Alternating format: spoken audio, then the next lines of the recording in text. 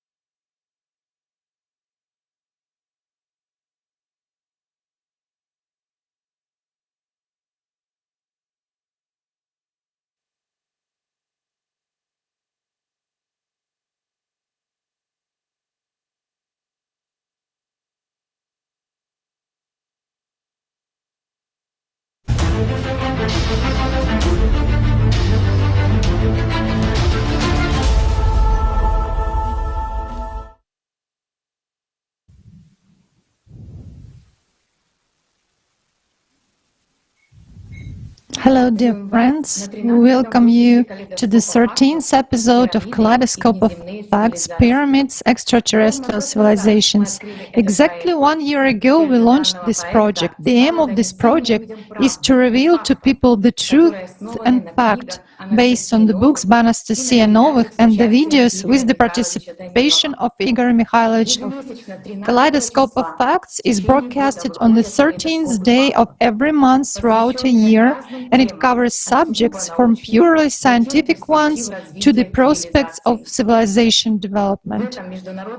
This international project involves participants of ALLATRA international public movement, as well as researchers from various fields from different countries of the world.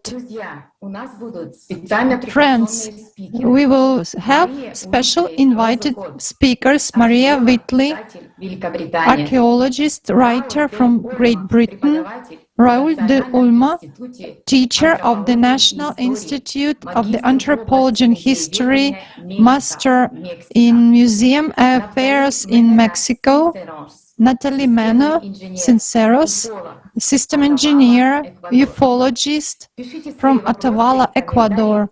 Please write your comments and questions right in the chat of our live broadcast.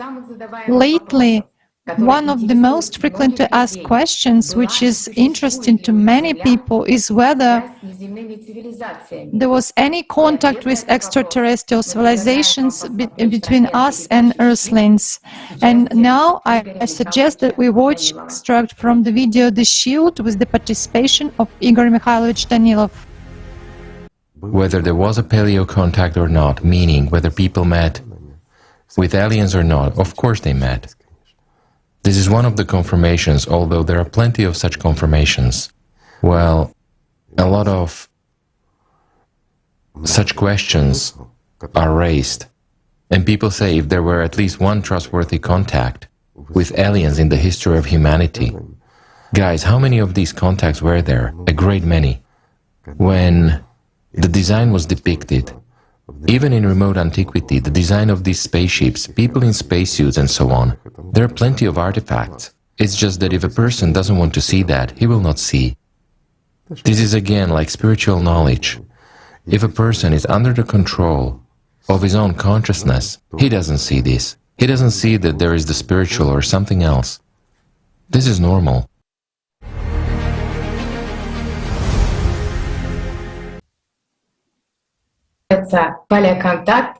So it turns out that the paleocontact does not ever cease, and there are traces in the antiquity, such as pyramids and specific artifacts, as well as records that evidence communication between Earthlings and extraterrestrial civilizations. Such facts are found on almost all the continents of our planets, and one of such confirmation is a stone of extraterrestrial origin, which was named after by the ancient Egyptians Ben. In Ägypten, an der Stelle der heutigen Stadt Kairo, gab es in alten Zeiten eine Siedlung namens Iono, die in der Bibel als die Stadt On erwähnt. In Egypt, on the site of the modern city of Cairo in ancient times, there was a settlement called Juno, which is referred to in the Bible as the city of On. Den heiligen Stein Ben. The Greeks called it Heliopolis, the city of the sun. People of that city especially worshipped the sacred stone Ben. This word in Egyptian refers to the top of a pyramid or obeliscus. Ben also has a pyramidal shape. There is a quote from the book ALLATRA Sensei. There was a legend that once upon a time in Iono there was a sacred hill from which the sun rose for the first time. Then a sacred column was erected in that place and the memory of these past events, which was later replaced with a no less sacred relic from ancient times. The stone Benben, this is what the relic was, and it had a shape of a cone with rounded corners. Later, it was transformed into the legend about the pyramidal, from the Greek word. The Benben stone was thought to be an object of extraterrestrial origin. The remaining ancient Egyptian texts tell us that Benben was brought to the earth by the gods of the first time, of the initial time. So it was considered to be a sacred relic. It was a cone-shaped item that descended from the heavenly disk when the great god Ra descended to the earth in the celestial room. This stone was in the temple of Phoenix. The phoenix, symbol of divine creation and rebirth, proclaimed the beginning of a new cycle. The oldest available record and description of Benben in the pyramid text is the following: O atom copper, you become high on the height, you rose up on the Benben stone in the mansion of Phoenix. Atom Knephi is a primordial mound, a symbol of the creation of the world, archaeological excavations of which have been found in the site of Heliopolis in Egypt. Literally, the word Ben means that which outflows, outstreams, and encapsulates the combined meaning of shine and ascend to the sky. John Bynes, professor of Egyptology, noted that the root Ben was used to express creative or fertility-related concepts. Here is another quote from the pyramid texts. O Ra Atum, make the womb of Nun pregnant with the seed of the spirit Saho that is in her. In sacred signs, the Benben was depicted with the phoenix bird patched on it, which symbolizes the soul of Osiris. The symbol of a bird served in many cultures as the symbol of the soul, the divine essence, the spirit of life, or the spirit of heaven. In the next pictures, we will see pyramids. Here are the sacred symbolism, which is very noteworthy. The sign of ALLATRA, the Ankh cross, as well as the winged solar disk, which we can see right now on the image. And what do modern scientists say about the purpose of the pyramid, to which the Benben stone became a prototype? According to Egyptology professor Randall Clark, the Benben stone activates and brings into the silence of the primeval world the energy which stimulates life and the beginning of the course of events. And thanks to this stone, the division of time is determined, or the flow of cycles. Egyptologist and researcher Robert Buell states, a stylized image of the Benben stone was placed on the top of the Great Pyramid in Giza. Could the pyramids of Giza be an expression of the internal return, of which the phoenix was a symbol, a return to the starting point of the precession? The mines in the Great Pyramid are a significant argument in favor of such an assumption. This is one of Robert Buell's quotes. Egyptologist Wallace Budge and lawyer have suggested that the Benben stone is a relic similar to the black stone of the Kaaba in Mecca. According to the opinion of Valery Uvarov, scientist and expert in the field of paleotechnologies, amplification of the Earth's energy flow by means of pyramids and Benben stones in a specific range of frequencies revealed an opportunity to manifest a special kind of energies, which can influence evolutionary processes on the Earth and reveal the potential of inner energy and mental abilities of a human being.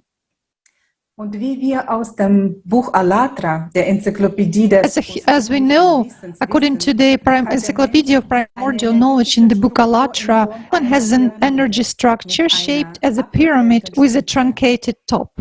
At the top of the pyramid, there is personality, the one who a human being really is, whom he perceives himself, the one who makes a choice between the animal and the spiritual natures. In the pyramidal structures, such as a top on the Benben stone, whose mystery we still have to reveal. Today's Kaleidoscope of Facts is a continuation of a topic that was presented and discussed last December last year. There was a lot of information about the pyramids and it was collected. It was so important, but it was just impossible to include everything in one episode of Kaleidoscope of Facts. So before we continue, let's recall what was discussed at the Kaleidoscope of Facts, Pyramids, Part 1.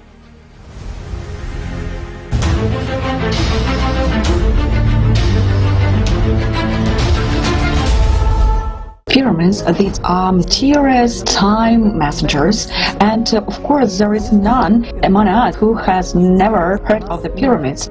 Pyramids. They are found on many planets of the solar system. They are on Mars,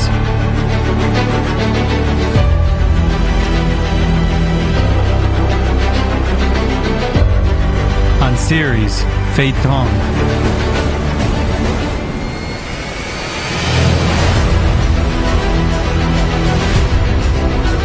on the Moon,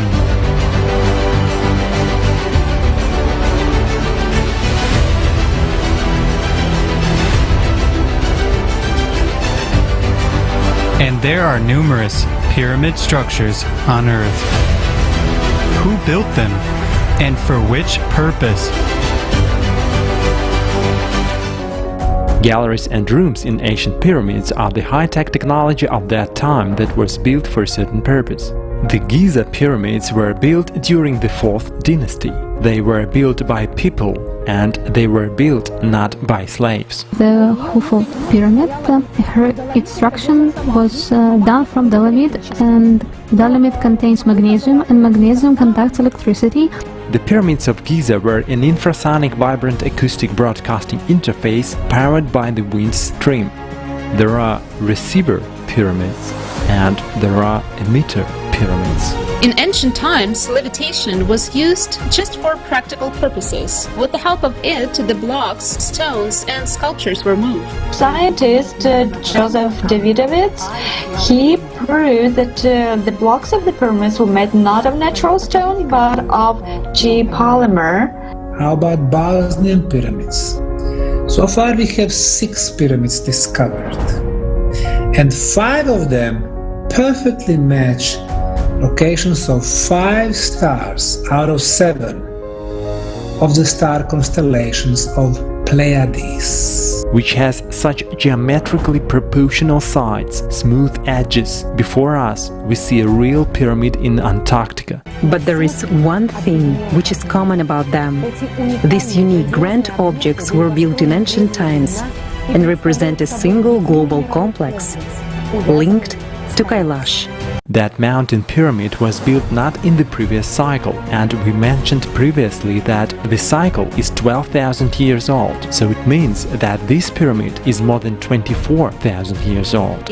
Structure of the pyramid, I've just heard a lot of talk about these star alignments, but there isn't an ancient site across the world that isn't linked into the Earth through ley lines, Earth energies. Many pyramidal and temple complexes are a projection of the starscape on Earth. For instance, the pyramidal complex in Giza and Teotihuacan are a projection of the Orion constellation. The Pyramid of the Magician in the Mayan city of Uzmal is a projection of Scorpius constellation. The Angkor Wat temple complex is a projection of the Draco constellation. It turns out that the location for the construction of the sacred buildings were chosen not by chance. They provided for an essential condition for meeting a certain engineering task. Pyramids are connected with the core of Earth and were built in order to prevent climate catastrophes. all pyramids, in essence, are artificial or man-made or by some beings not from Earth. But then all of a sudden you start looking at other planets and you start to see the same exact types of pyramids on other planets. Now you really have to scratch your head because you can't just say coincidence anymore. This is obviously leading to one architect. Some of these influences from beyond, some of these influences that really seemed very striking in a lot of ancient texts. I'm sure, guys, that when all of humanity unites into one society, a creative society, we will be able not only to build thousands of pyramids, we will also have free energy and we will be able to go beyond this sphere.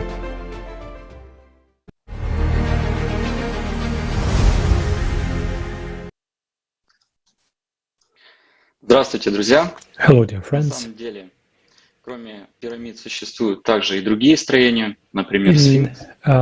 In addition to the pyramids, there are also other buildings, for example, such as Sphinx. And here is the date of the construction. And the construction date, correlation with the pyramids, alignment with the stars, those are just some of the questions about the things that are still haunting scientists. According to the official version, the Sphinx was constructed 4,500 years ago by the pharaoh Khafre.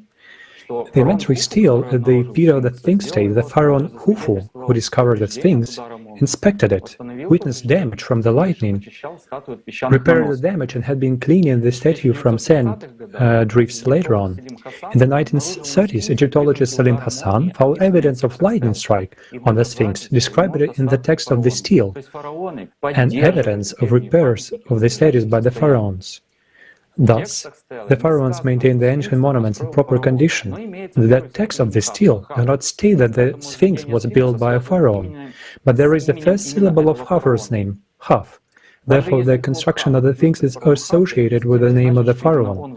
Even if the syllable Khaf refers to the pharaoh Khafre, it doesn't mean that was him who built the Sphinx. Fact number 2. Wherever the text of the inventory stele was analyzed by the philological point of view, it was discovered that spelling of the hieroglyph doesn't correspond to the time of Cheops, but to an earlier era. Fact number 3. In 1993, Frank Domingo, well-known forensic artist of the New York Police Department, conducted a comparative analysis of the face of the Sphinx and the statue of Khafre and concluded that these works depict two different people. Fact number 4. Tokyo archaeologists led by Professor Yoshimura proved that the Sphinx stone had been processed long before the blocks of the Cheops pyramid. Fact number 5. Disproportionality, small head of the Sphinx. Robert Shaw, professor of geology at Boston University, believed that the original head had been seriously affected by weathering and erosion, and the pharaohs might have made a new head by the recarving the original head, so it became smaller. Fact number 6. In 1992, geologist John Anthony West, the geology professor Robert Shaw, studying the destruction of the base of the Sphinx, discovered evidence of water erosion. The basis is concluded that the Sphinx was built earlier than 10,000 BC. At that time of Nile Valley areas were experiencing heavy rainfalls. That is, the Sphinx was built before the period of human climate in Egypt. Thus, taking into account the arguments of the above-mentioned experts, we can state that the Sphinx was built during a much earlier period, more than 12,000 years ago. The Sphinx is highly advanced construction.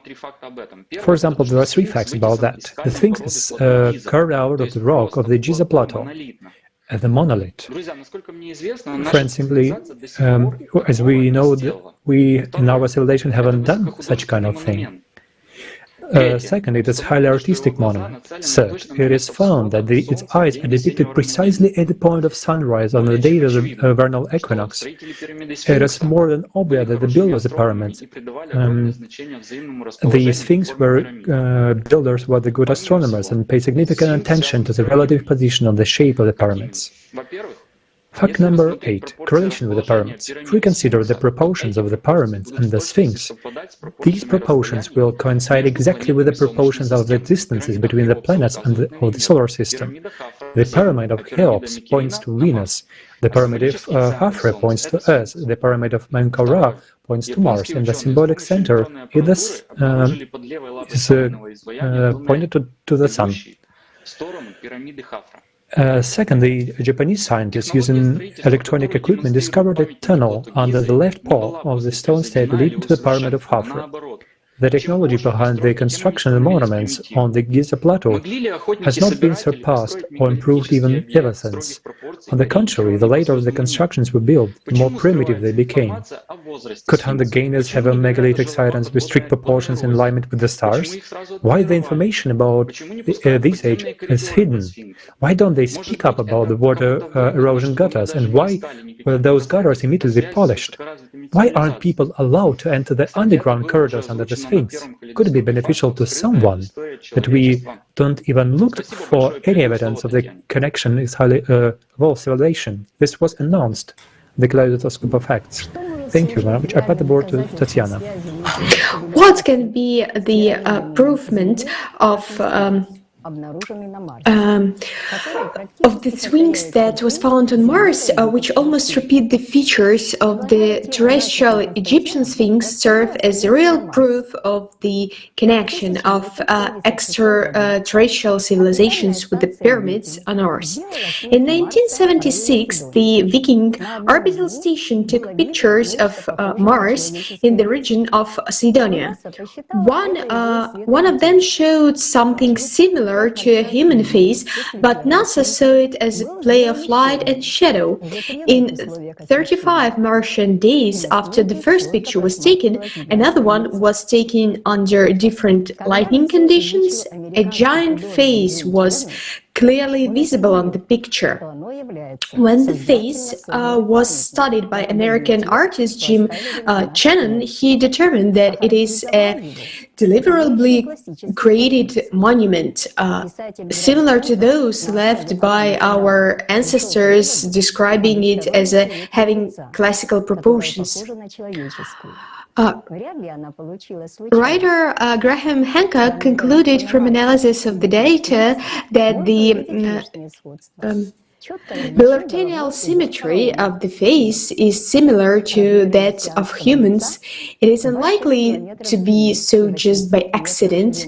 And comparing the face on Mars and the Great Sphinx, one can see resemble the headdress of the pharaohs and names are clearly distinguishable.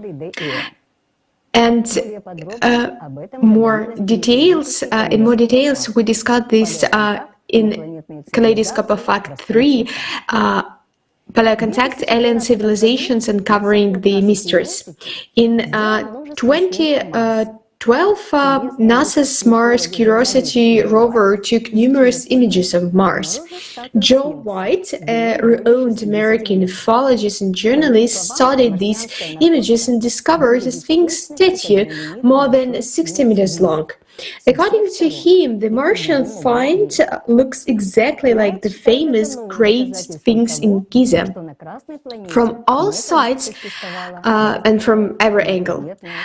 And so it seems that there was an alien civilization once existed on the Red Planet. The simultaneous between the sphinxes of Mars and the Egyptian Sphinx at the very last indicate the possibility of cultural links between Earth and Mars civilizations. Sphinx similar to Egyptian one exists elsewhere on our planet, in Mongolia, Altai, Romania, Pakistan and Tibet. And so we can see that there was one idea, one architect. It's time to know the fact that this knowledge was highly involved by other civilizations. And let's see a fragment of interview with Rika Paganini, the researcher journalist from Switzerland, who studied Egyptian pyramids and shared this with us. Right. As you know, there are many different theories. On the one hand, we are talking about the very underground space and chambers inside and around the Sphinx. And I can also show you a very interesting graph, because many people claim that there are no chambers at all, although 7 or 8 have already been found, which is scientifically proven.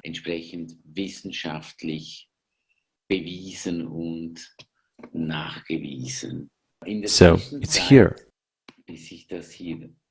And while I'm looking for this picture, I'd like to point out that Egyptology states there are no underground chambers in Giza,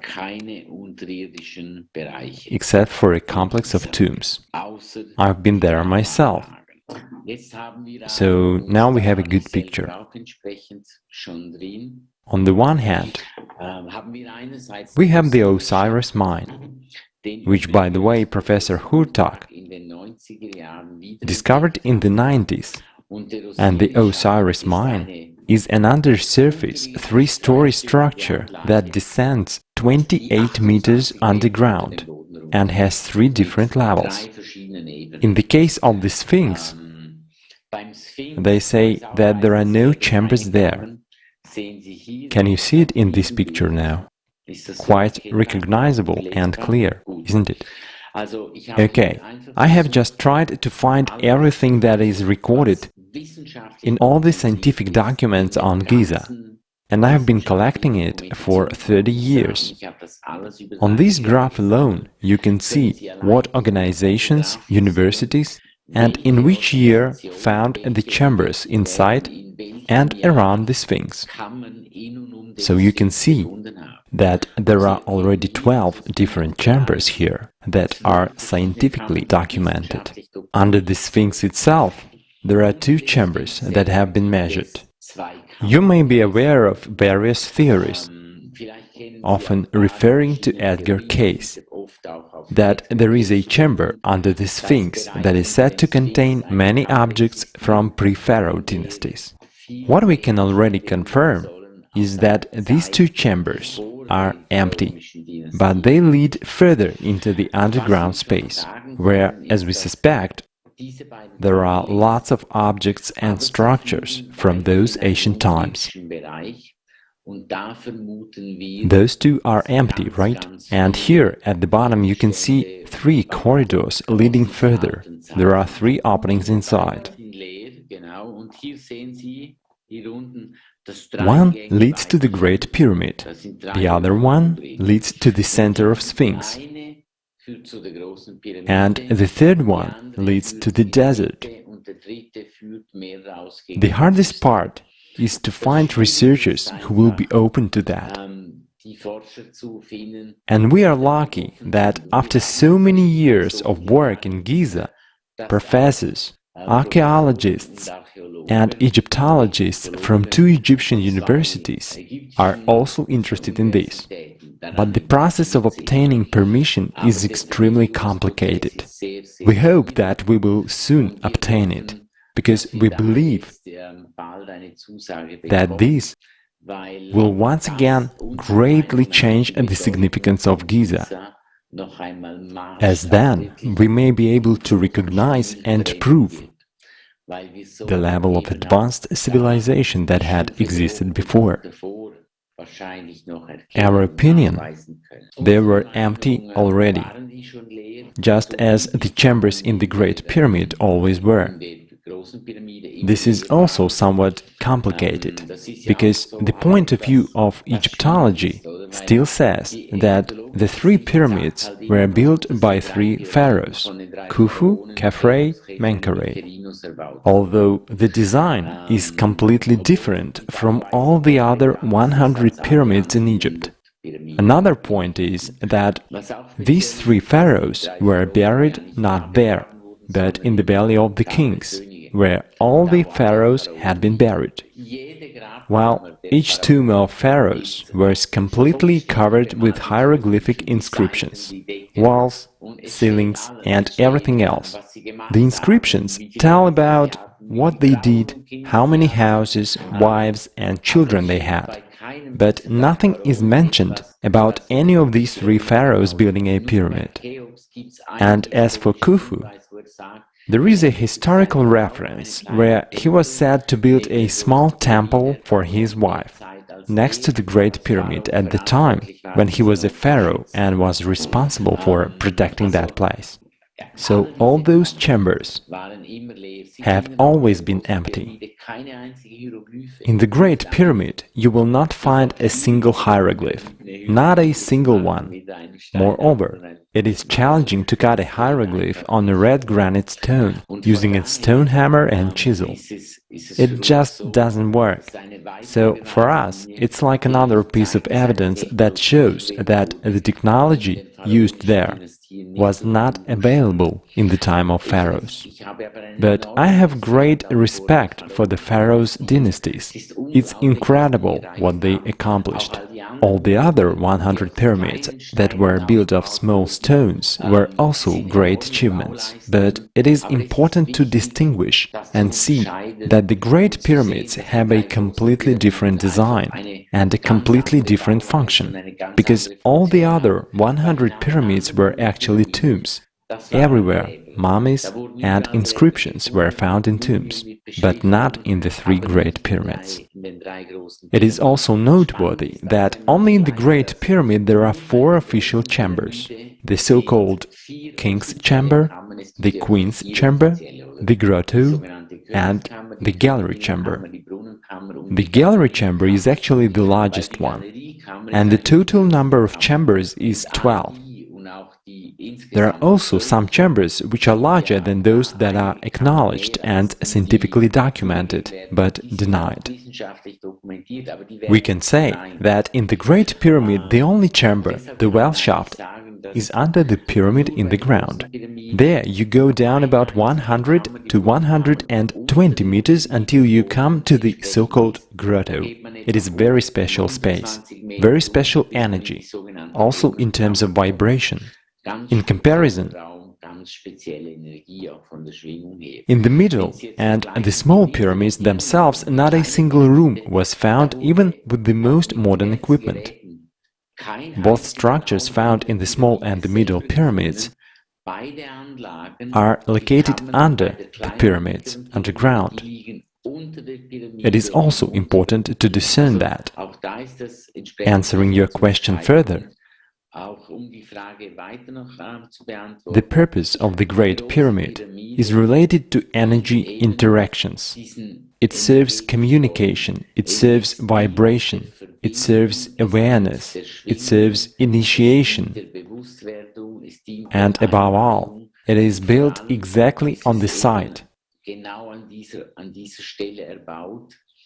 We can say it's like crown chakra of the Mother Earth, intended to work with energies, vibrations, and communication. So ultimately, it is a pyramid of consciousness. I mean, different aspect of consciousness that we can recognize and use again.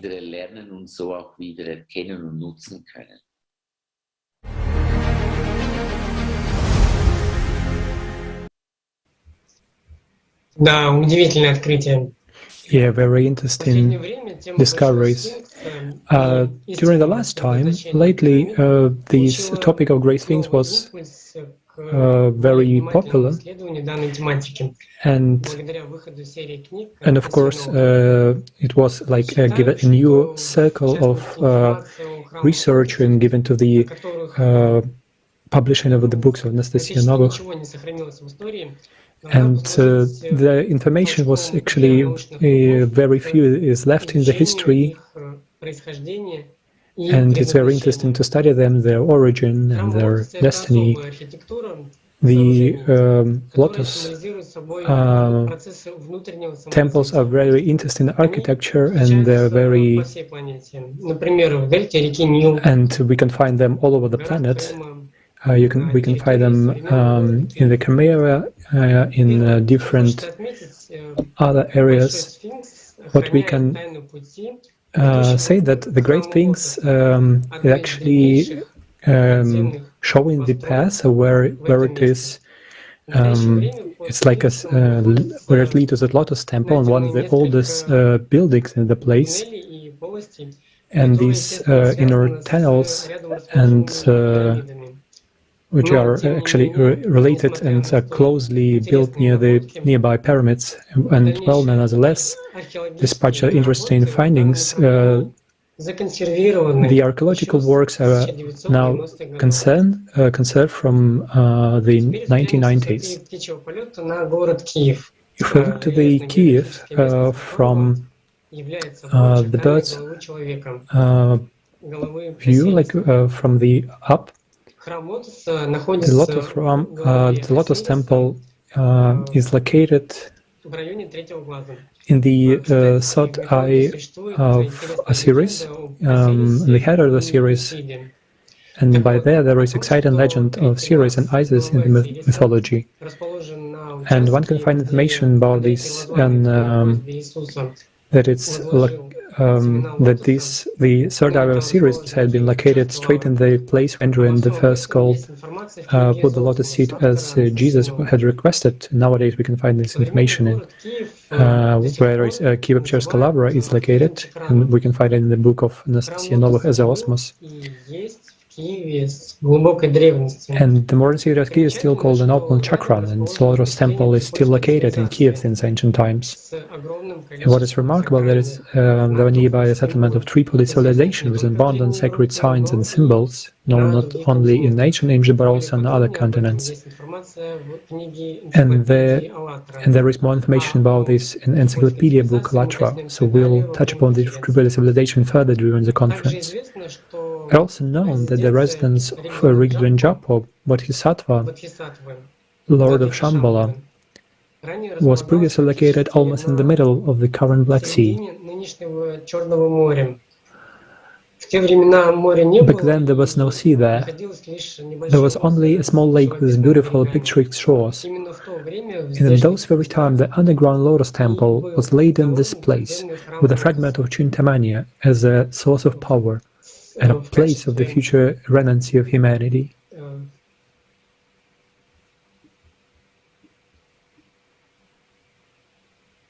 В качестве источника силы и места будущего духовного возрождения человечества. Другой храм Лотоса, не менее Lotus Temple, no less ancient, is located in Mother's Crimea and is described in detail in the book As Osmos. Храм Лотоса представляет собой сооружение в виде распускающегося. The Lotus Temple is a structure in the form of a blossoming out lotus flower inside a vast hall, which resembles half a sphere. The temple is made of a stone looking like white marble. It has a diameter of 12 meters and a height of 7 meters, and is placed in the middle of a huge monad, which decorates the floor. В центре огромной монады, украшающей пол. It's certainly no coincidence that the White Lotus Temple are closely related to the pyramid structures. More detailed information on the pyramidal energy structure of a human being will be present a little further in the Kaleidoscope of Facts. And in general, all these grandiose structures play a key role in the development of human civilization. The only question is how responsibly people will regard this information. The Lotus Temple are located in a quintessential places of the planet, such as ancient Egypt, the Crimean Peninsula,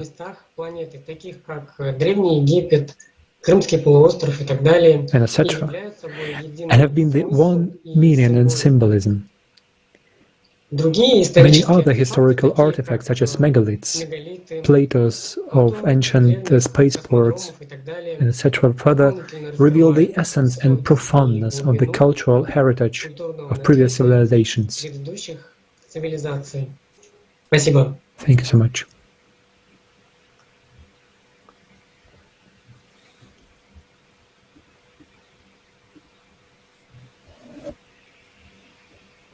In 2014, I was able to visit the very interesting Lesocaphar megalithic complex in Karachay-Cherkessia, where a variety of megalithic forms were represented. I wondered why these sites are little known, and there is no information about who built them, when, and why. Having studied the question later, it became clear that megalithic complexes exist on all continents and countries, and it's only on the parts of on the planet accessible to mankind. Megalithic structures, which is a Greek name for big stones, can be in the form of pyramids, dolmens, menhirs, cromlechs, and temple complexes. All these constructions are made of very large stone slabs or blocks, weighing up to several thousand tons, and according to the archaeologists, they were often worked with a high degree of accuracy. How could ancient people have built such complex and knowledge-intensive structures? Judging by the size, technological and knowledge-intensive nature of these objects, they could not have been made without the involvement of high civilization. The question is, for what purposes? Today there are clear bases to declare about the connection of ancient civilizations with more advanced civilizations not of terrestrial origin. There is evidence not only by the level of knowledge required of the construction of these structures, and now scientists already come to a conclusion that groups of menhirs, cromlechs, and seites are absolutely clearly located in places gravitational and EM anomalies. These facts indicate the ancient possessed of technologies of geolocation. Alexander Matantsev, a candidate of technical science, author of more than 100 patented inventions in physics and electrical engineering, writes about the megalithic complexes, that they were all linked to power lines and tunnels, and the largest of them form global nodes, centers of radiation, which show their unified geoactive network in places of power. You can see more about this in the program Climate, the Future Now, which talks about a single world pyramidal complex linked to Kailash. So who taught Earthlings how to cultivate the land and make crafts? Who gave them knowledge of medicine and the structure of solar system? It is logical to assume that more advanced beings must live in space. And there is plenty of evidence for this, that in ancient times our planet was actively visited by aliens from outer space. Aliens have left behind not only a long memory, which became a basis of a number of ancient myths and legends, but also quite tangible traces. This includes ancient structures of a mass of archaeological artifacts. Those origins cannot be explained by science. Alien visitors came to Earth in spaceships. We must assume that some platforms or runaways for landing alien ships must have remained on our planet. Such objects have already been discovered by archaeologists. The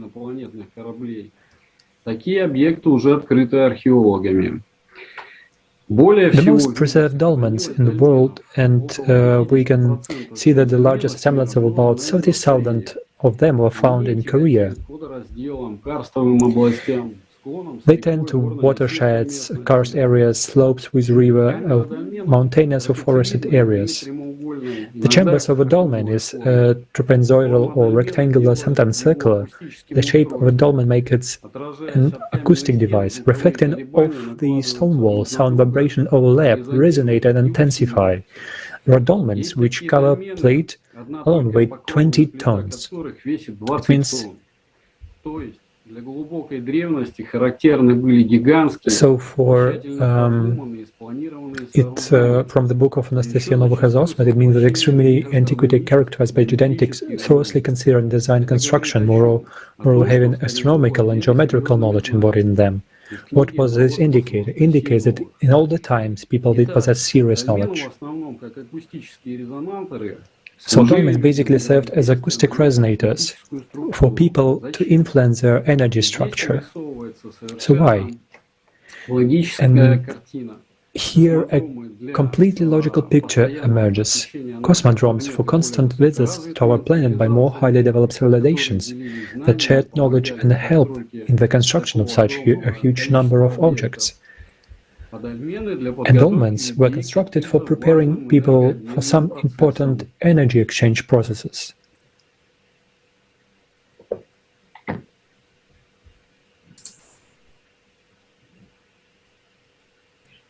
Спасибо большое, Дмитрий. Thank you very much, Dmitry. I now give the floor to our guest, Naphtali Mena Simpsons, system engineer and ufologist from Ecuador.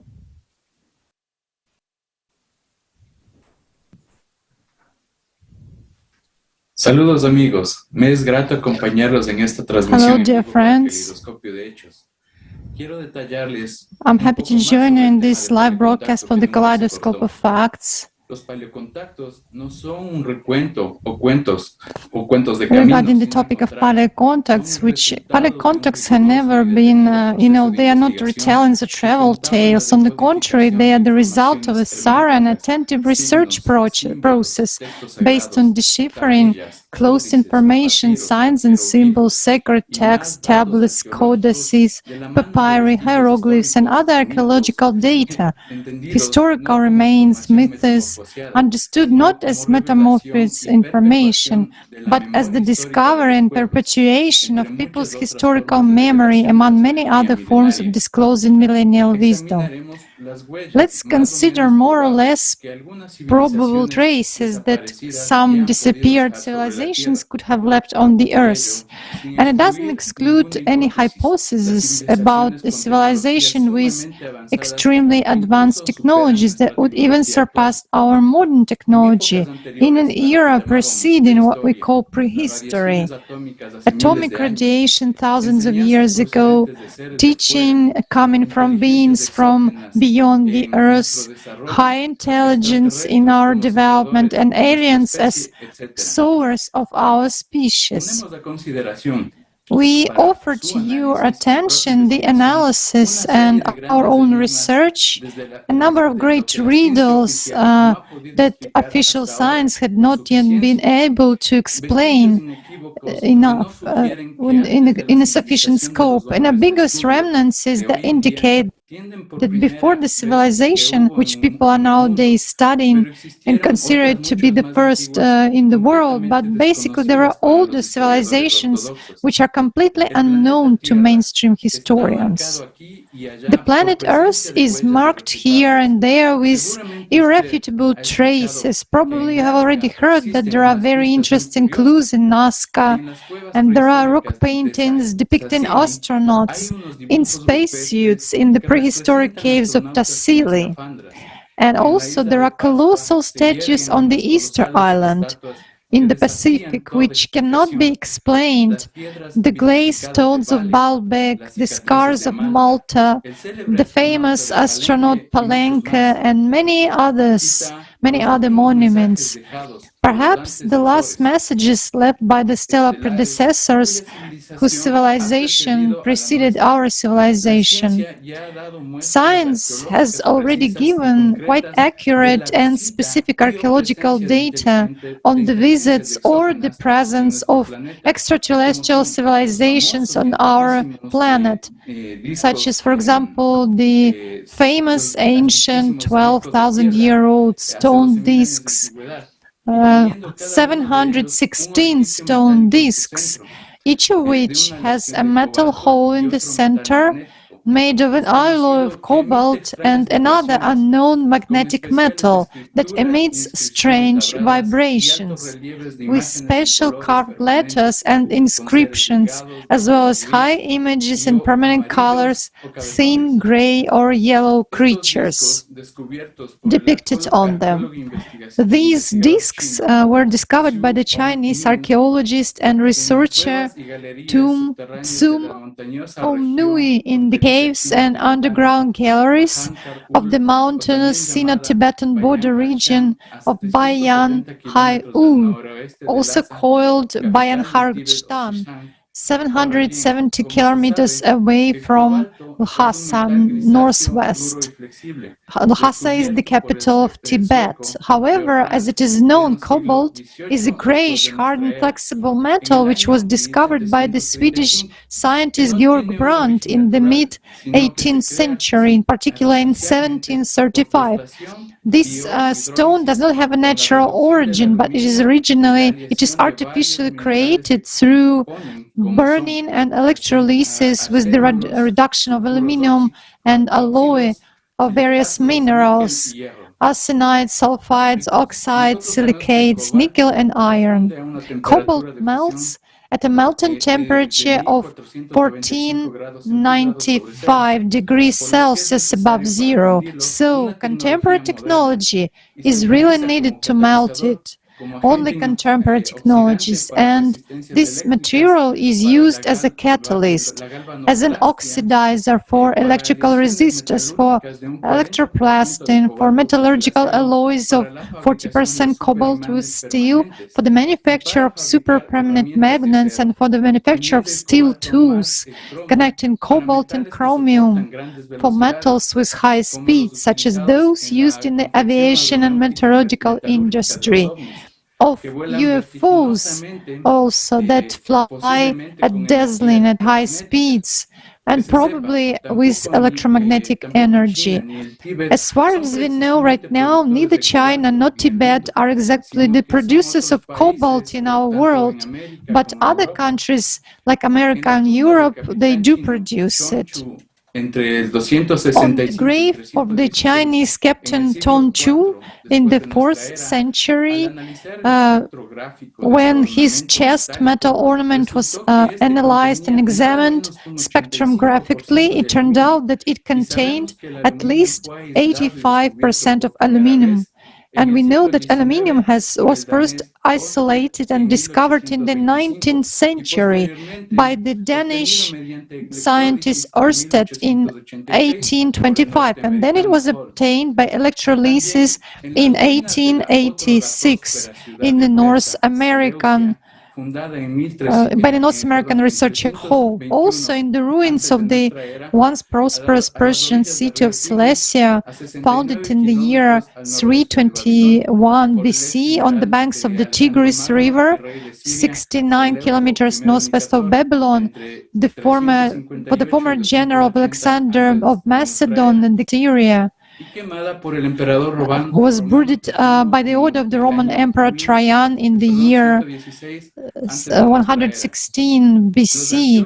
Archaeologists found this city and the village which was nearby, Kniut Rabuka, east of the capital of Iraq, of contemporary Iraq. Currently, this artifact is exhibited in the Museum of Iraq in Baghdad, and they found small vessels made of glazed clay, within which there were rods and cylinders made of copper soldiers, and according to they date back to 227 and 126 BC. We also have to recall that electric welding was invented only in the 19th century by the American chemist and electrician Eric Thomson in 1877. And after restoration and after natural corrosion and experiments in the laboratory, it was proved that these discoveries were galvanic transmission slacks. So they existed long before the 18th century AD, and starting from the 9th century, when actually this electrical welding was discovered. Also, the Italian physicist Galvani began to do his electrical experiments and galvanics in 1976. In the Bolivian city of Samaipata, Florida province, about 180 kilometers southwest of the capital of the department of Santa Cruz de la Sierra, in the middle of the jungle, there is the famous and ancient highest mountains called Fort, which is symmetrical and probably innate. On one of its slopes, there are two deep inclined channels, which are symmetrical, parallel, and artificially made. They run from the base of this hill to the top of the hill, and at the top of the massif there is an esplanade where there are pools of various sizes dug into the living rock, and also there are relief geometric lithographs in the form of ovals, triangles, circles, drainage bowls connected by a complex system of channels, at the foot of which there are relief zoomorphic petroglyphs in the form of snakes, panthers, jaguars, and so on, other animals. Modern archaeology has not been able to determine the exact age of these artifacts, although it admits that it dates back to prehistoric times. Also, they failed to determine the real purpose because they are attributed to indigenous people. Funniest thing is that among the ontological legends of the Aborigines, there is one that says that from this peak the primeval gods ascended to the heaven. Can these ditches be real and ancient launch ramps for spaceships, actually? All these intriguing archaeological data undoubtedly prove, according to the logic of historical and technological conclusions, that at the dawn of our human civilization, we probably were already visited by extraterrestrial civilization at least 100 times, and they were intergalactic visitors who actually introduced, offered, and gave us access to some modern meteorological technology, the use of which did not correspond to the technology existing at that time on the Earth. From everything which was mentioned today at this conference, we can conclude that paleocontact has never been lost on the Earth, and today it is even more relevant and powerful because it continues to teach us to rediscover humanity, starting with new facets of knowledge from our past to the present. Thank you very much. We are so happy that in our Scope of Facts we have scientists and we can hear information from first-hand information about paleocontact. Let's watch a fragment of the program Surtees material with the participation of Igor Mikhailovich. The next question: will there be contact with aliens? What does it mean, will be? Well, they write this way: will there be contact with aliens? But it has never interrupted. It's like, you know, may I talk to you sometime? And what are we doing with you now? Or haven't we been talking or what? Or were there times when there was no such contact with aliens?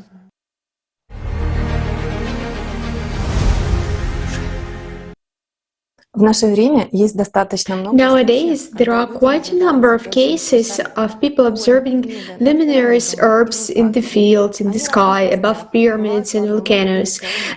They vary in size, come alone or in whole groups, and their behavior and movement is rather strange. They can suddenly appear and disappear.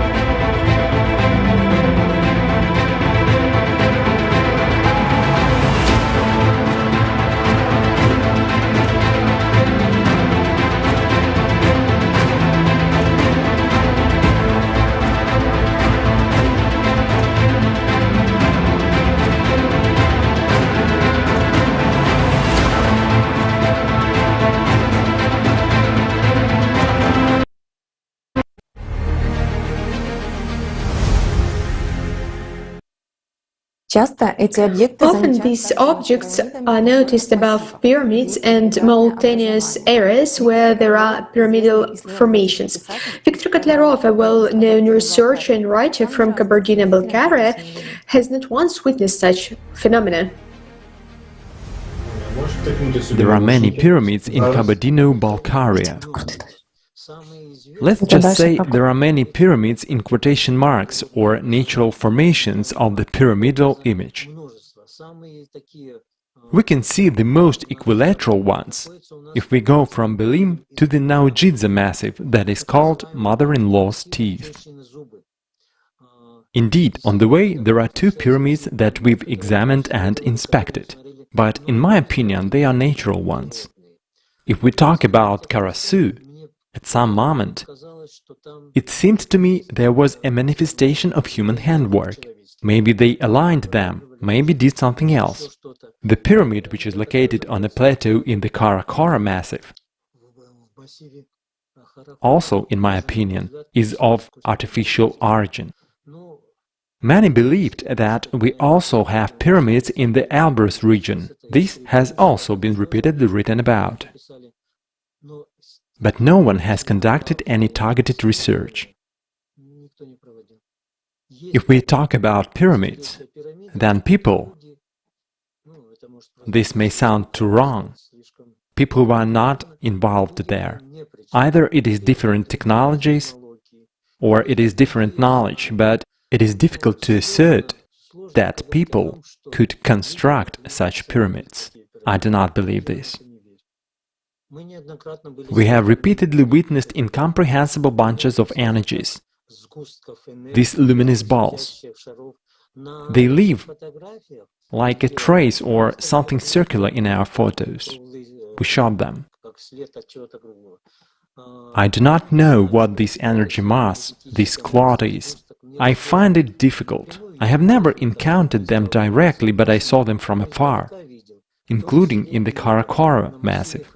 I believe that our world is not the only one, that there are several parallel worlds that exist practically next to ours, maybe for some few minutes. If it is the world from which mysterious devices called UFOs, unidentified flying objects, come to us, if I have met dozens of people who have seen UFOs, if I myself, among many other people, have seen UFOs, why should I not trust my perception and my vision? I have interviewed UFO witnesses. Why shouldn't I believe? When a UFO appeared in the Baksan Gorge and then went to the Chagim one, dozens of people saw it. There was evidence in the front of reports from police officers claiming to observe a certain object in a certain place. When these reports are in my hands, try to make a person who has not seen come up with something. If these reports were collected at the Ministry of Internal Affairs of the Republic, doesn't it mean that something is wrong here? This is the world from which they come to us. Well, let's just say the world ahead of us. The world is ahead in time, and not only in time, so to say, in the development of mankind. Well, I don't know who lives there. I think it's a humankind.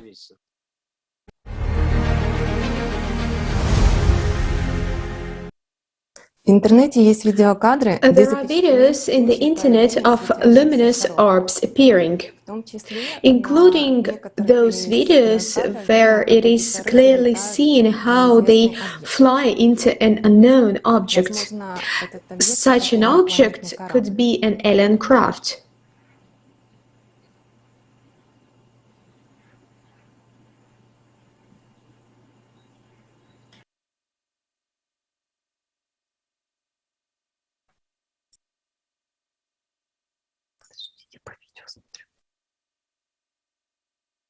Also,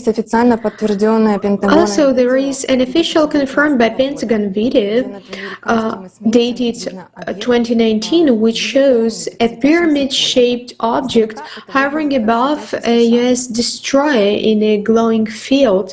It looks like a glowing orb.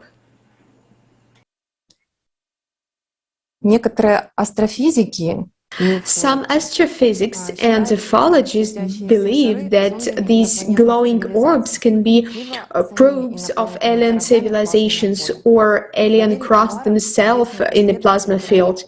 Valery Uvarov, a renowned pyramid researcher and ufologist who has been studying these issues for more than 30 years, have the same point of view. When we discuss such kinds of stories that people have seen some spherical objects, I must admit that these objects look like balls, but they are different in nature. There are small objects of this size, there are large objects, but they also look like a ball outwardly. The question is, what are we talking about? Do such objects exist in principle? Of course they do. On the other hand, this small ball is an information probe. Indeed, someone is watching people, space and some kind of process through it. A probe. On the other hand, it is a large ball, up to 40 meters in diameter. This is a plasma ball. A UFO, a flying object, is inside it.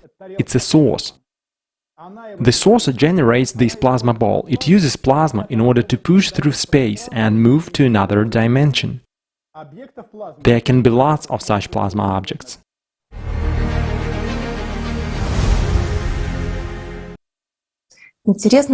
Interestingly, references of such luminous objects as ships of extraterrestrial civilizations are also found in Dogon cosmology.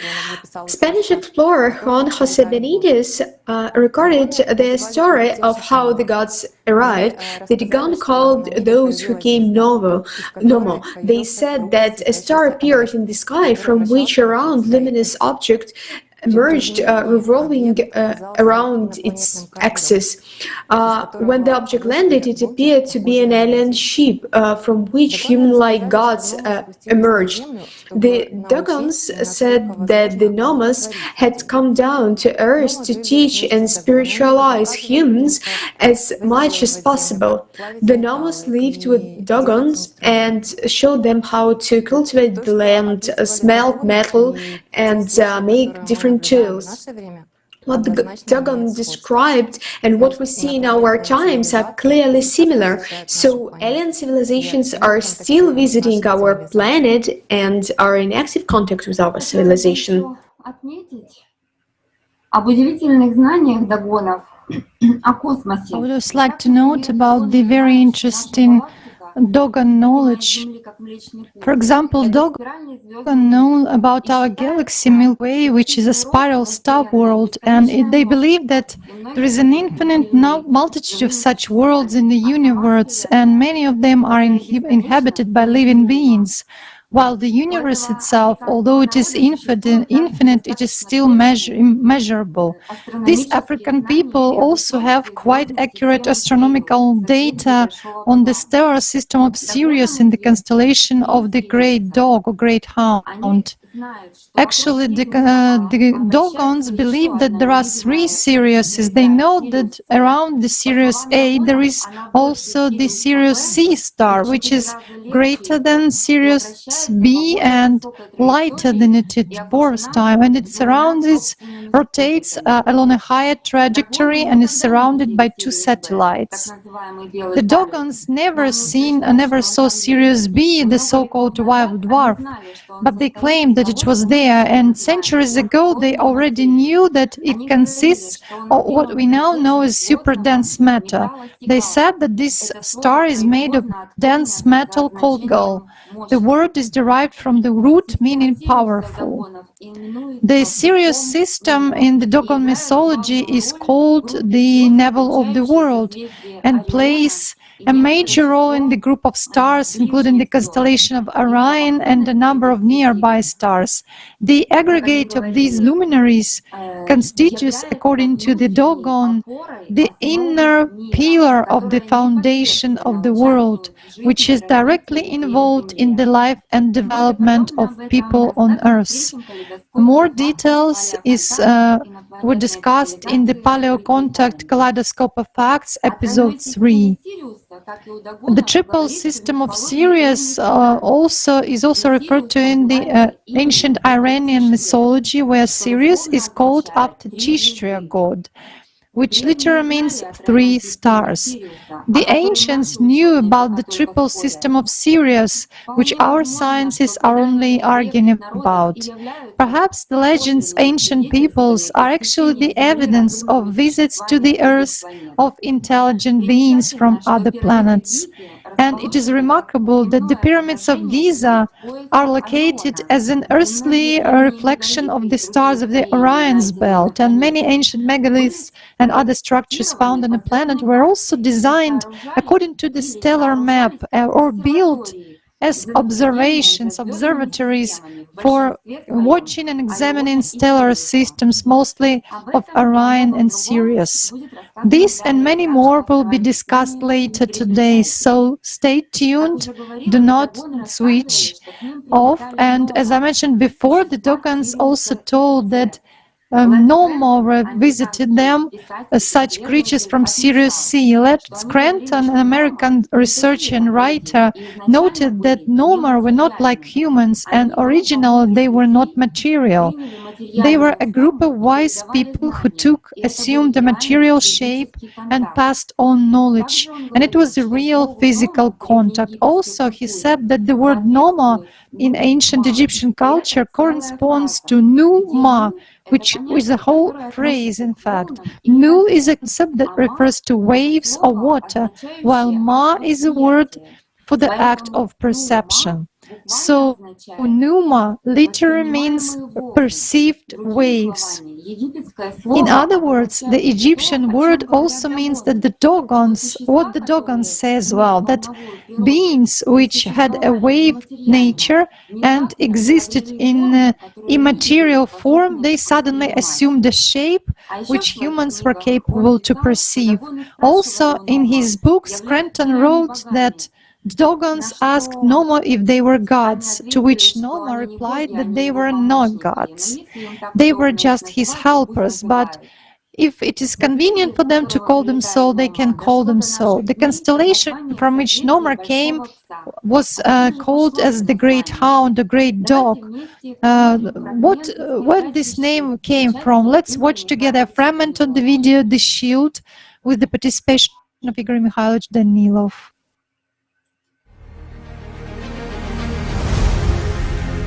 I recall that once you told about the African tribe of the Dogon. They are known today because even with all their primitive lifestyle, by the standards of modern civilization, they still preserve knowledge of astronomy and cosmology, in particular about the star Sirius, the brightest star of the constellation of Canis Major, the Great Dog. Indeed, we have found a lot of evidence in their legends that in time immemorial, aliens from the Sirius star system came to Earth on a spaceship. And not only about that, but they also revere God's representative who came to them from this constellation, Noma, whom they also worship. They dress in costumes and have similar celebrations. Right, the Sigi festival, which is celebrated once in 60 years and is associated with a certain 50-year period of the star Sirius. It's also interesting that Sirius is located in the constellation of the Great Dog. What's interesting is how they explain why this name of the Great Dog originated. Ancient Sumerians called the Sirius constellation the Dog of the Sun, and already much later Greeks and Romans started calling it simply Dog. They started calling it the Dog constellation. Right, it was already a distorted name. Exactly because God had come. An alien from Sirius, right? Who was teaching and instructing them, giving them knowledge, including cosmological, spiritual and practical knowledge in this world. And according to their legends, he was called Ker. By one legend it was dog, by another one it was Ker. Well, that's how it got distorted. While another thing is interesting here, the play on words. Yet what was that man called in actual fact? Sabah. Meaning this relates to something completely different, and a dog has nothing to do with this. So they confuse Sabah with a dog, Sabaka, in Slavic languages, and later on it was also called a cur. And if we look into ancient texts, well, of the times of Sanskrit, then exactly Sabah, Sabaka, dog, it got twisted. So, precisely Ba is the same as the soul. Of course. Ah are external shells. Right. Sah means spirit, will, highest enlightenment, meaning an enlightened soul came into this world. This referred to spiritual notions. Well, this is described in the books. Yes, in the books by Anastasia Novych. Who they were and why. It just turns out to be such a seemingly little, insignificant by the system's standards. Well, surely. Such a little substitution, but it totally distorts the spiritual meaning of what was initially inherent. Well, there is not actually spiritual, but rather practical meaning there. The spiritual is secondary there. It was specific knowledge which was conveyed, including knowledge of the world structure, well, such a purely materialistic understanding. Yet that knowledge was accurate. At least this eliminates the question whether there was a paleocontact or not, meaning whether people met with aliens or not. Of course they met. This is one of the confirmations, although there are plenty of such confirmations.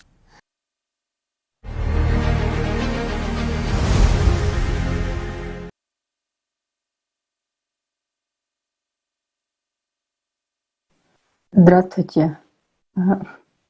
Наптали вышел. Мы хотели ему задать вопрос.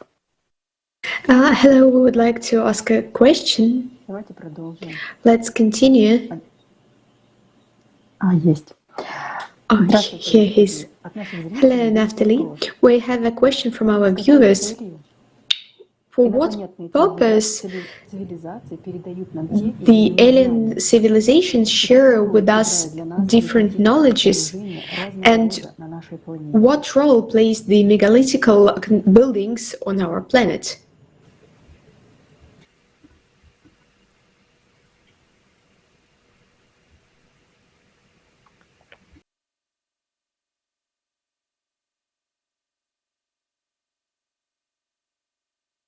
Claro que sí. Bueno, según lo que nosotros las personas Yes, of course, I will answer.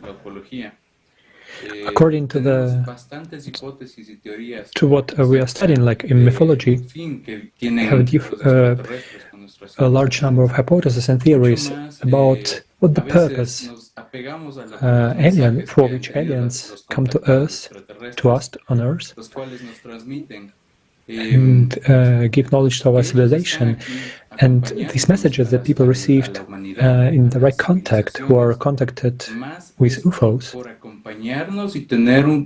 we can say that basically their goal is to accompany us and to care about us as a race, as a species.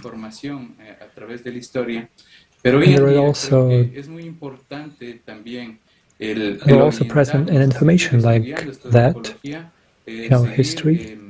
And we can say that they came in order to orient us in this world, give us an orientation. They teach us, they show us how are we as a human species. And I think that they, in sort of sense, they give us impetus. They give us information about the future, and we expect that we accept this information about the aliens, and they expect us that we accept this information as a present in history. Thank you so much.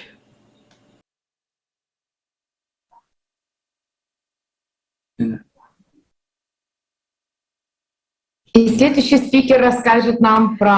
our next speaker will tell us about the knowledge that were brought by spiritual creatures in myth and legends. Dila, please, the floor is yours. We can find different myths and legends about certain beings who brought to a particular people and contributed to the spiritual and moral development of them. People called these creatures either teachers or gods. We'll especially know the myth of those people where historians and archaeologists find megalithical structures and pyramids. In the mythology of Ainu, Japan, there is a god Iona, and he engaged people in cannibalism, and during his repetitive visits, Iona taught people how to handle fire and various crafts, and most important, he weaned them from cannibalism, and he destroyed all the weapons. Yes, Delia, when we turn to the mythology and legends, we see that some creatures built pyramidal and megalithic structures. The so-called gods had great knowledge in astronomy, astrophysics, mathematics, physics, geodesy, and other sciences. For example, in Chinese mythology, the patron saint of construction is mentioned, Wu Ban. One's skill was so great that the gods commissioned him to repair the pillars supporting the sky itself. He invented various tools, organized the construction of many famous structures, including the corner towers of the Imperial Forbidden City in Beijing. Pay attention to their shape. According to legends, the construction of the pyramids of China took place at the time when the first emperors ruled, the sons of heaven, arrived from Sanyuan star system and descended to Earth on their fiery metal dragons. There were 7 of them, including the legendary Huangdi. They had great knowledge and gave people calendar, abilities of making star maps, treating people, building boats, digging wells, and much more. We also find mention of 7 sages in the chronicles of other ancient civilizations. For example, representatives of ancient Egypt believed that their gods descended from heaven, arrived from Orion and Sirius in human form. The texts of the builders, carved on the walls of the temple of Edfu in Upper Egypt, tell us about some 7 wise men, including Thoth, who was later transformed into the god of science and wisdom. The temple of Edfu was erected by these 7 sages and was called the Palace of God, all quickly erected. Legends about the gods in Serbia tell about the life of the god Ra and the mysterious pyramidal mountain Rutan. 7 rich sages also appear in the legends. Myth and legend of Mesopotamia tell about how their ancestors were visited by creatures, half people, half fish. They were called the 7 sages, and the name of the main one was Once. And now we see, in the architecture of Mesopotamia, characteristic giant step pyramid ziggurats suddenly appear. Many researchers know an amazing, high level of astronomical knowledge about agrarian civilizations of Mesopotamia. In 1944, Benno Landsberger, one of the most prominent sumerologists of the 20th century, wrote that the legend of the 7 sages may well have a historical basis. It is curious that another name of the mysterious ones, Ea, was the name of the fishman Feta, who brought knowledge to the inhabitants of Oceania. By the way, drawings of the man-fish belong to the oldest rock paintings in Australia. Yes, Australian Oceania keep a lot of secrets. According to the linguist, biologist and journalist Alexander Mikhailovich Konratov, the legends of the island of Malekula, the New Hebrides of Archipelago, claim that the first dolmen of the island had been erected in honor of the mystical hero Kabat, who came from across the distant seas and brought various knowledge to the island. We also found stories about those who carried a civilization mission in the myth of American continents. The Kayapo tribe of Indians lives in the upper Amazon. The rituals of this tribe prove that mysterious creatures from outer space once visited their places. When the tribe celebrate the most important holiday dedicated to their heavenly teacher, Kokoroti, the Indians make a space alien costume.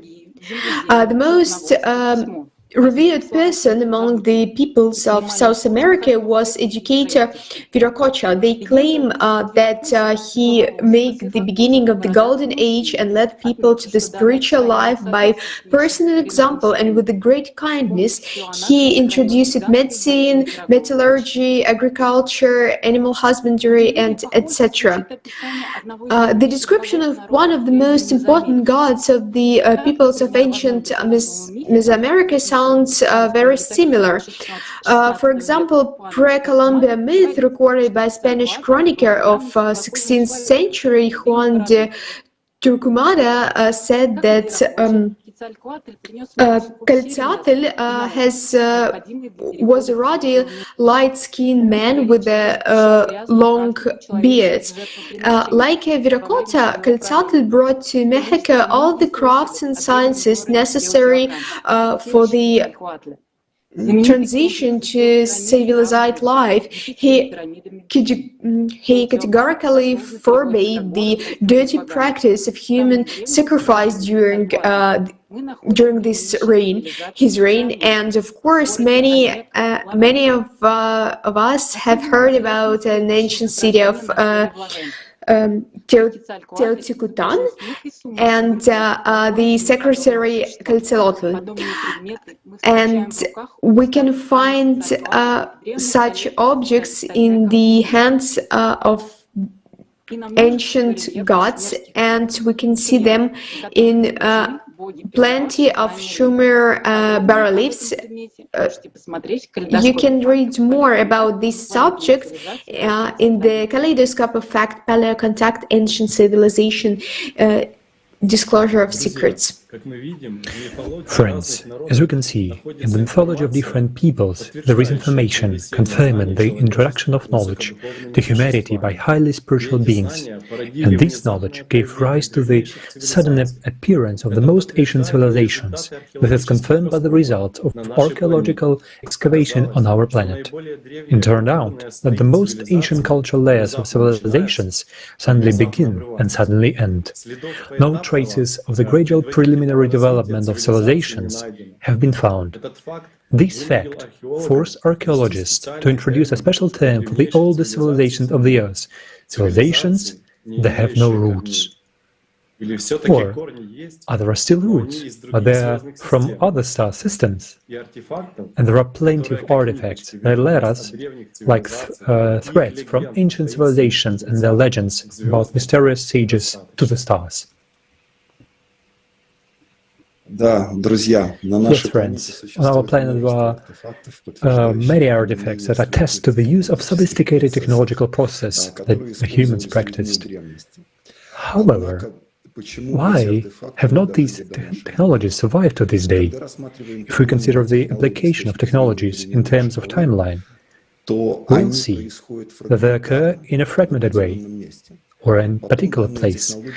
Then technology is abruptly discontinued and does not spread to the entire continent or even to nearby areas. Who can provide such a large-scale construction as the construction of pyramids, sphinxes, megaliths, with the machinery and engineering knowledge at one time? Where did the experts who brought their mechanisms to implement these constructions come from? After all, these mechanisms have not been created before in these territories. This fact is confirmed by the majority of modern scientists and researchers. There is only one option left: the emergence of experts and machinery from the outside. And as nobody and nothing to build that construction on the whole planet means that it came from outside the Earth. Someone came to our planet and for some purpose build these objects, and then flew away with equipment. If based on this theory, then it becomes clear why they found ancient artifacts and drawings abound with strange features. The explanation is simple. The witnesses to the arrival of aliens described process facilities through the concept familiar to the local population. And those who heard the stories drew the images the way they could imagine those facilities. An example in the bronze figure on display in the Louvre. It was discovered in India. This composition dates back to the 20th century AD. It is hard to deny the similarity of the figurine to an airplane. In the 19th century, aircraft began to appear in the most remote corners of our planet. Note that the artist depicted the fuselage as a fish or lizard with wings. He employed a familiar image to represent the unknown object. And here you can see a fragment of a papyrus from the Book of the Dead, 6th century BC. Now it is on display in the Louvre, Paris.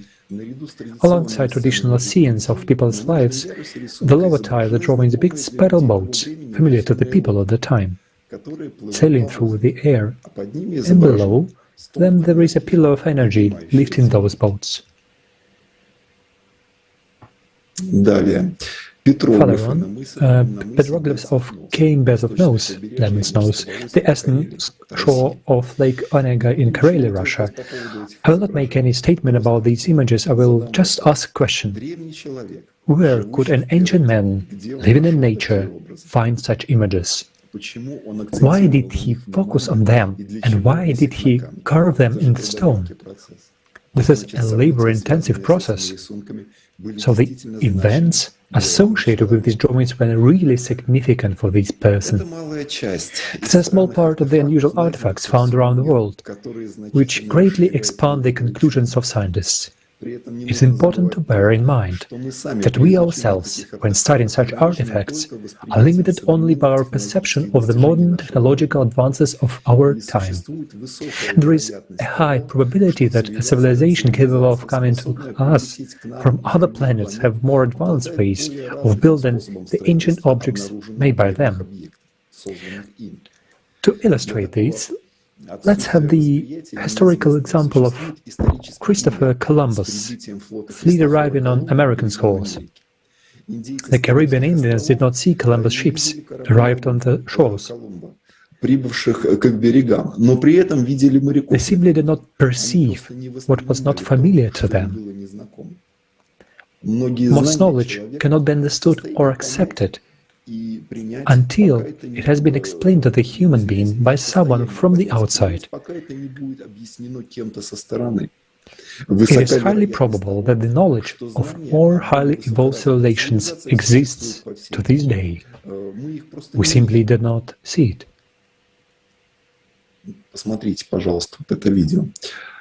Please look at it. The video. People ask if the Anunnaki are as transparent as air and are not perceived by a human eye, how could the Sumerians see them and depict them in their bas reliefs? Or they were portraying people who were in symbiosis with the Anunnaki? So, you have answered that yourself.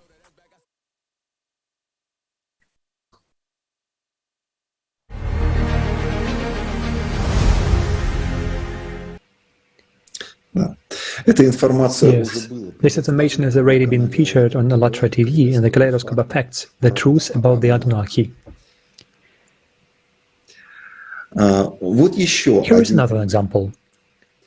The Louvre presents a bas relief depicting a man with specific accessories on his head, wrists, and in his hands. The artist sculptured the image of the man very faithfully, paying attention to the details of the body and its proportions.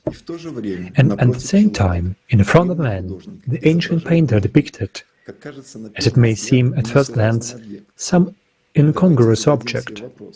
Let us ask ourselves the question, what kind of object is this and what accessories is this person wearing? The ancient Sumerians in Mesopotamia had quite a number of these unusual images. The Metropolitan Museum of Art in New York there is a panel depicting King Nimrud, Mesopotamia. Note the many obscure accessories and objects on this panel. What are these devices and how they came to the Earth? Here's another image, one of many. There is a lot of indirect evidences of aliens visits all over the planet. And the more such artifacts we find, the harder it is to deny that the knowledge and technology have been brought from outside the Earth. And it would be very interesting to know who did it. Next video will answer that question.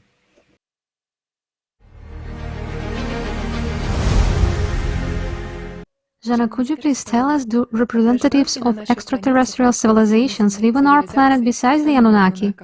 Yes, of course they do. But there aren't too many of them, just representatives of a few dozen civilizations.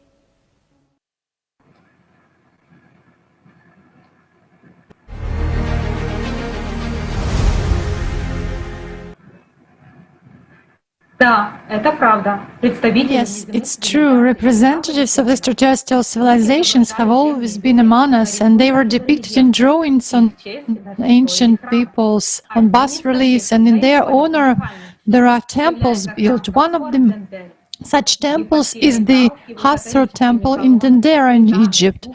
The hypostyle hall with its Hathoric columns, columns and sounds resembles a music box that holds the secret knowledge of the gods. This temple is famous for its depictions of numerous technical inventions, and there are sharp disputes about the purpose of these elements. Hathor is often associated with heaven, a fact which is underlined by the abundance of astronomical images of her temple. In her temple, there is also a parallel between pillars and the ancient Egyptian musical instrument sitar, which can often be found in images in this temple. The ceiling of the hall in this temple is one of the main legends of this sanctuary, and it is striking by its perfect color range, a combination of blue and sandy. It is decorated and with images of planets and the most important constellations, zodiac signs, and illustrations of the passage of the rock of solar guard through the 12 hours of the day and 12 hours of night. Huge figures of goddess Nut, personifying the celestial space itself, frame the rooks of Osiris, Orion, Isis, Sirius, and other celestial deities floating in eternity. Another unique fragment is the roof of this temple in Dendera. Scientist Sklarov noticed that the roof reinforced the 3 layers of limestone blocks that weigh tens of tons and resemble a landing pad for aircraft of spacecraft, where gods or higher civilizations could have landed. Hathor is the wife of Horus. She was worshipped as the goddess of womanhood, motherhood, love, and music. The name Hathor means the house of Horus. She was depicted as a woman with cow's ears and with horns and a sun disk between them, the sign of ALLATRA, and also as a heavenly cow. The sanctuary in this temple, according to the lecture of Viktor Solkin, in the beginning of the 20th century, they found the remains of shards. Also, there is a temple of Edfu in Edfu. It is a huge stone box terminated by a pyramid, a Ben stone. Inside it, there was a wooden chest with golden shards in which a statue of the goddess was standing. The back wall was decorated with an image of a papyrus reed, symbolizing the transition to another statue in the world. The temple area covers 40,000 square meters in the center of the temple itself. On its walls, they found drains decorated with lion figures on the outside and above-ground drains like this great sphinx. But we also know that heavy rains ended in Egypt several thousand years ago, before the pharaonic times. So the question arises, when was the temple actually built? It is known that records have been found in one of the scripts that report how the original temple design was drawn. Shempo Gore translates as followers of Horus. Robert Buell claims that they were the creators of scientific astronomy and implemented some great cosmic project. A papyrus, which is preserved in the Turin Museum, mentions that the Shemsu Gore demigods ruled Egypt between the era of gods and human kings. They were known as Ahu, which means the blessed, enlightened, shining ones. As William Henry researches, Ahu is an atypical cosmic luminous man. The text of Efu states that all human knowledge is derived from the Ahu. But there is another unique artifact in the temple of Hathor, the Dendera zodiac. That's what we will hear about right now. Yes, indeed. The most famous relic of the Temple of Hathor is considered to be the Dendra Zodiac, a ceiling barrel measuring 2.5 meters, also called Zodiac of Sirius, the original of which is kept in the Louvre. It is the oldest surviving complete map of the starry sky of antiquity, which conceals records of the most important astronomical and historical events for all mankind during the last few cycles of Earth's presentation. Graham Hancock, in his book Heaven's Mirror, mentioned the following feature. Also, the Temple of Hathor was built in the 1st century BC, and the beginning of the PCH, the location of the 4 key zodiac constellations on the Dendera zodiac, acting as coordinates for each astrological epoch, does not reflect the Pisces age sky. According to the research of Svetlana Pavlova, the inner circle with 12 figures on the arms clearly depicts the following, among other things: the time scale constellation of 36 plus 1 Egyptian decans, Egyptian mythology history, zodiac signs, ecliptic circle of presension, constellations within the presension zone, and the northern sky. As became clear thanks to Svetlana Pavlova research, the zodiac clearly depicts the heliocentric structure of the solar system, including the planet Phaeton, as well as the so-called unknown planet Nibiru, depicted as a sitting figure who puts his finger to his mouth as a symbol of something secret hidden. But what is incredibly interesting, the location of the planets indicates the moment of the destruction of the planet Phaeton and the impact of this event on other planets, that is the destruction of the atmosphere of Mars, which led to the termination of life on this planet, the change in the direction of the rotation of Venus around its axis, and deviation of the Earth's axis by 23 degrees. Thus, the Dendera zodiac answers the questions of skeptics as to whether the planet Phaeton actually existed. It turns out that information about a major catastrophe in the solar system was recorded thousands of years ago. Based on the findings of expert scientists, as well as our own research, we can say that the builders of the Dendera zodiac had knowledge in areas such as astronomy and mathematics. This knowledge made it possible to capture in this bas-relief multi-layered information for future generations, for you and me. And this is not the only phenomena artifact that we have discovered in the Temple of Hathor. Archaeologists discovered. Hello, dear friends.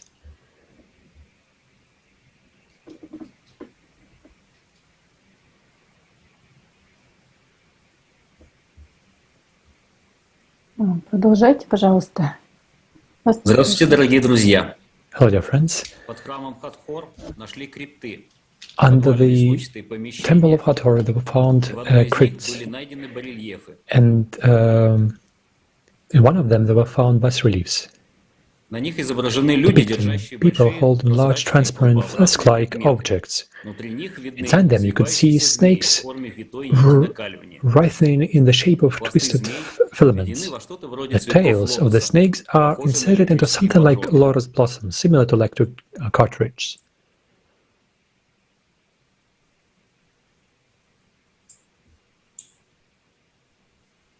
On the 3 bas-reliefs, below the lamps, are objects called in the text jet. It is a pillar or column with a slightly widened base and 4 transverse boards on the upper end, arranged in tiers, which the bulbs and wires rest. From the lotus patron cables led off to a box which is called the bark of the sun god Ra. The solar deity depicted seated on the box is an eternal source of all energy, indicating that this box is something energetic. The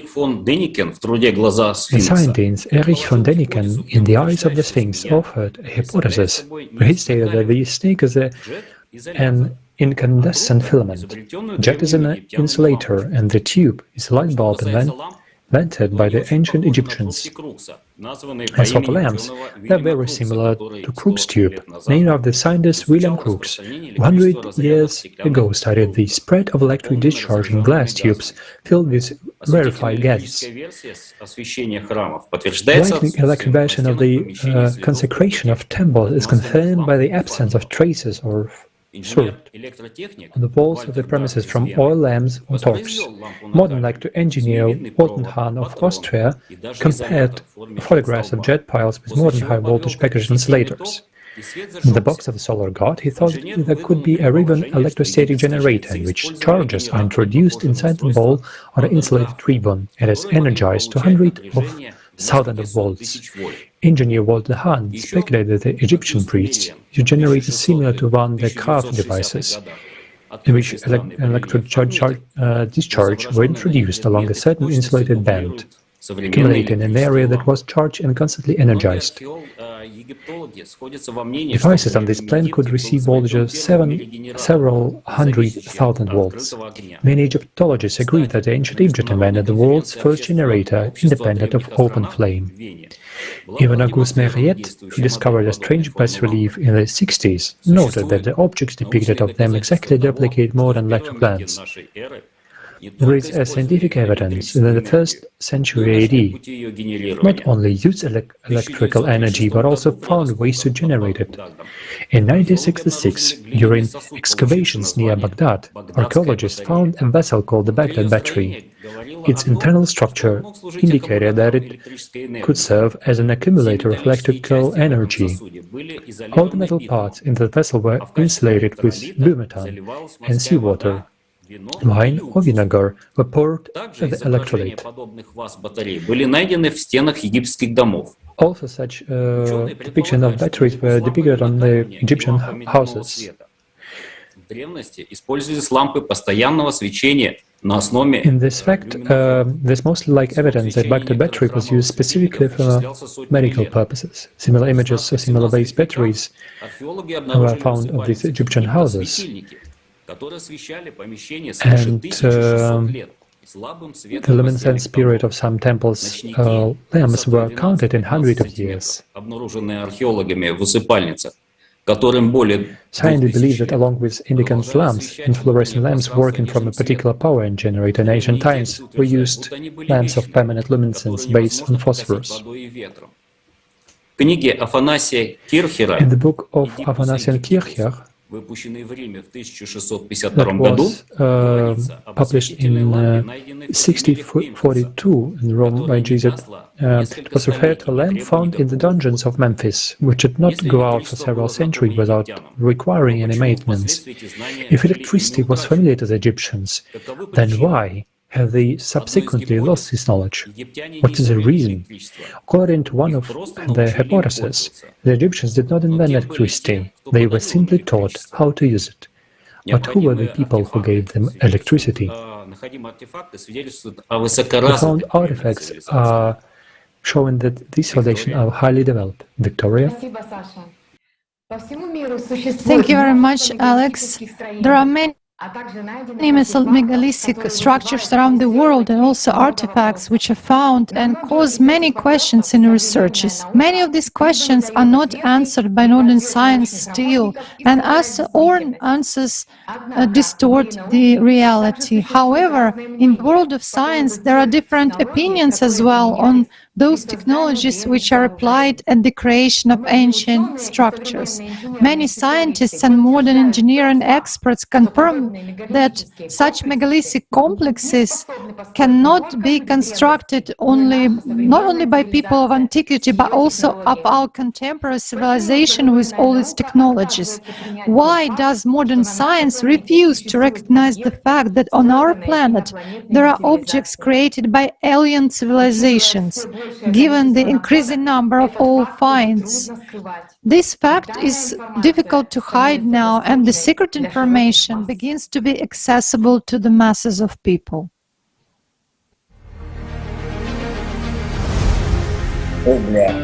On vie une affaire d'État, UFO, a state affair. A journalistic investigation with this name was released on July the 15th as part of the news project Temps Présent on the central Swiss television channel RTS. In this video, politicians, senators, scientists, intelligence leaders, and business people from around the world publicly declare it is time for humanity to admit that unidentified flying objects exist. They have already been recorded by intelligence agencies many times, and there is documentary evidence of this. The film provides information that many countries have created secret programs aimed at studying unusual phenomena and unidentified objects. Projects aimed at establishing communication with extraterrestrial civilizations. The main plot of this material is based on the fact that in April 2020, the United States officially published 3 videos with UFOs. When analyzing these videos, experts confirm that the objects move violating the laws of physics and that their nature is unclear. Imagine, if 3 videos were officially published, how much more UFO material do they have? Thus, through such an investigation, they supposedly hint that there is still some information that could create a sensation for humanity and change people's views. Nevertheless, this information is not new to us.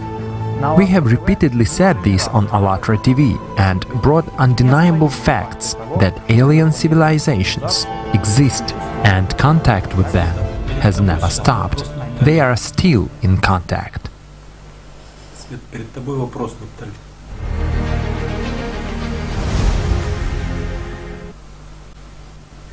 Друзья, у нас еще один вопрос для Нептали ufologa. Friends, we have another question for our ufologist.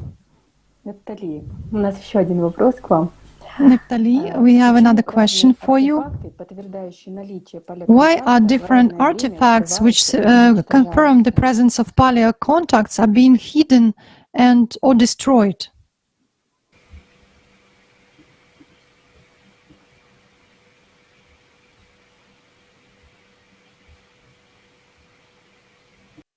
Bueno, realmente, bajo mi criterio, pienso que esta información no sale a la luz. Yes, in my opinion, this information is hidden in order to continue, that we still remain unknowledgeable and ignorant, and we don't have this information. They want that, but these creatures, they want us to wake up, to know that all these technologies, it's existed for such a long time.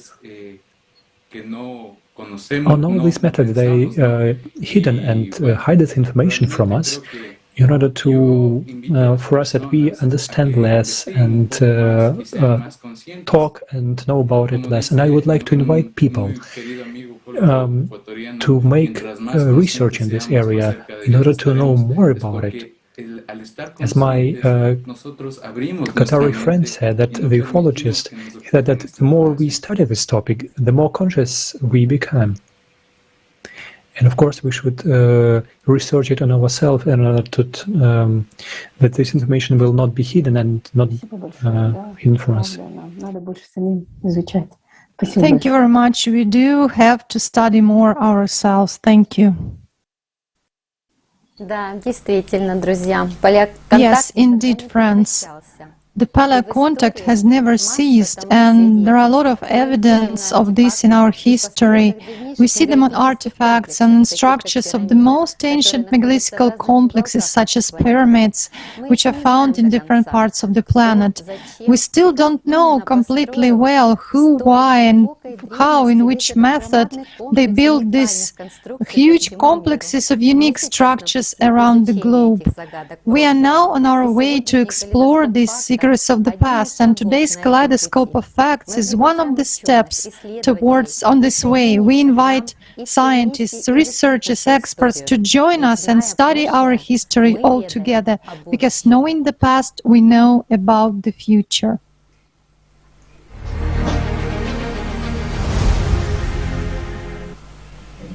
They are discovering pyramids now that are many thousands of years old. What were they needed for? Pyramids are among the most mysterious structures on the planet.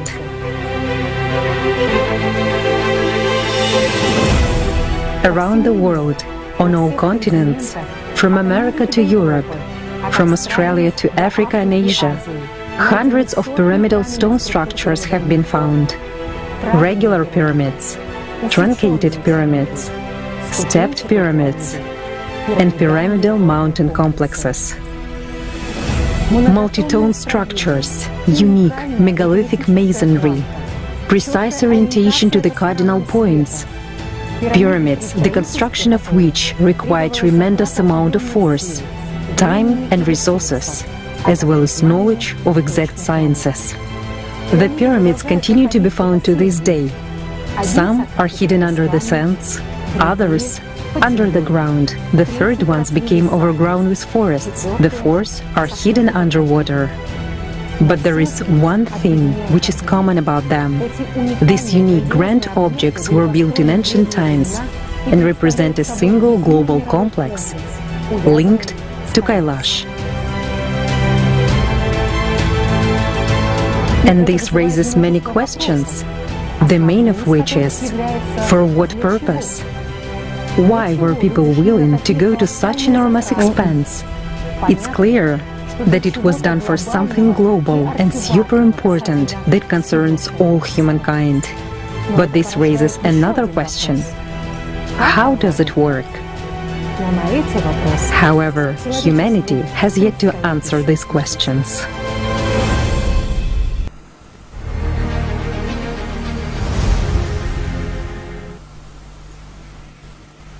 Dear friends, it is my real pleasure to introduce our guest expert speaker, Maria Wheatley. Maria Wheatley is a second generation of dowsers. She is an archaeologist with 30 years of experience in researching of the megalithic sites. And in her experience, she combines the traditional knowledge with state-of-the-art equipment. Maria collaborates with the most advanced scientists in this field. And today she prepared our presentation for our conference. Welcome, Maria. Welcome to the show. We are so happy to see you here.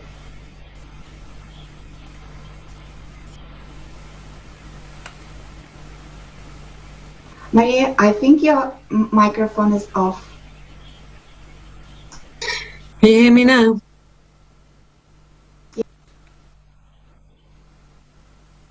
Yeah, can you hear me now? We can hear you. Yes, go ahead.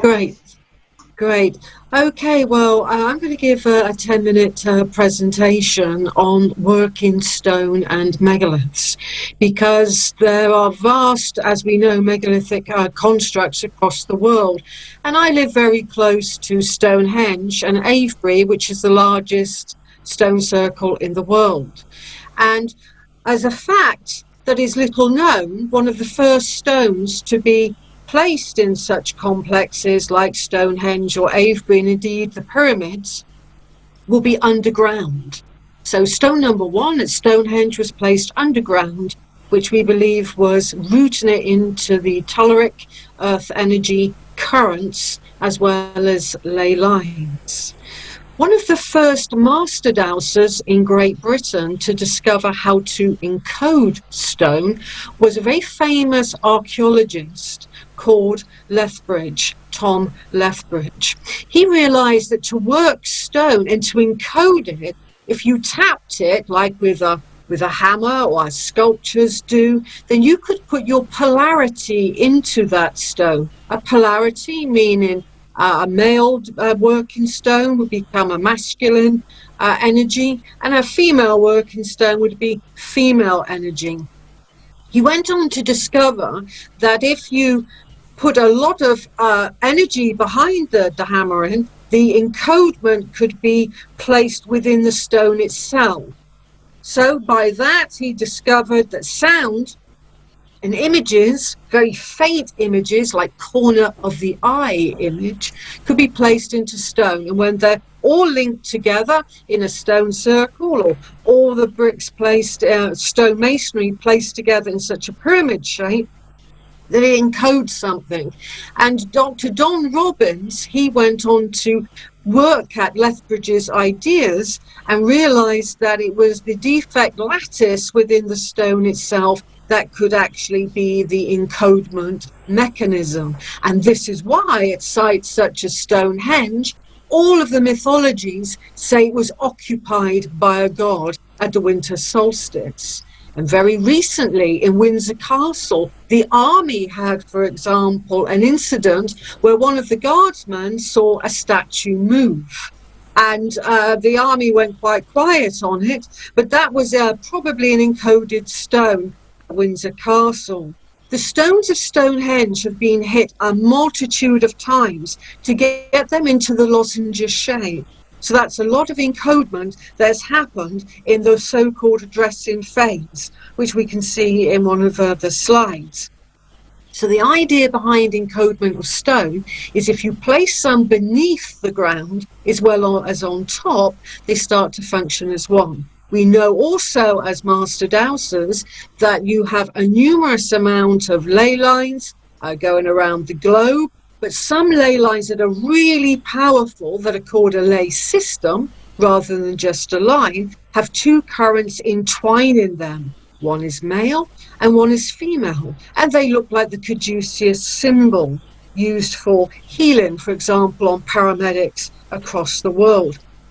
So to really get an ancient site functioning and to be releasing energy, then you really do need these earth currents. We've measured these earth currents. They tend to have a DC hertz frequency, some of them. And when we come to measuring some of the mounds, which were, for example, like Silbury Hill, not far from Avebury Henge, which I mentioned earlier, was the world's largest hill in this area.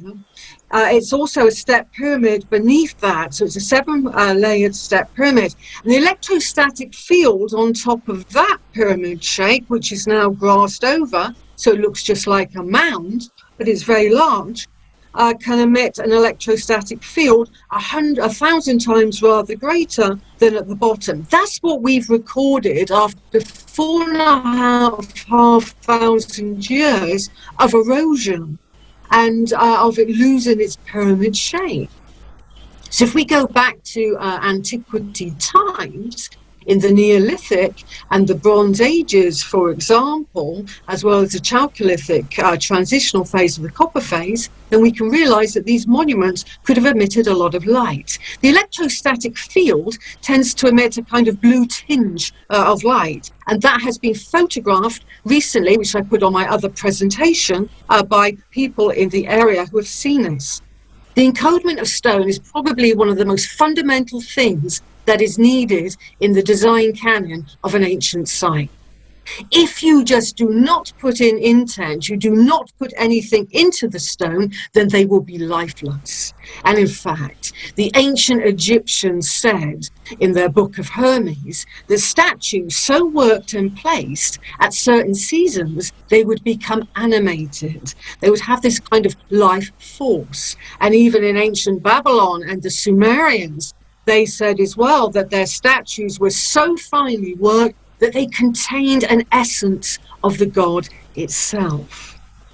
So By working stone, by putting into an intent into it, that's when it becomes a purpose and it retains its programmed information. For example, at Stonehenge, there's one particular stone that has a spine ridge at the average person's height going down the stone. It is very ridged. You could put your own spine against it because that's how it works. And a lot of people that have done that in the past have felt a huge healing emphasis on their whole spinal and chakra system. So the encodement into these so-called ridge stones, which archaeologists call broad tooling, actually have healing virtue about them in the way that they were sculptured. Spheres as well. That's another way of really getting an encodement into an object. When we look at some that were found in Aberdeenshire called the Towie sphere, it contains harmonics, which are mathematical ratios, which relate to musical intervals. And on quite a lot of these spheres from Scotland, for example, they really do retain that harmonic. And one of the strongest harmonics is the perfect fifth, because the perfect fifth allows the ease of music to roll, the ease of energy to flow. And when we look at the King's Chamber inside of the Great Pyramid, for instance, or other spheres alike, they tend to incorporate these particular harmonics of the perfect fifth or the perfect fourth. So when we look at how energy flows, it does need mathematical ratio as well. And all ancient sites across the British Isles and Europe contain these mathematical ratios.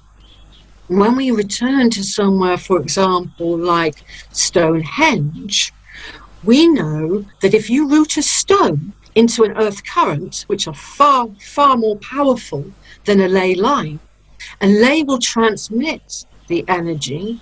When you place something on an earth current, the standing stone absorbs it. So it's not transmitting it, it's absorbing it. And it absorbs it in a particular manner, of which, if you imagine a standing stone has energetic points on it, the energy rises up through the crystal lattice structure. And we have recorded these frequencies at those points. Interestingly so, they're around 18 hertz. We hear at 20 hertz. I propose and hypothesize that in ancient stone circles, ancient man and woman alike could hear the stone's transmission rather than just have a visual look at the monument. I discovered at Stonehenge in 2015 that Stonehenge was associated with long-skulled, elongated-skulled people, and I went to Cambridge University to photograph these people. When you look at their long skulls, which we have typical round skulls, these long-skulled people had offset ear placements. Their ears were further along than what ours would be in relationship to our skull. So I think with these elongated skulls, a bigger brain capacity in the past, a different possibility of hearing 18 hertz rather than the standard 20 hertz would give a real different perception to ancient sites. Also at ancient sites, when it comes to sound, Dr. Don Robbins, he was a member of what was called the British Dragon Project, working with engineers such as Rodney Hale, who I have worked with, recorded particular sounds being released by standing stone circles in Oxfordshire called the Rollright Ring. Stonehenge is world famous. The Rollright Ring doesn't necessarily have that fame, but it is still a circle. Now, when you have a circle that retains its circular shape, it behaves like a stone circle proper. Stonehenge is ruinous. Avebury is ruinous. It no longer retains that circular shape. Rollright Swinside and Castlereagh in the British Isles retain that. And what Dr. Don Robbins discovered was at particular moments of the solar year, for example, around the time of the spring equinox, especially so, all of the standing stones would start to release ultrasound in big waves of energy going out of the stone circle, not inside of the stone circle. So we realized that sound, harmonics, earth energies, and lays play a paramount role in the transmission of energy. And as well, some of these telluric currents, as Tesla and others attest, could literally carry those currents within these earth energy currents. And some of those, I feel, with my dowsing experience, and I'm considered one of the UK's master dowsers, can carry these signals throughout the landscape. So when we look at shapes such as the pyramid and the circle, which was used continuously in the ancient world, whether it was spheres placed by pyramids or blocks of stone placed beneath Stonehenge or spheres nearby the Aberdeenshire stone circles, we know that they contain all of this ability to tap into the Earth's force related to the solar cycles of the sun being on the ecliptic belt, all allow those particular monuments to function. And that's what my research looks at, is how all of these monuments tend to function in relationship to the Earth energies and to the solar cycles. Thank you very much, Maria. This is really amazing information. And I would like to invite everyone to the interview which we recorded with Maria. And essentially, it is a real pleasure that the experts are coming back to the show. And it is really great honor to be in touch with all of you. I would like to thank all our experts today. And of course, our dear viewers. You are sending us so interesting questions. And I would like to take this opportunity and to ask Maria the questions. So, Maria, one of the questions we receive is that about the relation of the pyramids with the climate. Do you think it is any relation to the of the pyramids, how they can influence climate, and if it is any way that they could help to humans to overcome current climatic changes? To the ancient Egyptians, they looked at the sun a little bit differently to what we do today.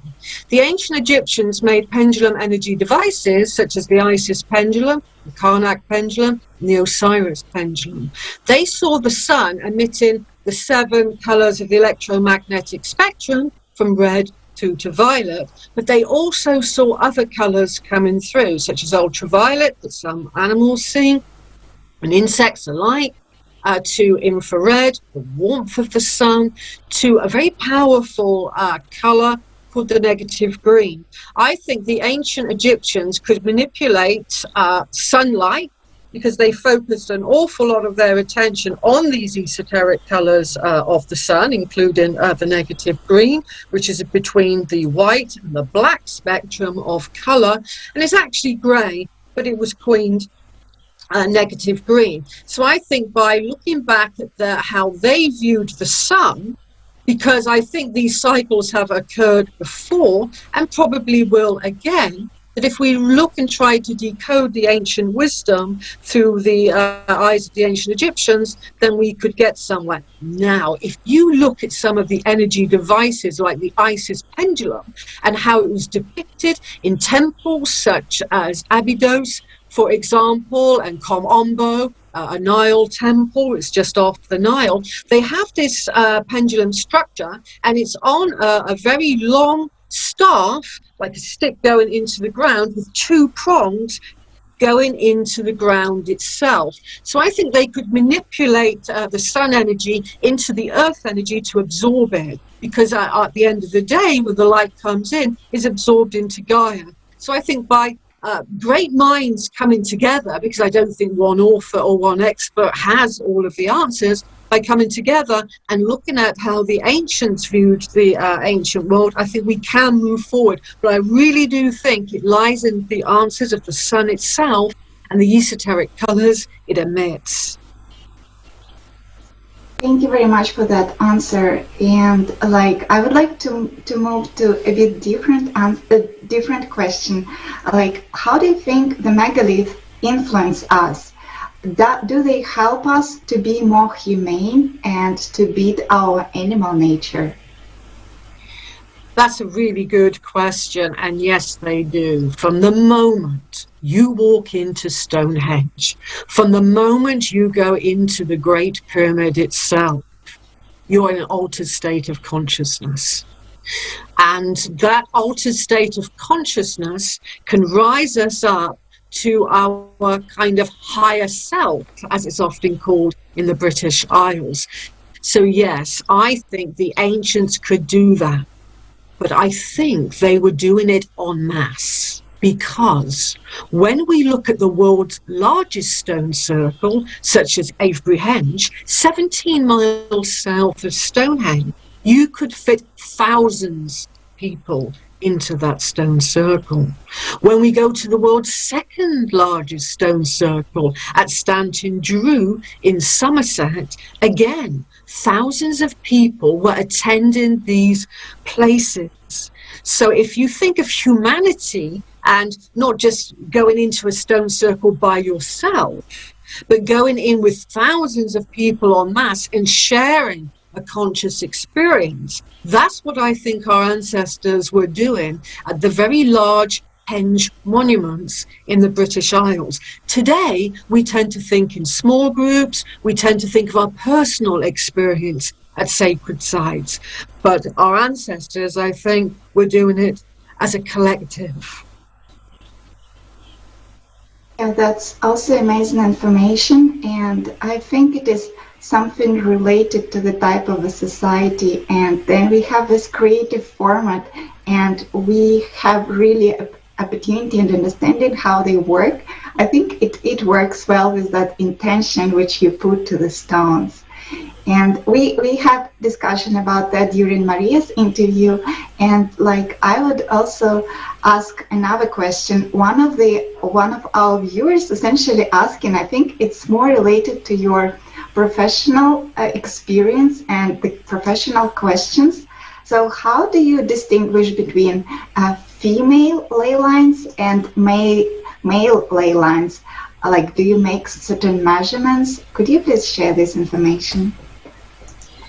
Yes, how it's viewed in the UK is all earth currents and all lays will either have a masculine or a feminine signature, but we liken that more to solar or lunar.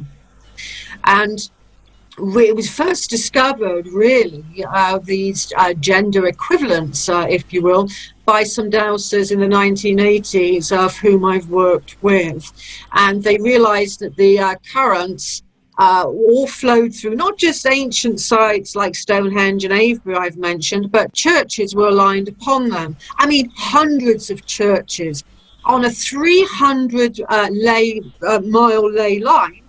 Then if you imagine that ley line's entwined by two earth currents, one's male and one's female, every 8 kilometers on the female earth current entwining the ley, you had a church dedicated to Mary Magdalene or the Virgin Mary. So that was the feminine line. The other way that you can dowse, if you use a dowsing instrument, for example, such as a copper L-rod, if it's a masculine ley, it will go towards your body like this, and if it's a female one, it will go away. Or if you're using a pendulum dowsing device, it will go clockwise for a male ley line or male earth current, and it will go counterclockwise for the feminine. And the moon will influence the female currents and lays, and the sun will influence the masculine.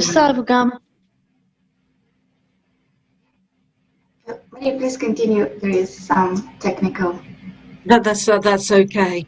And also what we need to remember as well, that's one type of ley system, but there are other earth energies associated with particular monuments in the British Isles and Europe and Egypt, where I have doused as well, that combined both. They are male and female, and these are called hermaphrodite lines or Genesis lines. So we can have them independent of one another, or we can have them co-joined. Now, when they're co-joined as a hermaphrodite line, that is instantaneous balance that one can experience at these sites.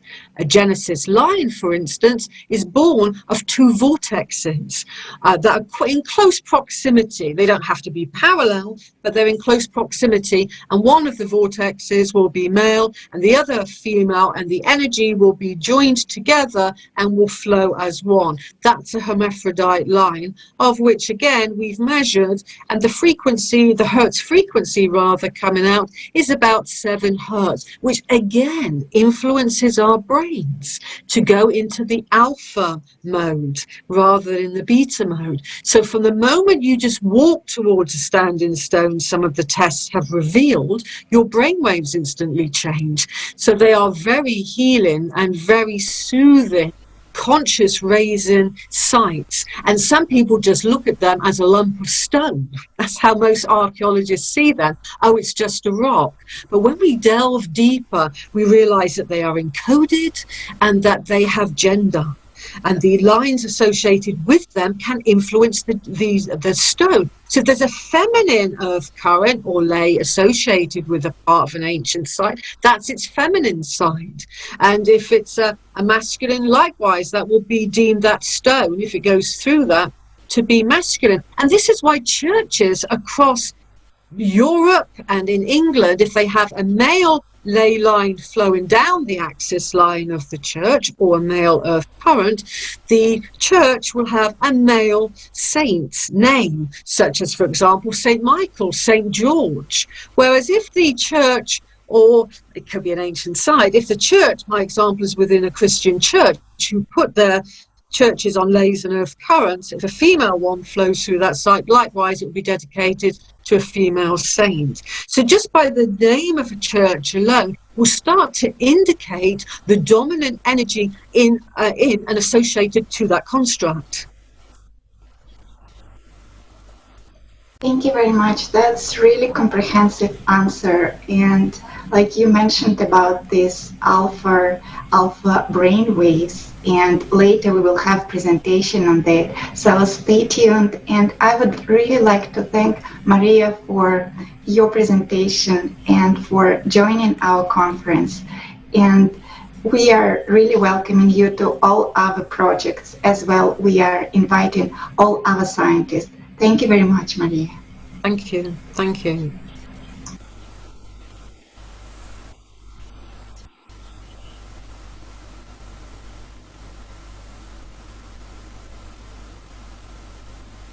Нептали, от зрителей к нам приходят вопросы, к вам. There are also many questions for Naphtali, and we have a question from Mexico. There are pyramids all around the world.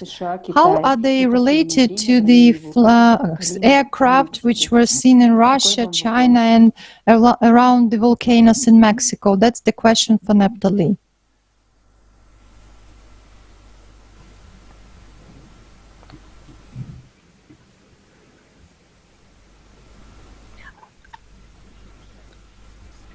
Хорошо. Can you please repeat the question? Пирамиды есть по всему миру. Как они связаны с летательными аппаратами, которые видели в России, США, Китае и в последнее время в районе вулкана Колима в Мексике? I'm again repeating the question about how these aircraft are related to the volcanoes which were in Mexico and the aircraft which were visible in China and in Russia. This is the question which came from Mexico.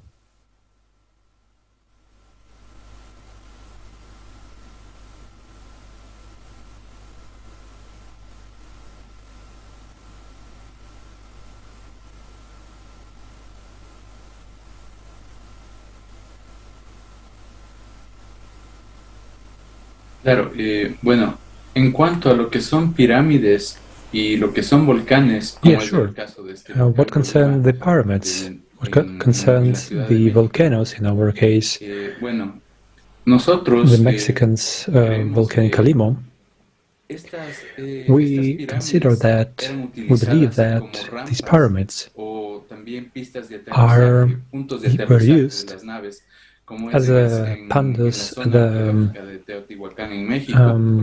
a runaway for UFOs. And for example, in Teotihuacan or Mexico, there are some places, and there is a theory that says that these such places were used for up and down paths of these flying objects, and we also see that there are a lot of big, much activity around the volcanoes of UFOs, of flying objects, and we see that we consider that these tectonic energy, it is used by these UFOs, and there are many other theories. But the only thing that, the only connection that can be between pyramids and the volcanoes and UFOs are in like that. That they use tectonic energy and appear there often near the volcanoes during the activation, especially during the activation. Thank you very much, Natalie. It's very interesting.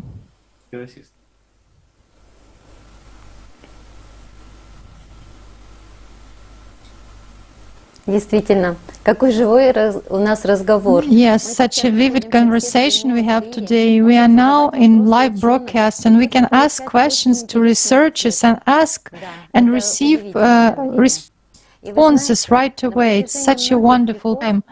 And you know, for many centuries, pyramids located in different parts of the world provoked interest in many people. Can we use our modern science to reproduce the technology of these ancient structures? Do we actually know their purpose and their real purpose? Tatiana, the floor is yours now. Здравствуйте, друзья. Я очень рада быть сегодня с вами. Знаете, в Турции найдено 5 огромных... Greetings, dear friends. I'm very glad to be with you. And you know, in Turkey it was found many pyramids, and people who are not interested in this topic. Большая пирамида расположена в самом центре. In the center there is the big pyramid, and if we use the line from the center of the pyramid, we can find the other like borders of pyramids. And the excavations in Göbekli Tepe show that in the ancient times there were highly developed civilizations, and creators of the temples were highly developed society. The construction of such a huge temple complex was in accordance with a joint plan, and it was impossible to build it without knowing astronomy, physics, geography, and geometry. And in our times, even in our modern times, this project would require huge expenses, but at that time this temple didn't bring any profit. Probably the purpose of this construction was to inform the future generations. And also there are H or N shaped signs in the middle of the temple, and also the ALLATRA sign, the crescent with horns pointing upwards. These symbols indicate that the structure reminds people of the main goal of human life, spiritual development. On various artifacts, there were human hands and belts. This means that these columns were not just a structural element of the buildings, but also the purpose of this building. And the building was just like a frame for this overall structure. And this structure consists of several circles, big circle and 2 small circles, which form an ideal equilateral triangle. Where did ancient people get this knowledge? The territory of this temple equals to 5 football fields. Probably this was an observatory, and this hypothesis of Giulia Milano from Milano Technical University supports this idea that the main temple of Göbekli Tepe is strictly oriented to the Sirius star. At that time, it used to rise in the colonnade near the colonnade of the temple. And who actually built Göbekli Tepe? What are the versions? There are various versions. For example, British archaeologist and researcher Graham Hancock wrote that 13,000 years old, 1,000 before Göbekli Tepe was built, a highly developed pro-civilization was destroyed due to the planetary cataclysm. And a researcher from Edinburgh University compared the Göbekli Tepe images with the stellar map, and the images actually coincided with constellations, and also told about the comet which fell down to the Earth in the 10th millennia BC. Also, scientists ascertained that there is the rotation of the Earth's axis, and it correlates with the structure of Göbekli Tepe. And this year, in June, Turkish archaeologists not far from the Göbekli Tepe temple also found 11 pyramidal molds created artificially, and excavations continue, and I'm sure that in the near future we'll know even more about our past and make the main choice in our life, spiritual development, just as our ancestors used to make this choice. And now I give the floor to the next speaker, Barbara Spakova from Slovakia. She will tell us about the Egyptian civilization.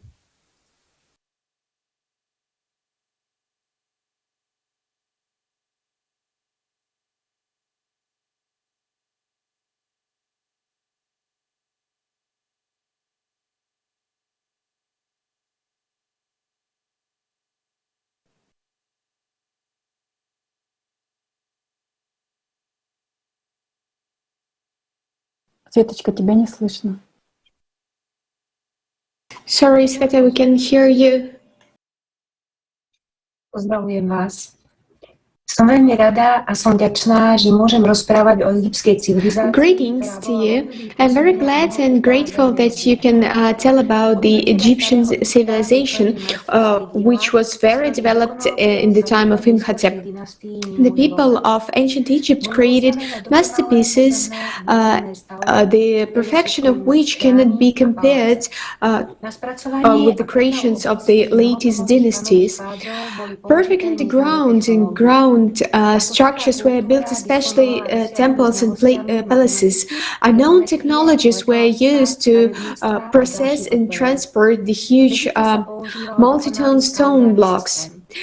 This ancient culture was extensive knowledge in mathematics, geometry, medicine, civil engineering, and other disciplines. Egypt used a perfect calendar system. They had a developed infrastructure and irrigation system. Laws were adopted to the civil service where was reorganized. Order was restored in the country.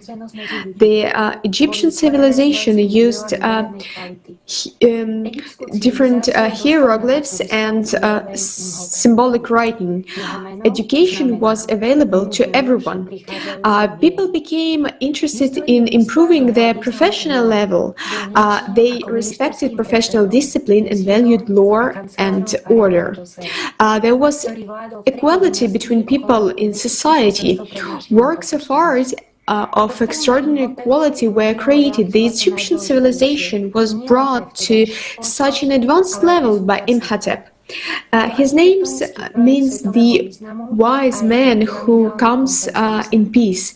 He played a significant role in the history of mankind. He was something like the prime minister, vizier, and the chancellor of the Pharaoh Djoser, who ruled the third dynasty around 2800 BC.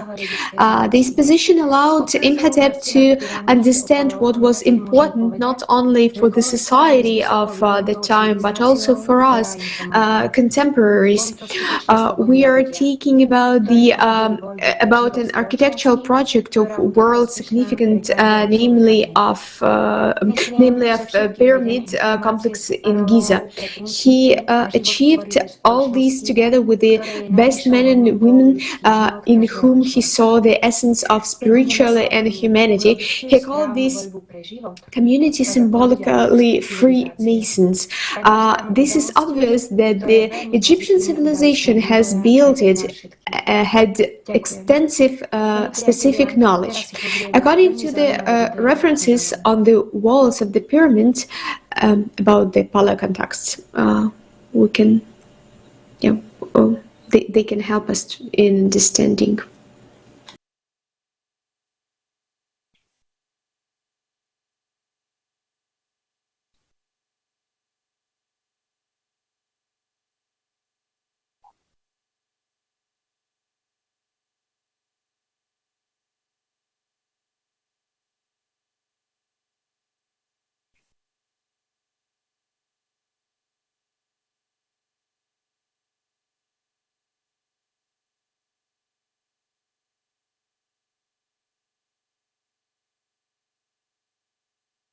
Продолжайте, пожалуйста. Please continue. Светочка, не слышно. Sorry, but we cannot hear you.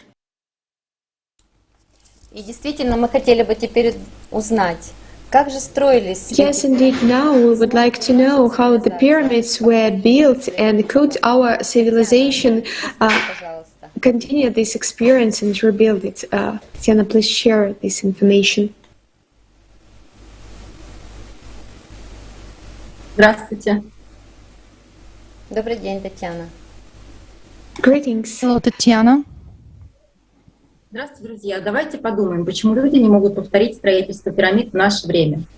Dear friends, let's think why people cannot repeat the construction of the pyramids in our times. For many centuries, unique megalithic structures located in different parts of the world have been the subject of interest for many people. Researchers are trying to find out why and by whom were the pyramids created. What knowledge and technology did the builders of that time have? Let's consider what technical means, according to scientists, the builders of pyramids had.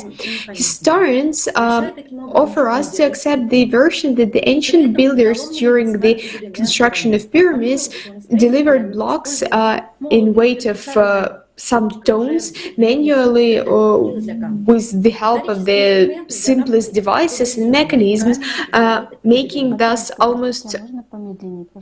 I'm sorry, Tatiana, could you please slow down a little bit? Yes, sorry. Thus, quarries were rather far from the pyramids. Why nowadays people with high developed technologies can't build the pyramids once again? From the research of Vadim Chernikov, we can see the quote. And an ancient Egyptian and American, and also at other megaliths, including the Russian North Caucasus, there are traces of saw cuts, there are traces of perforations, there are traces of hollows, including the shaped slots, which can also be made with modern numerical control machines. At the base of the temples of pyramids, the giant stones are laid in what is known as polygonal masonry. So it is. It can be increases. This can be built by cutting opposite sides from the stone R and opposite at the same time of the stone B, and B, and maybe it's was done by lasers. It's well-known fact such attempts were made, and in Kaleidoscope of Fact 5, we know that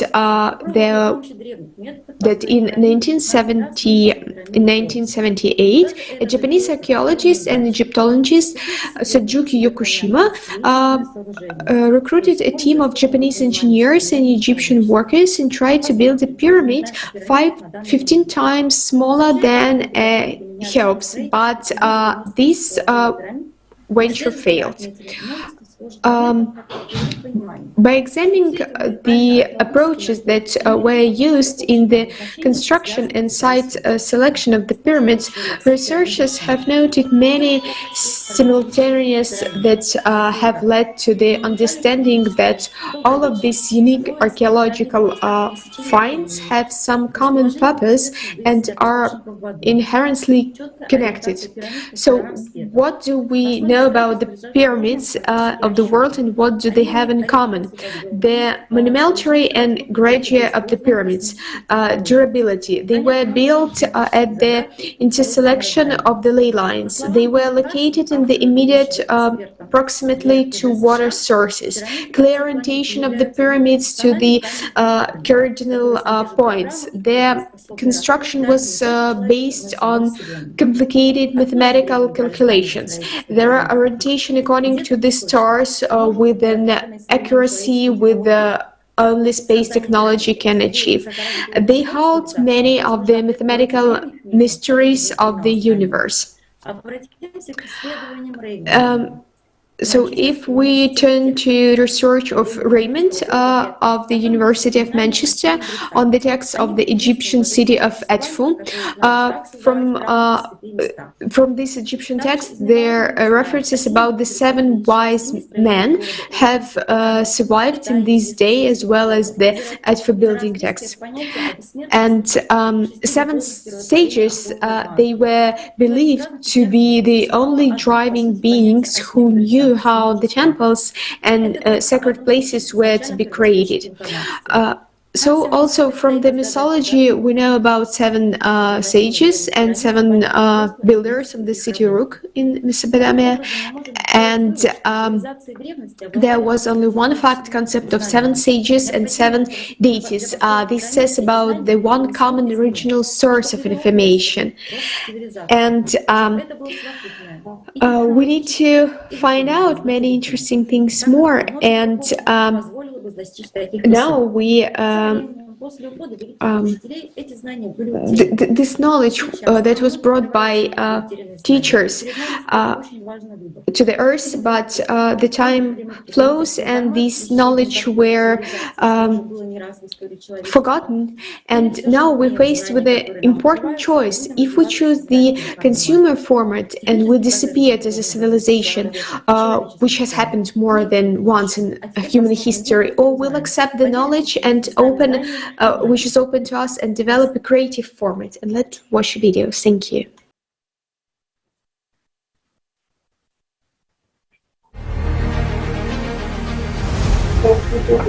Will the Anunnaki share their advanced technologies with us? Well, my friends, just imagine to give some advanced technologies to our humanity with our consumer system, with our attitude to each other. Well, what we will do with them? Will we be deciding how to treat incurable diseases? Will we use these technologies to give free electricity to every house? Well, what we will do with them? Or will we use it to create even larger bludgeon than nuclear weapons so as to hit one another on the head? You yourselves give an honest answer, and you will also understand my answer, which I will not voice. You yourself will figure it out.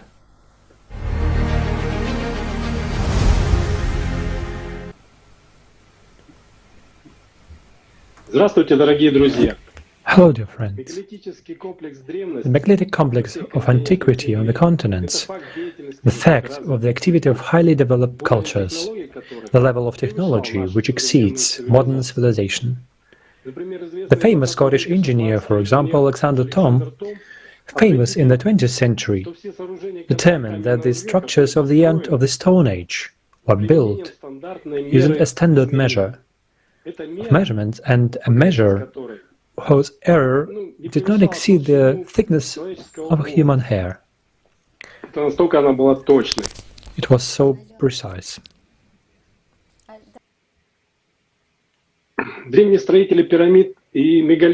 The ancient builders of pyramids and megaliths possessed unique technologies and knowledge that said about them that they raise interest for us, and we wonder why these the values and how did these people live, what was important to them, how was their society organized. So let's try to find out from famous archaeological sites and artifacts, legends and myths that became the left to our time. For example, Mexican myths have preserved information about the progenitors of the tribes of Mesoamerica. People who are peace-loving and kind, who do not know strife and wars that inhabit the cities. And they call them the community of perfect people, the Toltecs. The Toltecs was translated as the sage person who obsesses knowledge. And through them, such peoples as Aztec and other inhabitants of Central America received magnificent buildings and knowledge that then they made progress in art, architecture, astronomy, mathematics, philosophy, and as I said, buildings, megaliths, pyramids, dolmens. But where the Toltecs disappear, the myths do not say anything about that. It's like a mystery.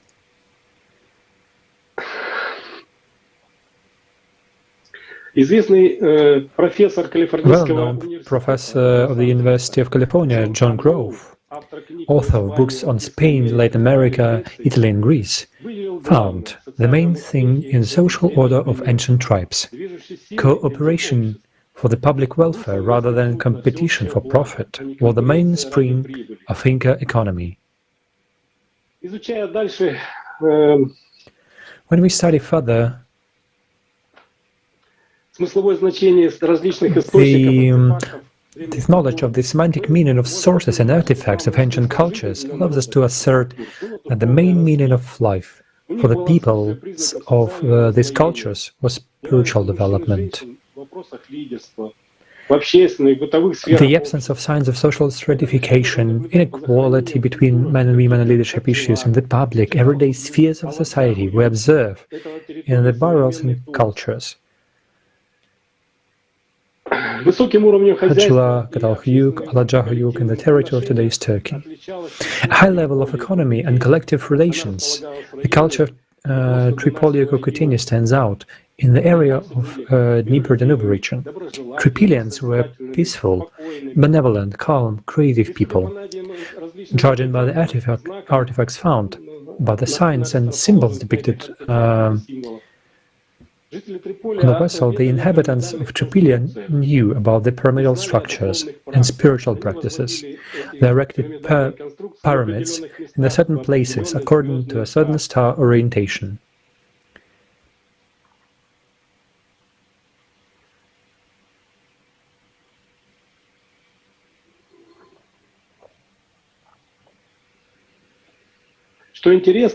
What is interesting, in their culture, the one mother played an important role in the spiritual and social life of these cultures. We know from these myths that this period is left in our memory, and the memory remained in the memory of our ancestors at the golden millennium, which is what the progressive people want today. In Egyptian, Indian, and Chinese cultures, we see a similar picture. Archaeological monuments and artifacts, it is said that people knew about temporality of earthly existence, about the presence of the world of God.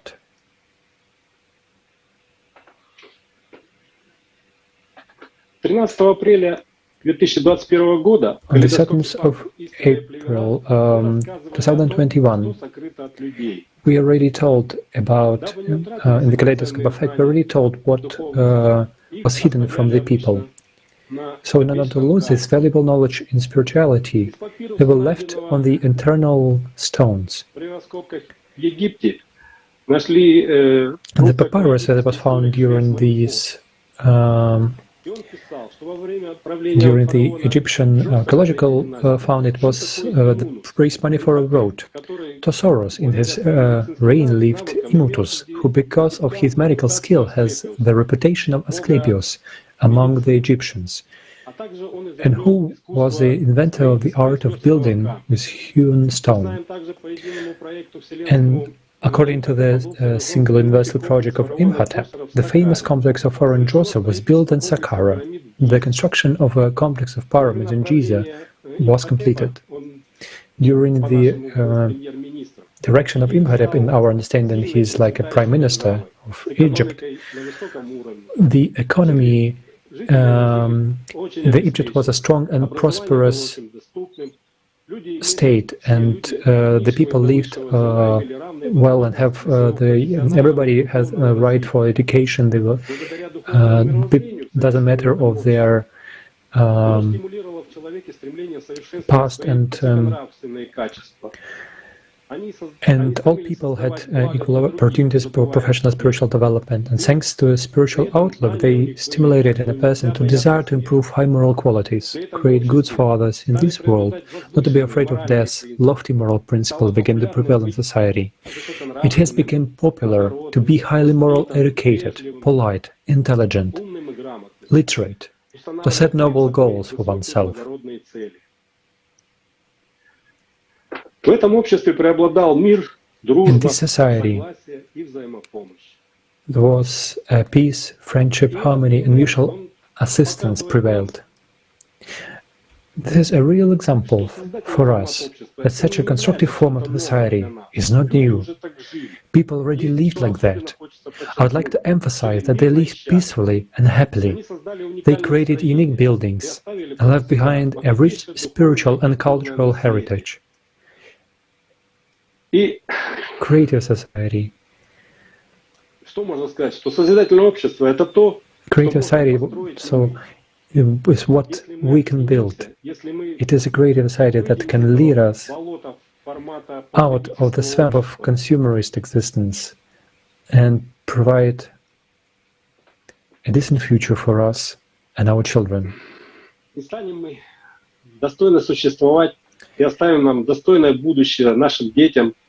And we will have opportunity to live this decent future for our children and for ourselves. We will be able to live in such a development, such a developed society.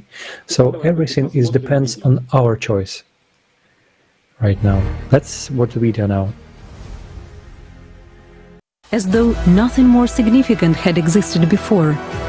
Neither megalithic cities on different continents, nor Terpelian cities of 10,000 people in the territory of ancient Europe, nor highly developed cities in Eurasia, whose inhabitants led a peaceful way of life. It's not even reported that before the Sumerians, there had lived people in Mesopotamia who had particularly respected the ALLATRA sign, as well as other people on different continents since ancient times.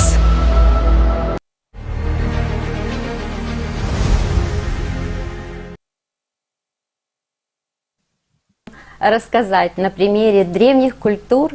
Yes, on the example of ancient cultures, it's very important to show that the knowledge was given to people at various times, and archaeological excavations prove the existence of highly developed civilizations and cultures. Civilizations were peaceful and spiritual, and this is the society which the Jazeera will tell us about right now.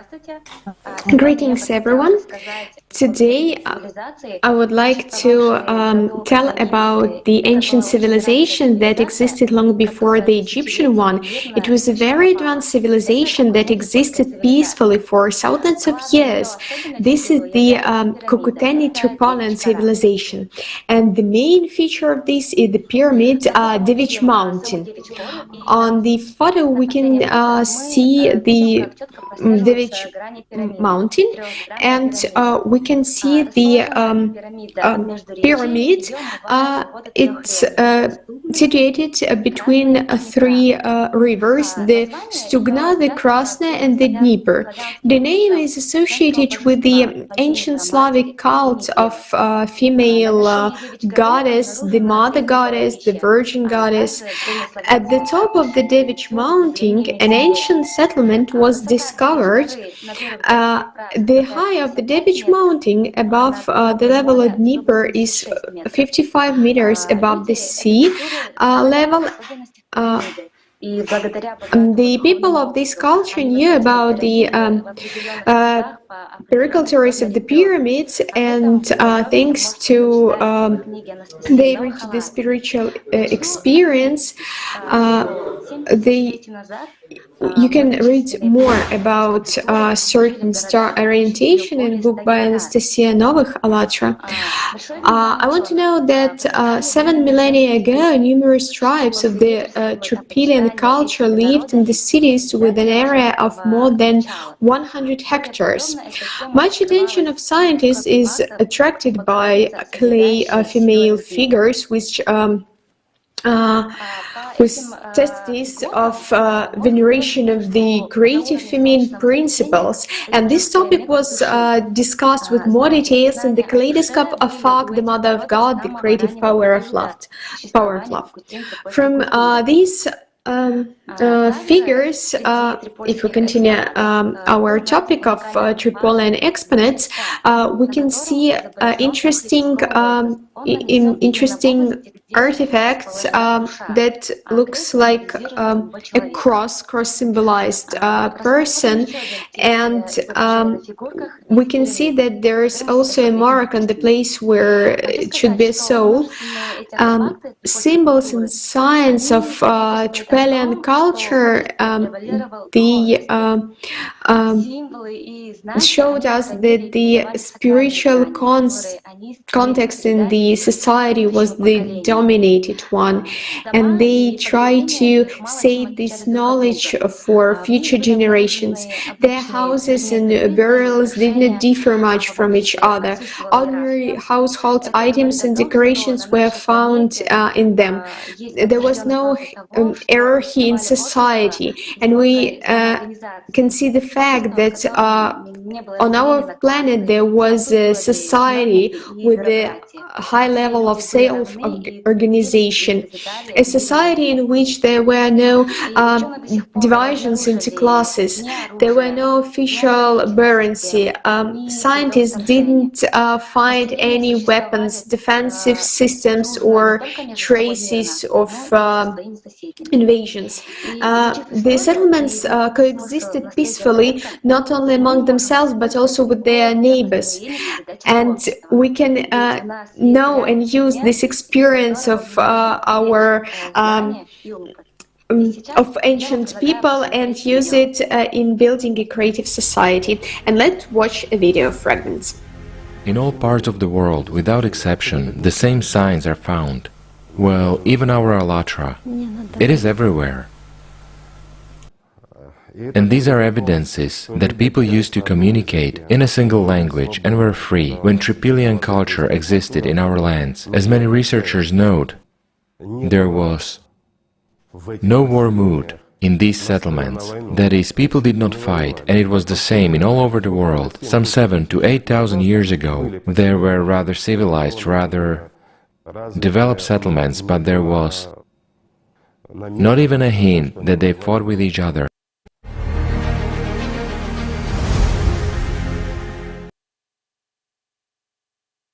American traders Friedmeier Schroeder and Oscar Mammon discovered the ancient Chinese pyramids in the city of Xi'an in 1912. When they were traveling through China, the Taoist priest told them about 7 pyramids in the city of Xi'an, which is one of the cradles of the Chinese civilization. After that, they decided to see them for themselves and visited Xi'an. Schroeder wrote in his diary that they found a group of pyramids towering in the middle of fields and villages, farms and forests. The pyramids range from 300 to 400 meters in height. The tallest was about 500 meters high, including the foot, and almost twice as long as the Great Pyramid of Egypt. They looked like usual hills from a distance, but approaching close up, it was possible to note accurately 4 sides and cut smooth top. In 1947, the widely known first photo of the Chinese pyramid was taken by Colonel Maurice Schumann as he flew over the ridge 40 miles to the southwest of Xi'an. This may be the first documented photo, confirmation of these pyramidal structures on the plains of the central ancient civilization, Chinese civilization.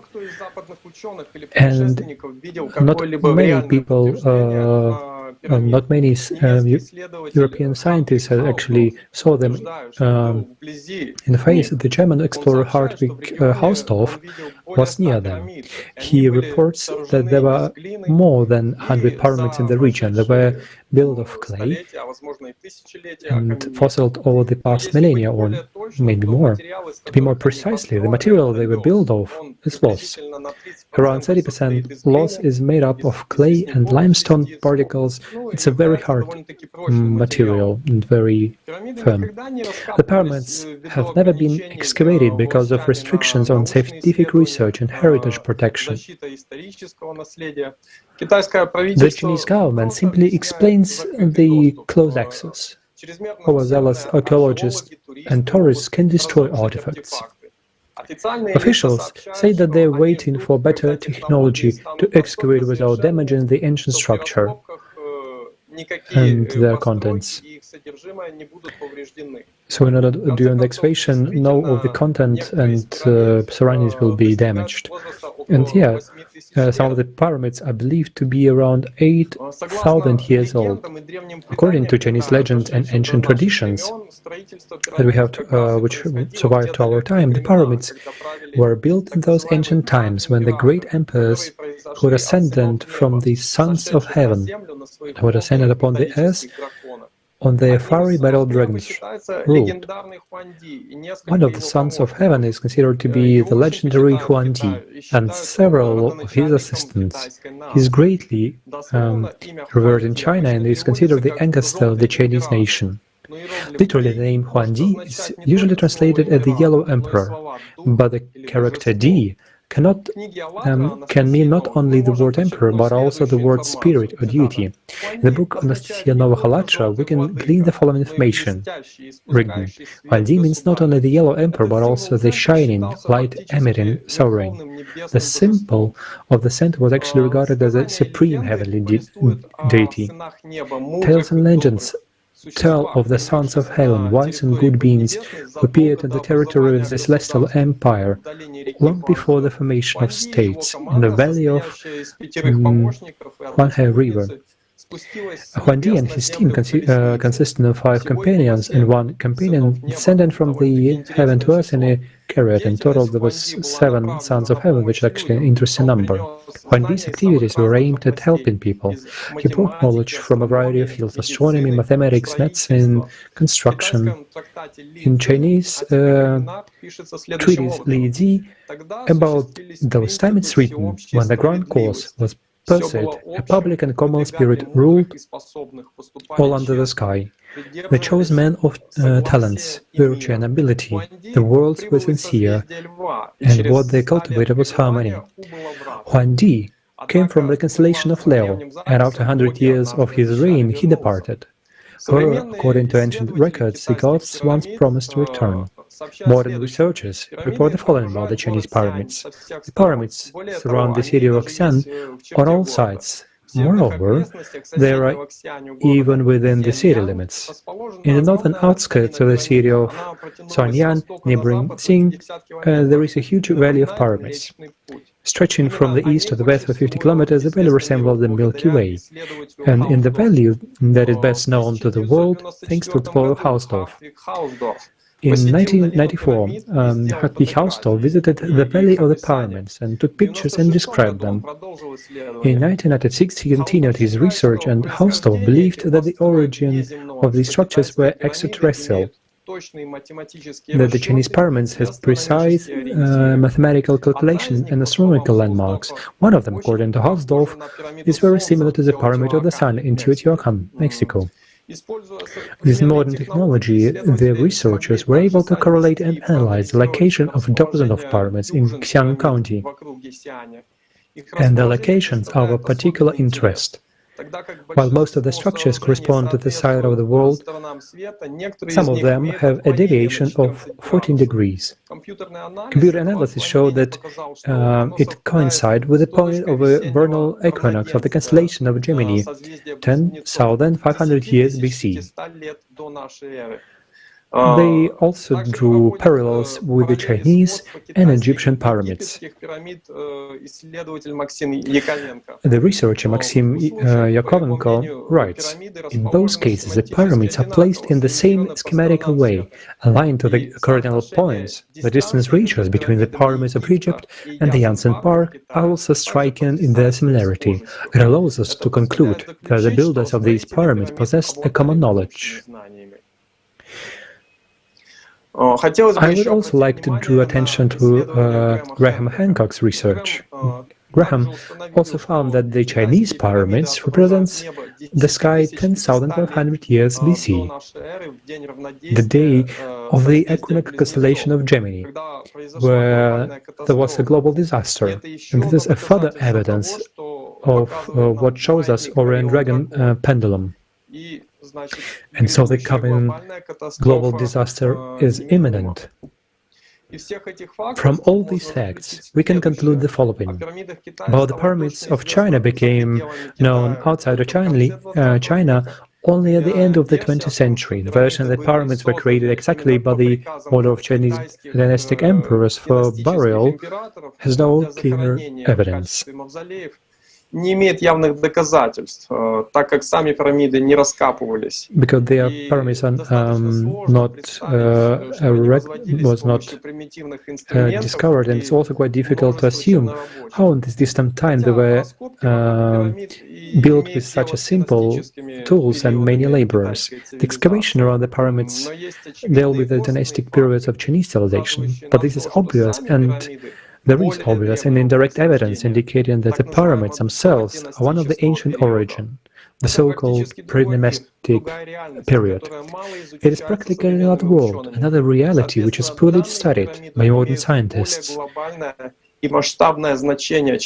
Accordingly to the given pyramids have more global and scale value than simply a mausoleum of dynastic emperors.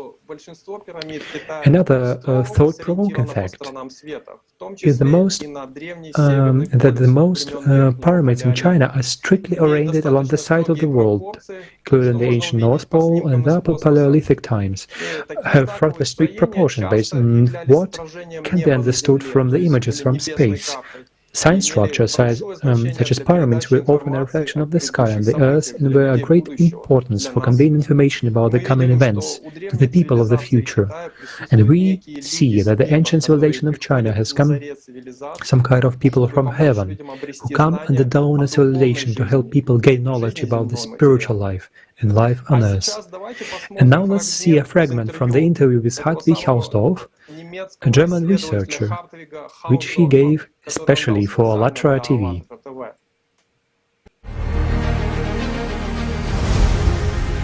Yes, who built them in China? Of course, the majority of them are built by people.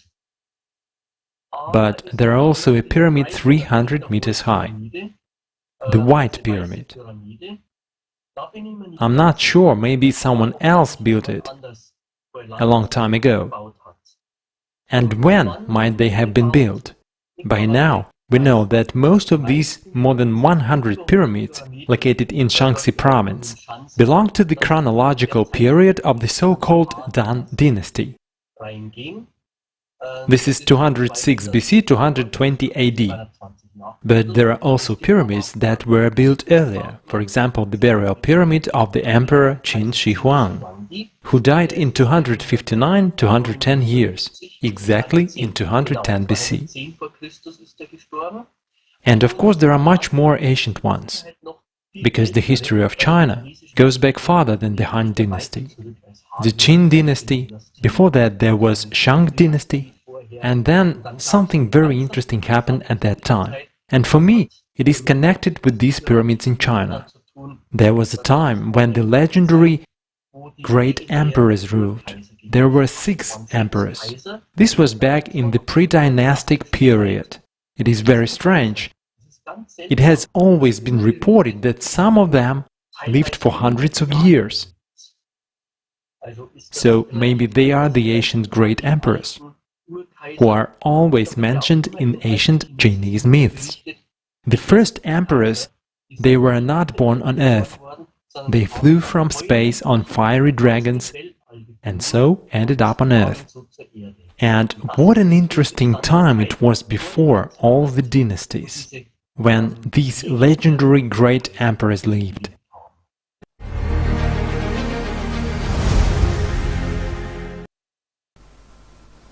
Друзья, а теперь я хочу Now I would like to introduce our guest, Raul Del Olmo, professor at the National Institute of Archaeology and History and Master in Museum Studies.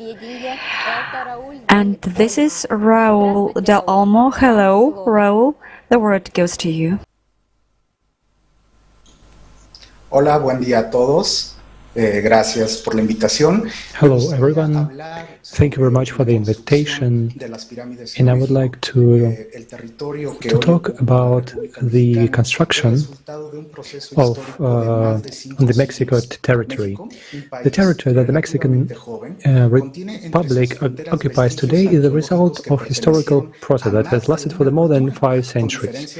Mexico is a relatively young country, containing within its borders archaeological remains belong to more than one culture, with geographical and time differences that have determined much of its behavior, beliefs, and what interests us here. Architectural styles that today allow us to identify them more easily. Despite the differences between these ancient cultures, there is a coincidence in the construction of buildings. And this coincidence in the necessity of lifting the pyramids. Some are more decorated than others, but they always remain a very accurate connection with the environment, and above all, the location and movement of celestial objects, such as the sun, the moon, and the most prominent planets and stars of the firmament.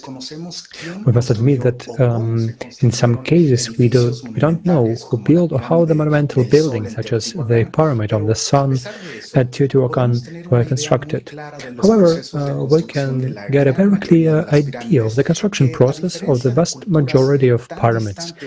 In contrast to distant cultures such as the Egyptian, which have great variation in form, size, and building materials, while the pyramids of Giza consist of a very precise overlapping of large stone blocks, in Mexico we can find various building materials that are not as questionable and mysterious as the pyramids in Egypt. Tantas dudas y misterio como si lo hacen las pirámides en Egipto. Pero no por ello son menos interesantes. No less interesting are the pyramids that we find in Mexico, since they are separated by millennia and geographic distance that make us find 2 completely different worlds. First, we can emphasize the simplicity of material resources with which the construction of the pyramids was started. Natural elevation of the terrain, volcanic stone, clay, mud, they were used, and so on. So let us give an example of the Pyramid of Great Temple, erected in the heart of today's Mexico City, in which gives the name to the whole country. The pyramid reached a height of 45 meters, but initially it was not intended for a temple of such a large size. I will tell you very briefly the history of the construction of this pyramid, which will allow us to understand how the vast majority of the pyramids found in Mexico were built. Los aztecas eligieron una saliente natural en el terreno para construir un pequeño templo con piedra volcánica encontrada en el mismo sitio. The Aztec chose a small natural ledge on the ground to build a small temple from the volcanic stones found on the same site. This happened in the year 1325 AD, and it was the beginning of what would reach a larger size years later. It's quite possible that 52 years later, this is a period of the ritual calendar cycle. A new one was built on this first temple, as if it were an onion layer covering the old one. The second constructive phase is visible today, since after the Spanish conquest, the pyramid was almost completely destroyed, exposing the inner pyramid, which today allows us to find out how the building was used, since on the surface there is a stone that was used for offering sacrifices to the gods. According to the date carved at the base of the temple, it is believed that the pyramid was enlarged for the third time in 1431 AD. Not so much have been preserved from this constructive stage, but among those that I call the onion layers were 8 sculptures made of volcanic stone, located perhaps ritually during the reconstruction of the temple. The first reconstruction of the pyramid carried out no more than 4 decades after the previous one. It's considered one of the most impressive due to the amount of material and evidence found by archaeologists in this new layer of the pyramid, such as oversized braziers depicting the face of the gods of water and war, the so-called Colocosani stone, which depicts the dismembered body of the moon goddess. I just mentioned a couple of examples. El cuerpo desmembrado de la diosa de la luna. This fourth layer of the pyramid bow is the face that we can look at today when we visit the remains of the pre-Hispanic city that centuries later will become the capital of Mexico. Around 1880s, the pyramid will again increase in size for the 5th time, but very little has been preserved at that stage. Around 1500s, as usual in this constructive system, the 6th layer was added to the pyramid, but only part of this platform remains in view, where 3 temples can still be seen raised on one side of the pyramid. Finally, esta fue la fase de construcción que vieron los conquistadores españoles en el siglo XVI cuando llegaron al Valle de México.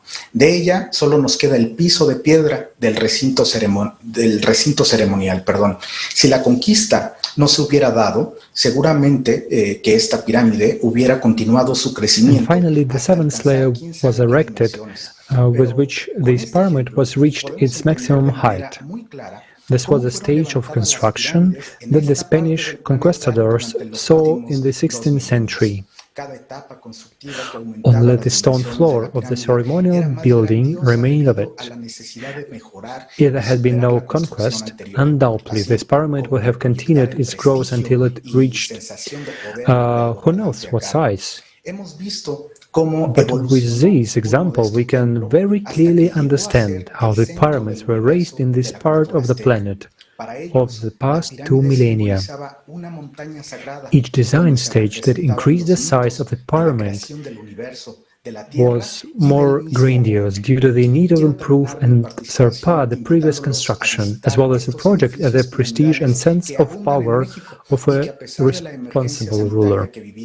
We have seen how the modest temple developed until it became the center of the universe of the Aztec culture. For them, the pyramid symbolized the mountain, where the myths about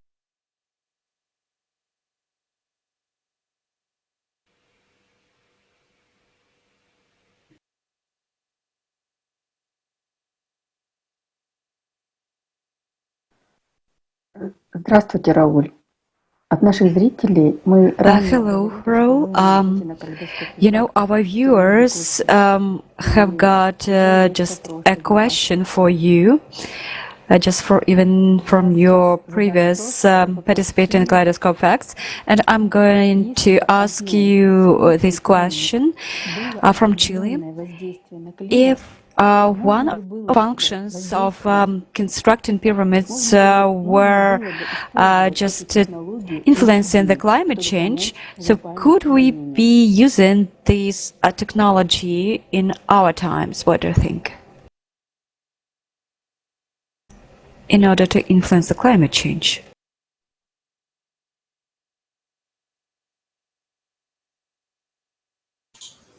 Por supuesto que sí. Gracias por la pregunta y saludos a la hermana República de Chile. Es evidente que al menos en la Ciudad de México, Tenochtitlan, los aztecas tenían una íntima relación con todo el sistema climático de la zona. Lograron convivir en una laguna que presentaba for this question, and hello for send my hello to Chile, to our dear viewers, and we could say that it is truly so to use all the resources that we have today, water, land, air, sun, in order to be able to have or to create the right conditions for the climate, favorable conditions for the climate. And what we see, well, unfortunately, what's happening in Mexico when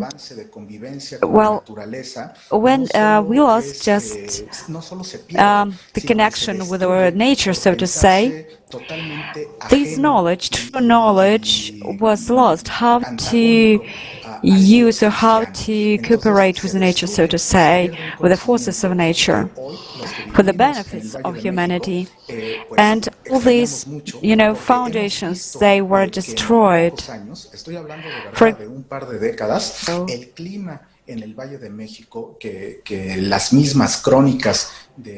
I'm saying about, this, well, literally this latest decade, that many experts have described, and they describe these lands as kind of unfavorable for just climate and conditions. And today we see that changes are taking place every day, and people are suffering from these changes, and people are really very influenced by these changes. And I believe that these points that were described and in the structure or with the new of building the pyramids, right? They could be used alongside with the technologies for the benefit of humanity, and they must be used. Thank you, Raul, for your just great answer. Lots of thanks, Raul, to you. And right now, I would like to introduce you our next speaker. This is Luca De Santa. The floor is yours. Per avermi invitato a questa conferenza. La civiltà Harappa è una civiltà dell'età del bronzo. Thank you very much. Thank you for inviting for the conference. Harappan civilization is a Bronze Era civilization that flourished between 3000 and 1800 BC. At the same time, as other civilizations were also flourishing in other parts of the world. Akkadian, Sumerian in Iraq, Egypt, China, and so on. The civilization is considered by modern scientists very mysterious, because on the contrary of almost all other civilizations, in its ruins there were no signs of kings, palaces, ziggurats, or monuments of kings. Also, most of the so-called weapons found seem to be instruments used in daily activities. Hence, there is no sign or clear evidence of war. Un'altra cosa molto interessante di questa civiltà, ricordiamo The che stiamo Indus or Harappan civilization was discovered in early 1920s when the excavation started in Harappa and Mohenjo-daro. The civilization, as many of that era, flourished on the banks of great rivers as Nile for Egypt, Tiger and Euphrates for Iraq, and this case of the Indus. It was composed in several hundred cities of different sizes, up to 50 and to 75,000 inhabitants, and its estimated population up to 5 million people. Harappans were busy making fine jewelry, craft work, dressing with cotton, one of the first populations known to have grown cotton, with fine dresses. They were busy with agriculture, trade, and also navigation as far as reaching Oman.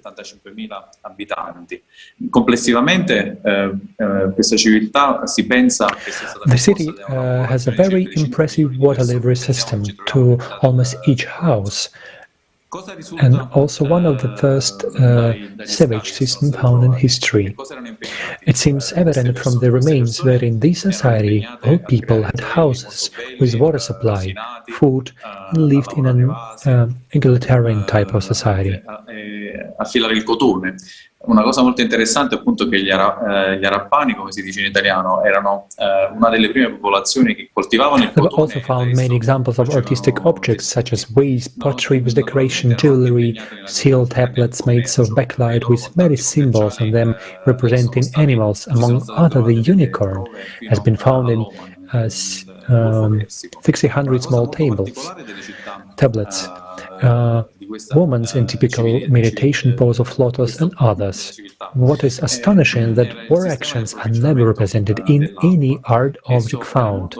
That is the opposite of what we can see in the contemporary remains of other bronze civilizations. All these elements brings with them many questions on the origin of the civilization, and why its society was organized in such a different manner, without kings, dominant elite, without gods, and monuments for them, without evidence of war, need of it, and its representation in art. In cui sono rappresentati moltissimi animali. Per esempio, uno degli animali più rappresentati è l'unicorno. Sono state trovate addirittura 1600 tavolette con la rappresentazione dell'unicorno. Altri elementi che si trovano su queste tavolette che sono molto ben conservate sono anche donne in meditazione. All of these is opposite to the remains of we see in bronze civilizations. Other bronze civilizations. Una cosa che si può sottolineare dell'arte del popolo arabico è che non ci sta nessuna rappresentazione, proprio nessuna, di scene di guerra all'interno dei loro oggetti, né sui vasi né su queste tavolette di cui vi ho parlato. Sembra proprio che la guerra non esistesse per questa civiltà. Tutti questi elementi, tutto quello che vi ho raccontato, ovviamente portano a farci molte domande su questa società. Come fosse possibile che mentre tutte le società che troviamo contemporaneamente, a partire dai Sumeri o dagli Accadici o dagli Egiziani, erano chiaramente organizzate con una struttura sociale molto precisa, in cui ci stava un'elite, un re, degli dei che avevano il potere. And clearly, civilization was advanced for the timing, and it seems the sort of real republic and democracy, or as we would call it, creative society of the Indus.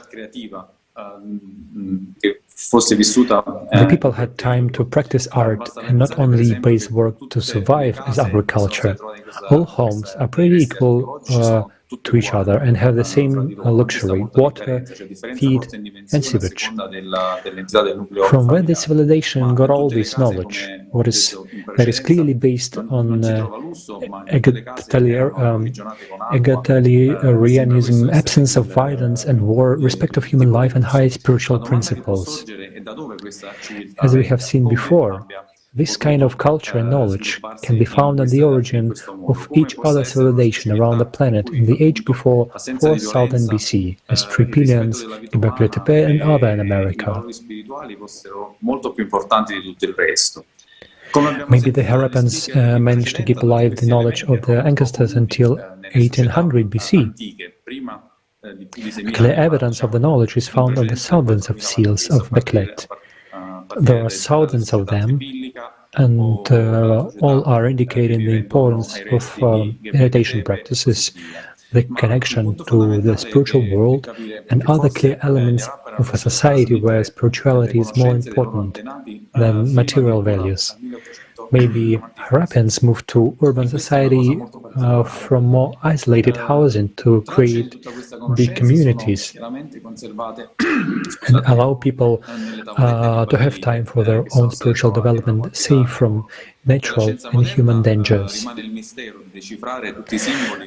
Thanks to them, we can now see the wonderful findings that they left to us as a great real example of how it was possible to charge also our modern society from consumeric to creative and live a more valuable life with all need for our spiritual and creative development.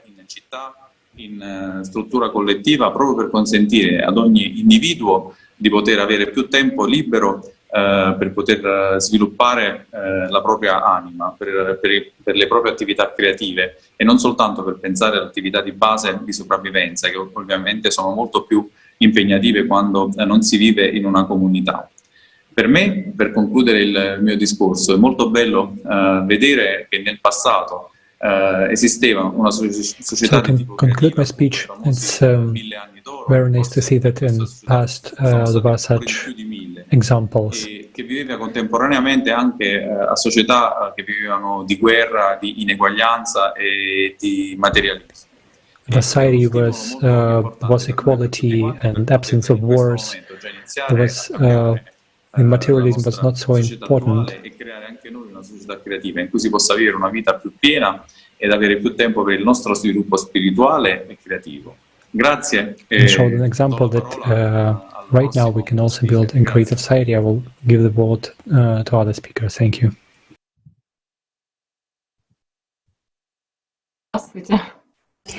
Greetings. South America is best known for the Inca civilization, however many cultures preceded it. Among the most recent discoveries of archaeologists is the pre-ceramic culture of Sechin, which, according to the results of radiocarbon analysis of the earliest construction, this culture had existed for 3,700 years BC. That is, they're the same age or even the predecessors of the Egyptian pyramids. The oldest building is Sechin Baho. As the German archaeologist Renata Pachke wrote, the people who built this sanctuary undoubtedly had a brilliant understanding of architecture. Around 1600 BC, the Sechin Baho temple was abandoned. All its rooms were empty. Archaeologists have not even found everyday objects. 1 kilometer away from Sechin Baho is the Sechin sanctuary. The building rests on a stepped platform erected at the beginning of the 3rd millennium BC. The central part of the temple is decorated with the images of creatures resembling predatory cats.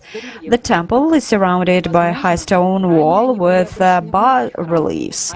Perhaps earlier they were turned inward of the temple and not outward, and here are the bas-reliefs themselves.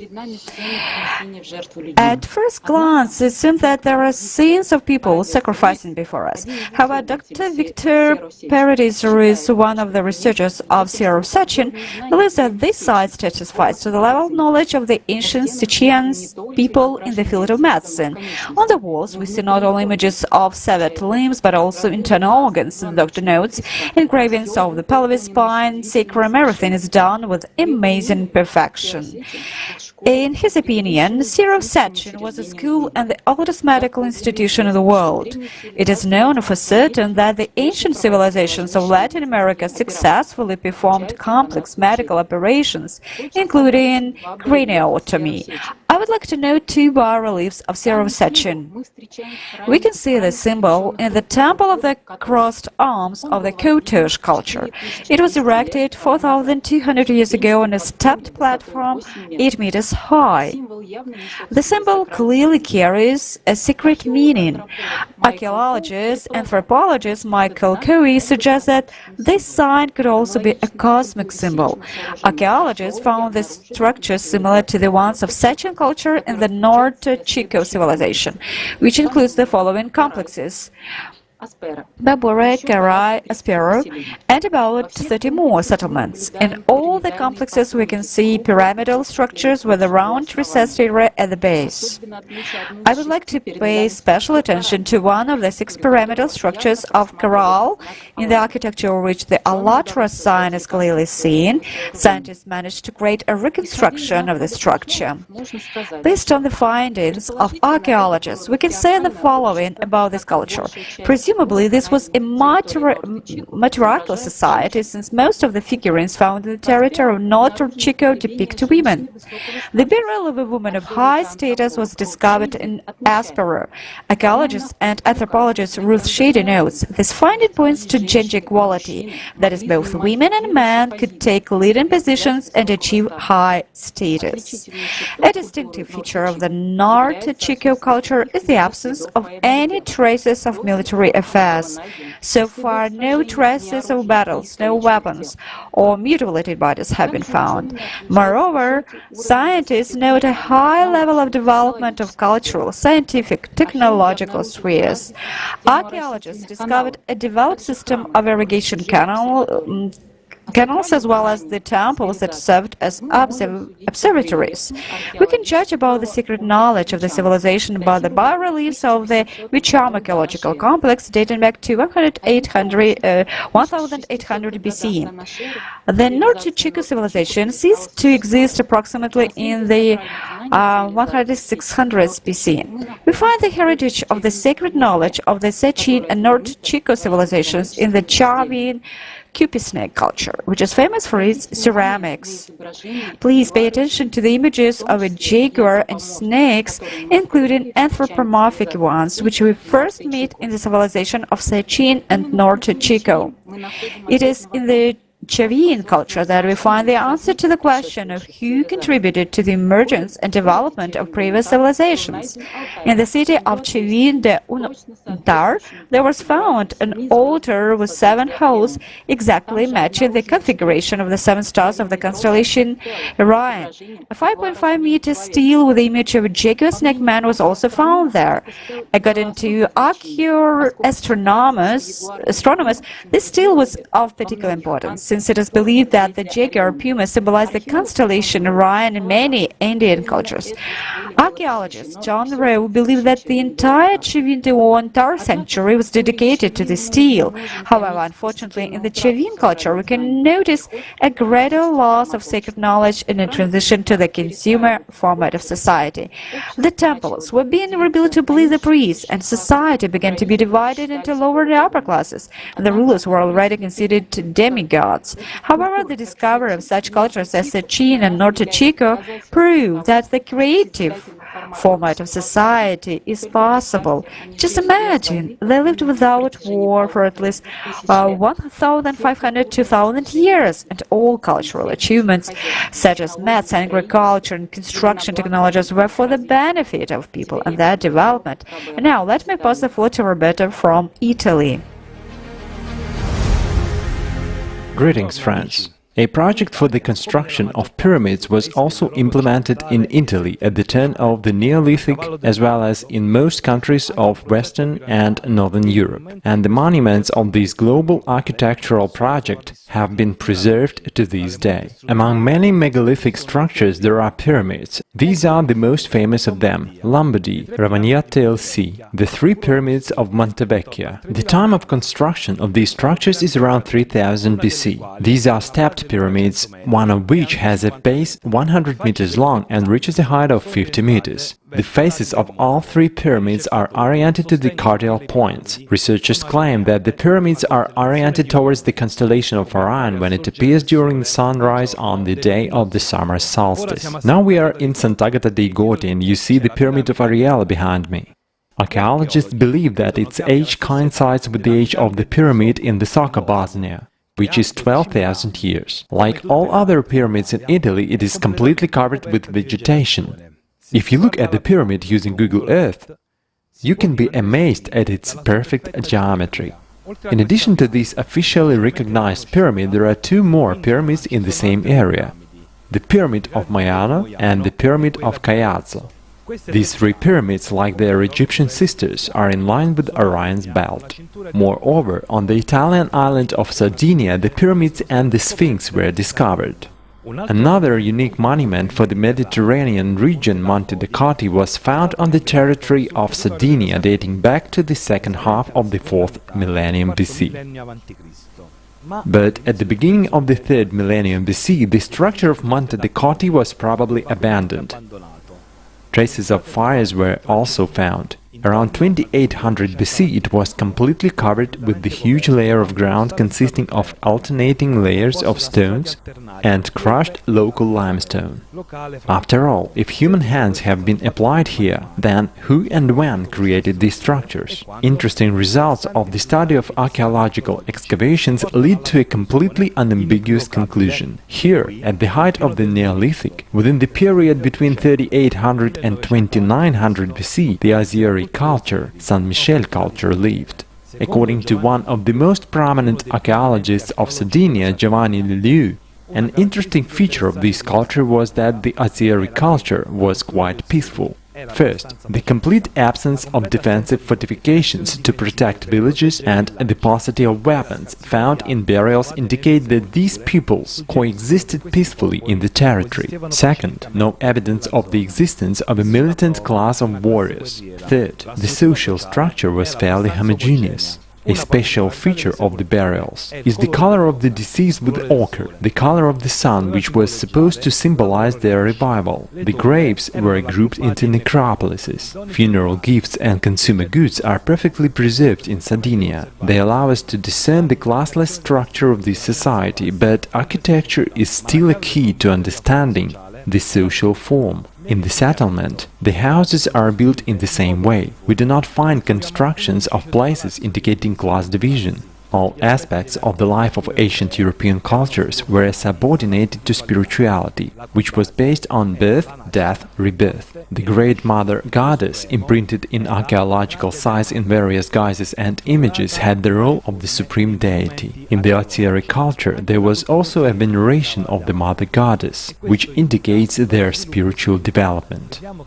We see that in Sardinia during these 1100 years there was no city-state, which confirms the peaceful and equal existence of this culture, especially for Kaleidoscope of Facts.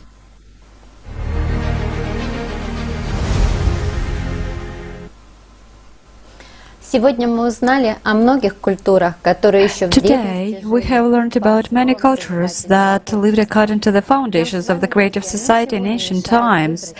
There is nothing stopping you and me, my friends, from choosing creative format to come to the unification of all people, to be responsible to society and to live in love and peace. Whoever does not know his history is condemned to relive it again. So let us study the true history of humanity.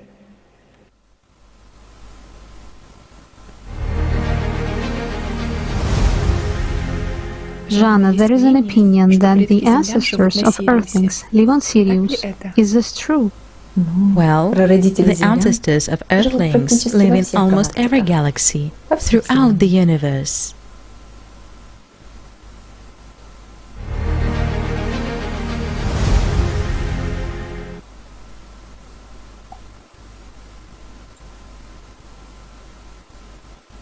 Здравствуйте, друзья. Hello, dear friends.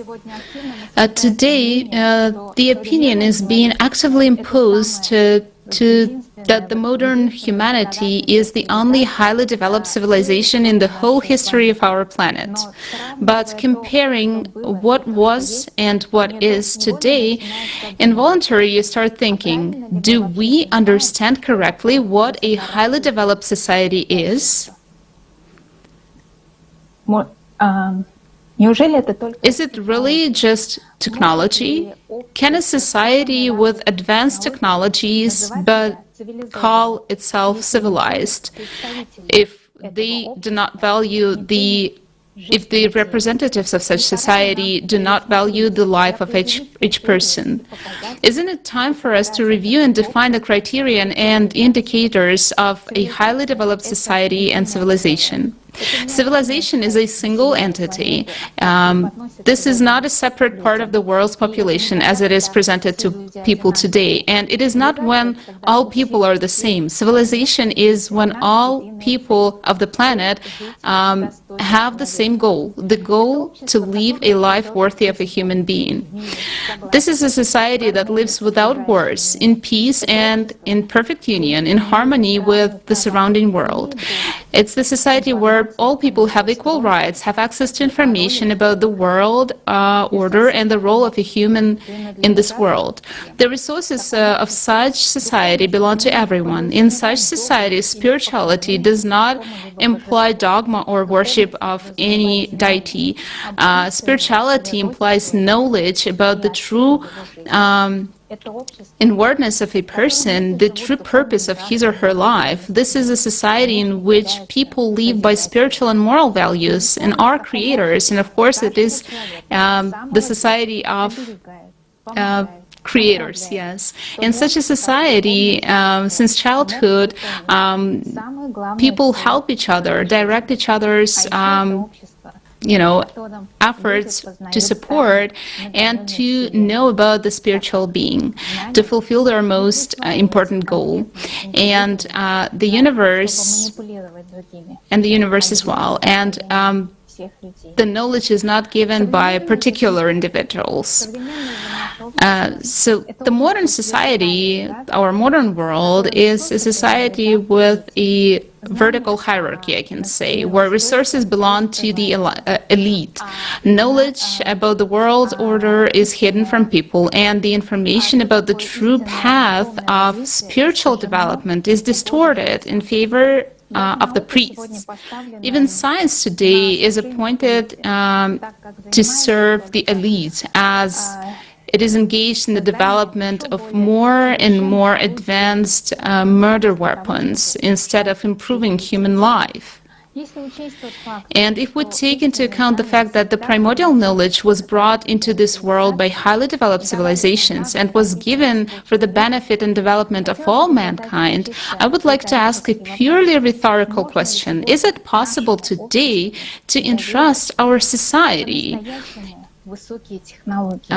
a truly highly advanced technologies, where, in the society where money is valued more than a human life, in our consumer format of society, it will be instantly used to enslave people even more. And the knowledge associated with the pyramids and connected to the pyramids are really priceless, as they give people a unique opportunity to survive the cataclysms and restore our planet.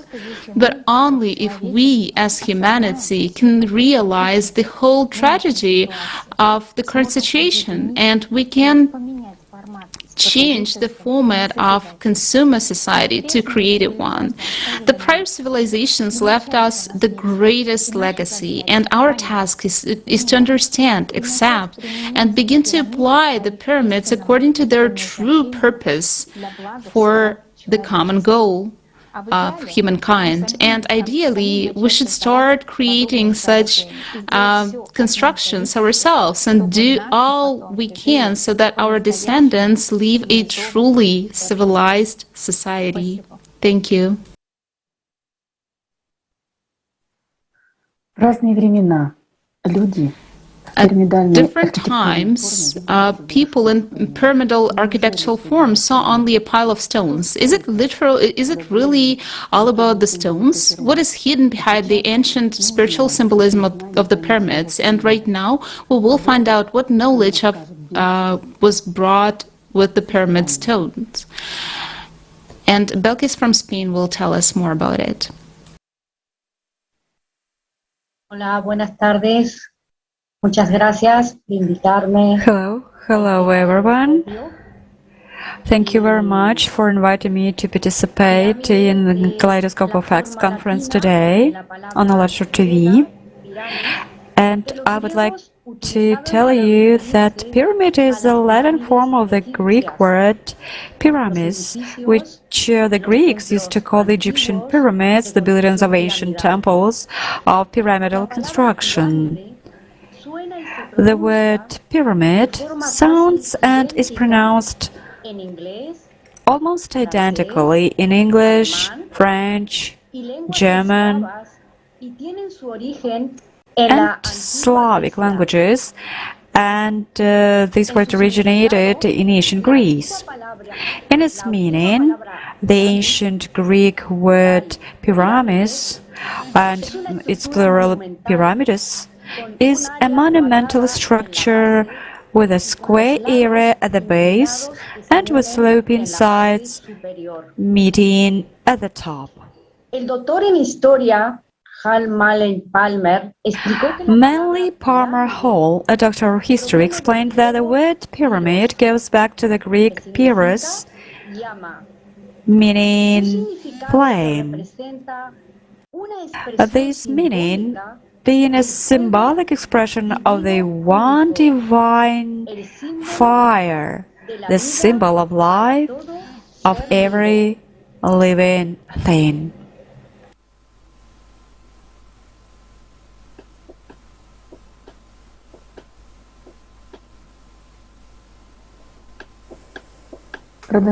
Продолжайте, Белкис.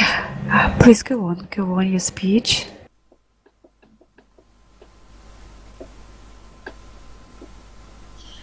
Como estructura, la pirámide se designaba en el antiguo Egipto con la palabra Nes. El doctor Edwards, conservador de the construction, researcher David Lewis has identified the origin of the Greek word pyramidos from a composite of the Phrygian and Phoenician forms of pyramid in Chaldean. So a pyramid was defined as the place of kind of enlightenment. So as a structure, pyramid was referred to in ancient Egyptian language by the word meg. And here in this picture, we can see the graphic representation of the symbols of per neter, that is pyramid, and per ba, temple. These images were recreated by Robert Wouter in 1998. Another meaning of the word pyramid in ancient Egypt is voiced as per neter, that is house of neter. And Egyptologists translate the word neter as gods. However, in the pre-dynastic period, neter was represented as divine forces arranging matter.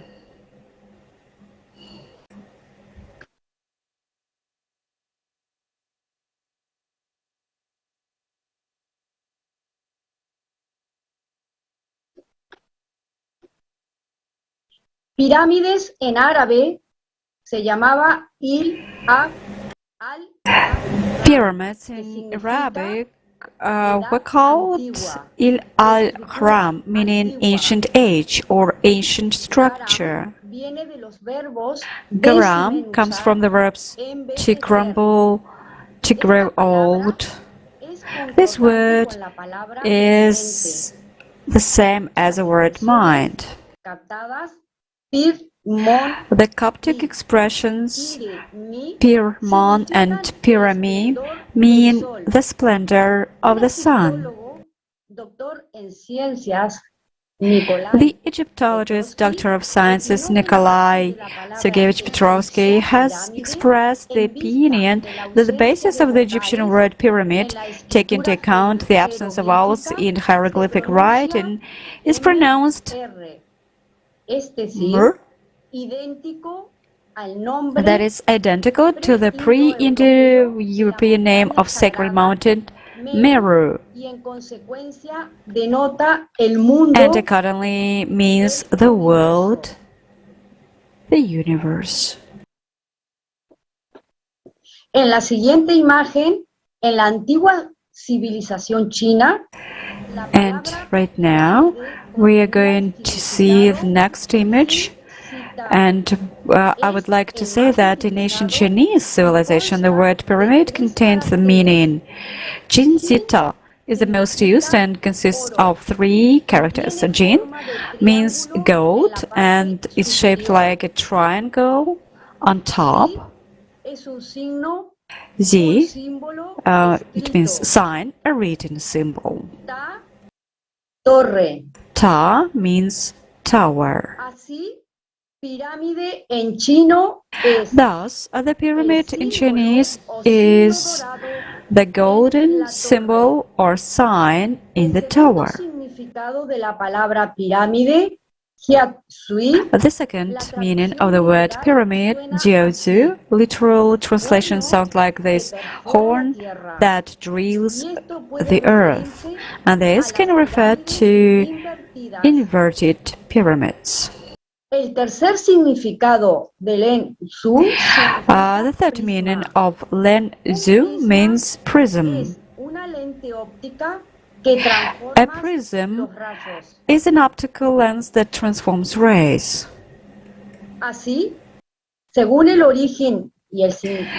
So,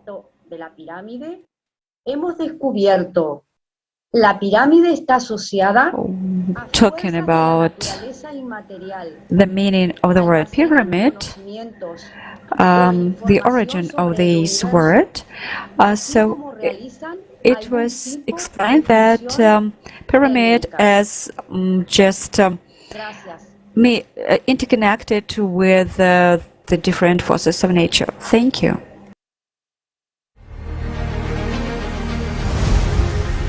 The word for pyramid works that way. The Egyptian word for pyramid is a very simple word.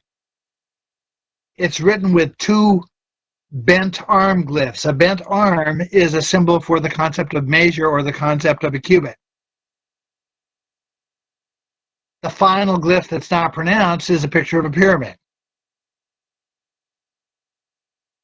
There are 2 ways to read those leading glyphs. One is to say measure of measures. The other way is to say comparative measures. When we go to the Dogon myths of creation about the formation of the material universe, we come to myths that relate to Amma, the creator deity who creates the non-material domain, and a character named Ogo who plays the role of light or the role of energy. The Egyptian word is Aku, A-A-K-H-U, like the word Akhet. The Egyptian word means light, and it refers to a light deity. It's used in other words whose meanings relate to energy or to light. He is said to measure out the universe in 8 billion steps.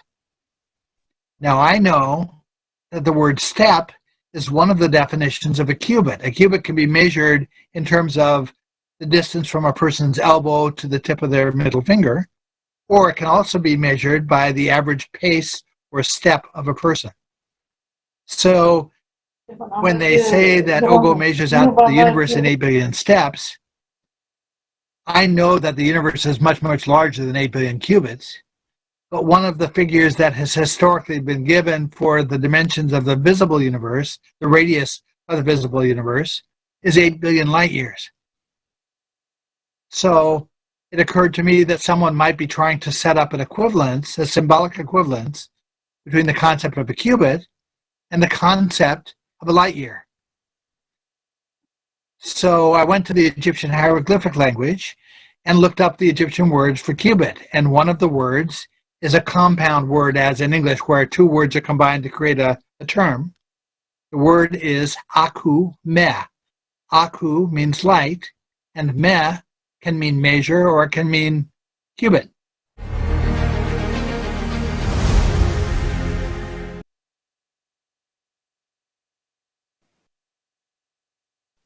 Согласитесь, что числа... Agree that numbers are an integral part of our life, but not everyone thinks about the fact that the numbers can have not just a quantitative value, but carry something more important in it. What is the sacred meaning of numbers, including in relation to the pyramids?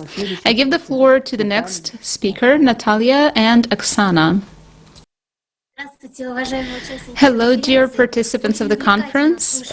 It is really interesting to listen to our today's speakers because you really, with such a pleasure, listen to them when a person did such a research. And right now, I will take you by the hand and I'll let you follow to the pyramids of the ancient Egypt, where, thanks to the research, we understood that the numbers are sacred: 2, 3, 4, 5, and 7. My colleagues, historians Bauer, Demods, Golovin, determined the correlation of numbers as symbols with the physical movements of astronomical bodies and with the creative universal principles on Earth from the content of myth. Yes, you got it right. The historians are talking about the creative universal principles of the numbers.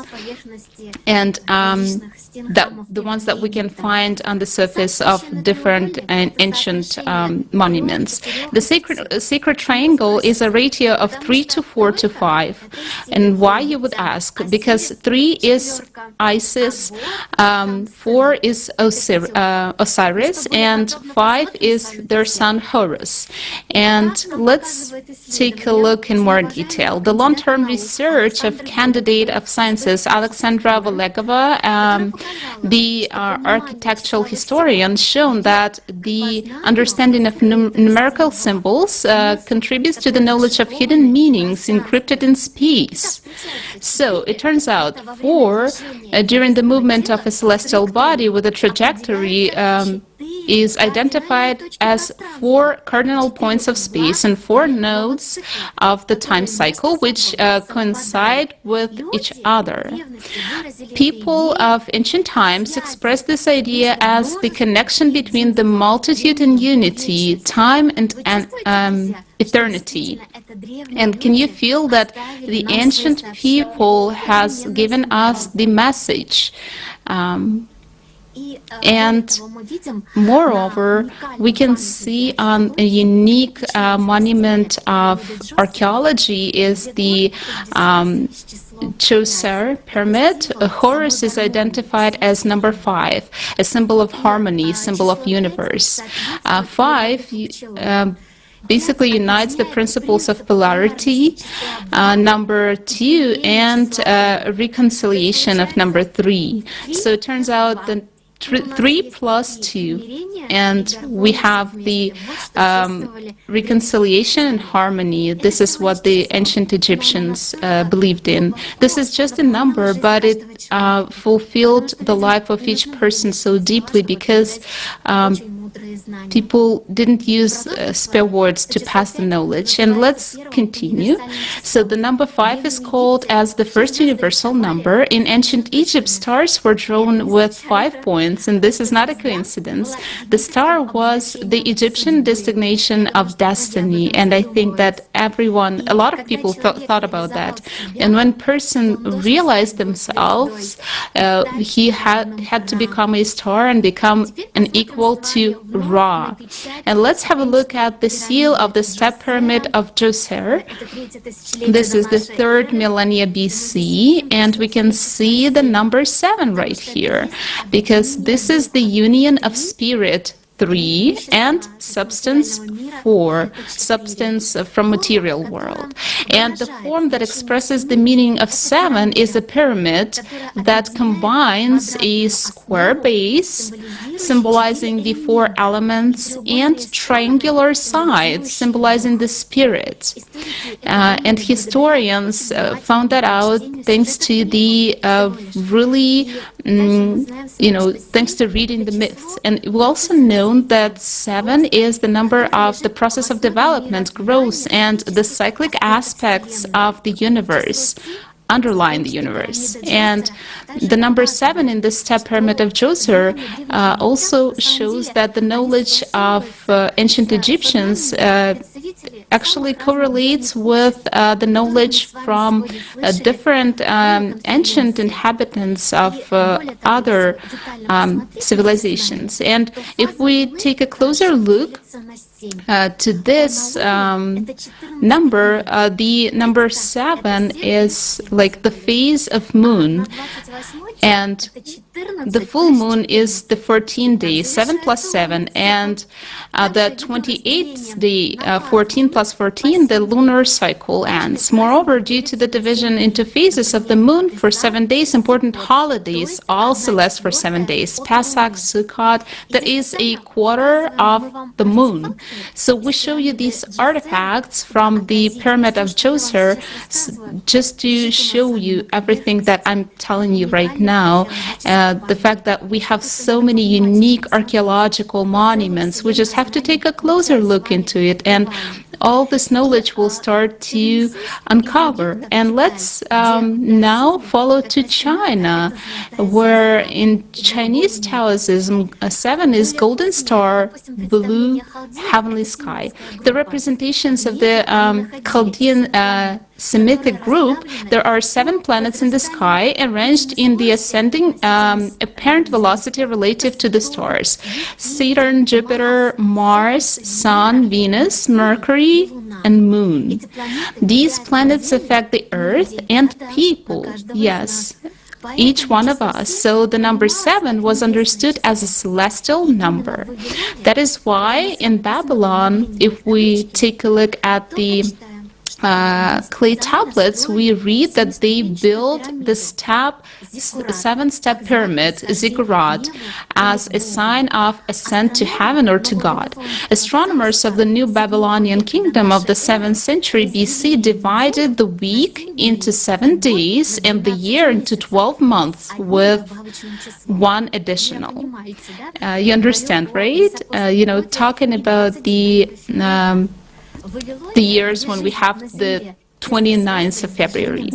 And in Babylon, life on Earth was closely associated with the movement of the stars. And in China, the ideas of harmony were transferred to the entire universe. And due to the knowledge of harmony, people designed harmonious architecture on different continents and at different times in our world. And what also I would like to add and emphasize that the artifacts that we saw was the seal of Pyramid of Djoser that was found in 2017 with the numbers 3 and 5. And such archaeological monuments show that there are so many of them on the planet Earth, and how much knowledge we can uncover to ourselves. And continuing the topic of symbolism of numbers, our researcher Lad Scranton will continue. In Dogon numerology, 3 is the number of the male, and 4 is the number of the female. 7 is the number of the individual. When the Dogon talk about universes, the non-material and material domains, they tell us that 4 is the number of the material domain. And they stop there. They don't say any more. They say 4 is the number of the material domain. Well, we know that the material domain is considered to be masculine. We know that the non-material domain is considered to be feminine. So the implication that is not spoken is that 3 is the number of the non-material domain, and that together the 3 and the 4 constitute an individual.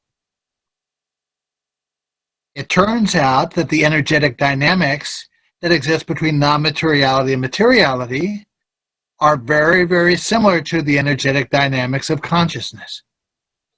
In other words, it looks as if those universal domains constitute a primordial consciousness that none of these original traditions deify.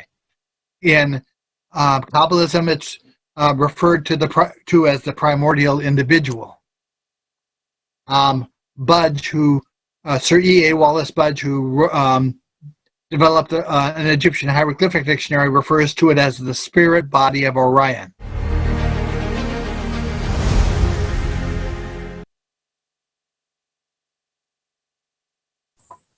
Здравствуйте.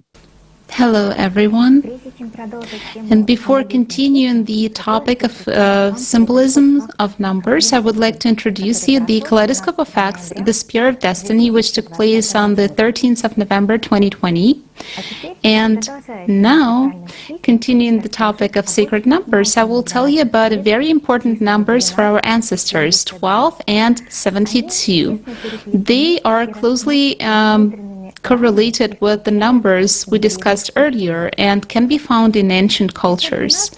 The number 12 symbolizes the union of spiritual and temporal spheres, reflects the cycle, represents the cosmic order, and is present everywhere.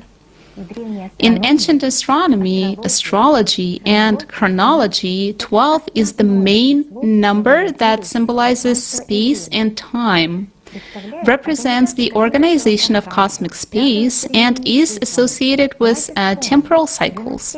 Let's remember the 12-year cycle of the Eastern horoscope, the 12 signs of zodiac, a year divided into 12 months. And note that the 12 sectors of the clock face where the minute hand moves 12 times faster than the forehand. The 12 minutes duration of the allot. In the scientific sense, the allot is the whole unit of time that is a great importance to all matter. And if you take the modern designation of Earth's time, the allot is 12 minutes, or rather 11 minutes, 56.74 seconds. When scientists get to the concept of this most important particle, the foundation, so to speak, the main brick of the universe, it will not just be a grandiose revolution in science, it will be a whole evolutionary leap. Then scientists will understand what is hidden behind the mystery of time, and realizing this will discover the true process of formation of matter of the universe. If people understand the essence of allot, great possibilities will open up to them. But the most important number in ancient times was the number 72, in which 7 is a symbol of the divine attribute and 2 is a symbol of unity. An example, the number 72 symbolizes unity with God. The number 72 is unity with God, and it was obtained by multiplying the numbers 3, 4, 6, 9, and 12.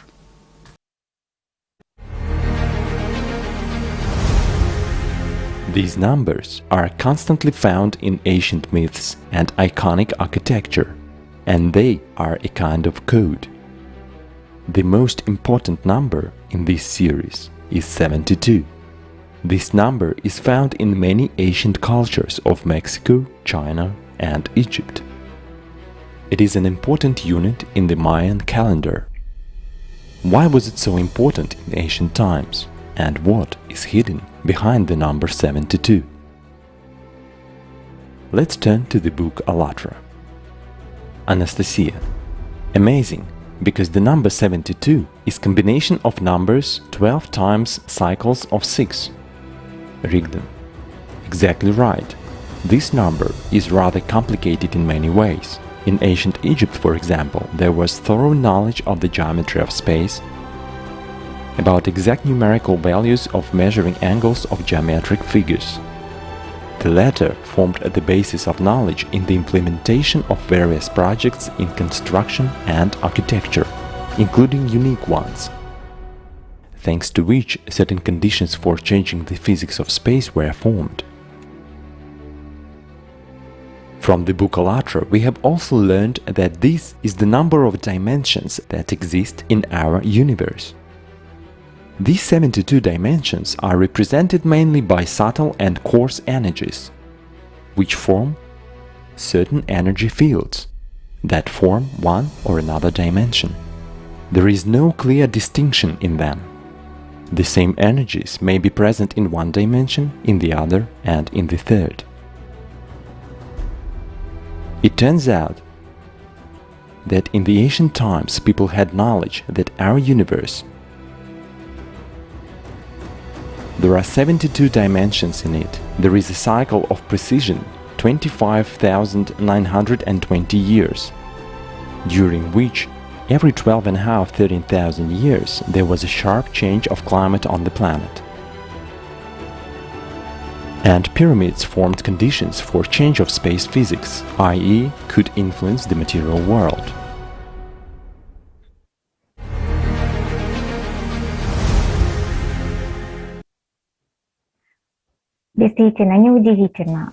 Indeed, no wonder this number is so common. Just a few examples. 72 threads used to make belts for ministers of the Iranian faith. 72 is a Kabbalistic number associated with the representation of the name of God. It is also found in Sanskrit, Khmer, and Avesta. The number 72 is also widely represented in the mythology. It is interesting that the ancient Egyptians believed that the sacred number 72 was closely associated with Osiris. He was often depicted as the lotus flower with 72 petals or in white robe, which was originally decorated with 72 lotus buds.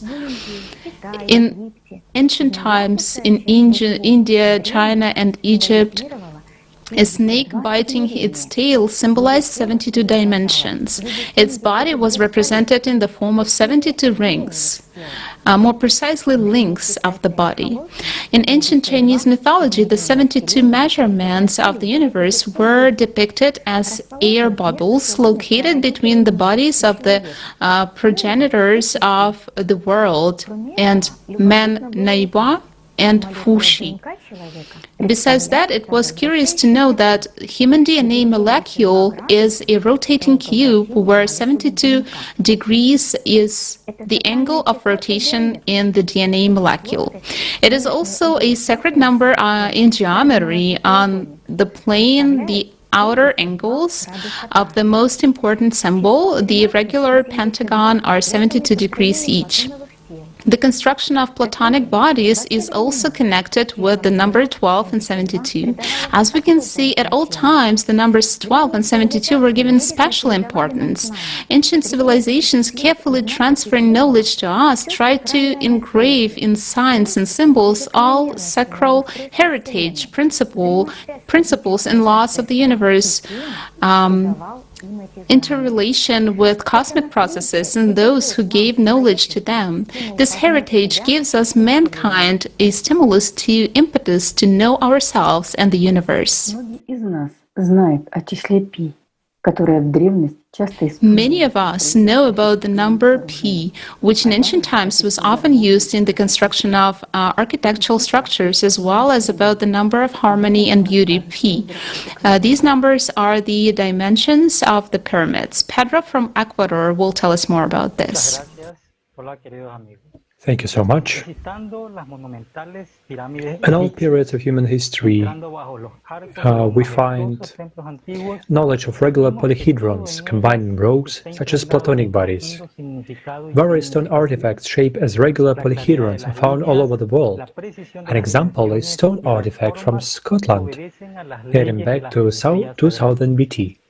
La geometría sagrada es el uso de un sistema matemático, geométrico y artístico que compone todo el mundo material. And we know that Egyptian pyramids entering it was in ancient temples, and we feel everything in them has a deep meaning and significance. The forms, the sacred geometry, the use of different geometric and artistic mathematical system which combine, which is we see in the surroundings of our world.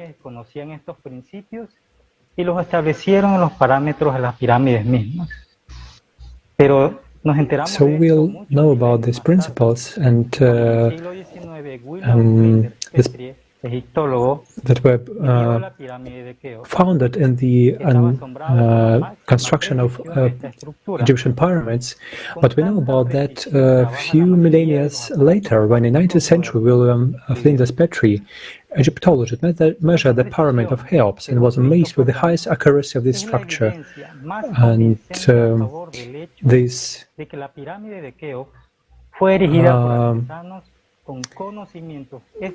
precision was very accurate, and most modern options work with such accuracy, he wrote. This accuracy, according to research engineer Christopher Van Daan, is utmost convincing proof in favor of the fact the pyramids of Cheops was erected by a craftsman who had special knowledge and advanced technology. But scientists were even more amazed when these sizes were compared, and they found such parameters in the pyramid about phi and P, and let's watch video from Christopher Van Daan's book, The Pyramids of Giza, Tomb of a Power Plant. The proportion of the golden ratio is observed in the dimensions of the Cheops pyramid as the ratio of the pyramid face height to the half of the base length. The P number is observed if the perimeter of the pyramid base is divided by double height. These two proportions made it possible to display the mass of the Earth and its size in the dimensions of the pyramid at a scale of 1 to 43,200. The duration of the calendar year is displayed in the nearest hundredths. Speed of light.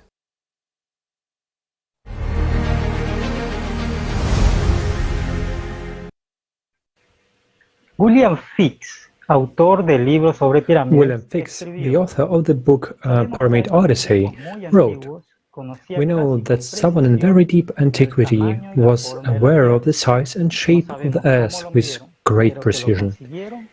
We don't know how they measure it, but that they did so is now an article of knowledge. The spiral of the golden section and number of phi are not only in the size of the pyramids, but also in the mutual arrangement of structures in the complex, as well as the mutual arrangement of complexes on the planet.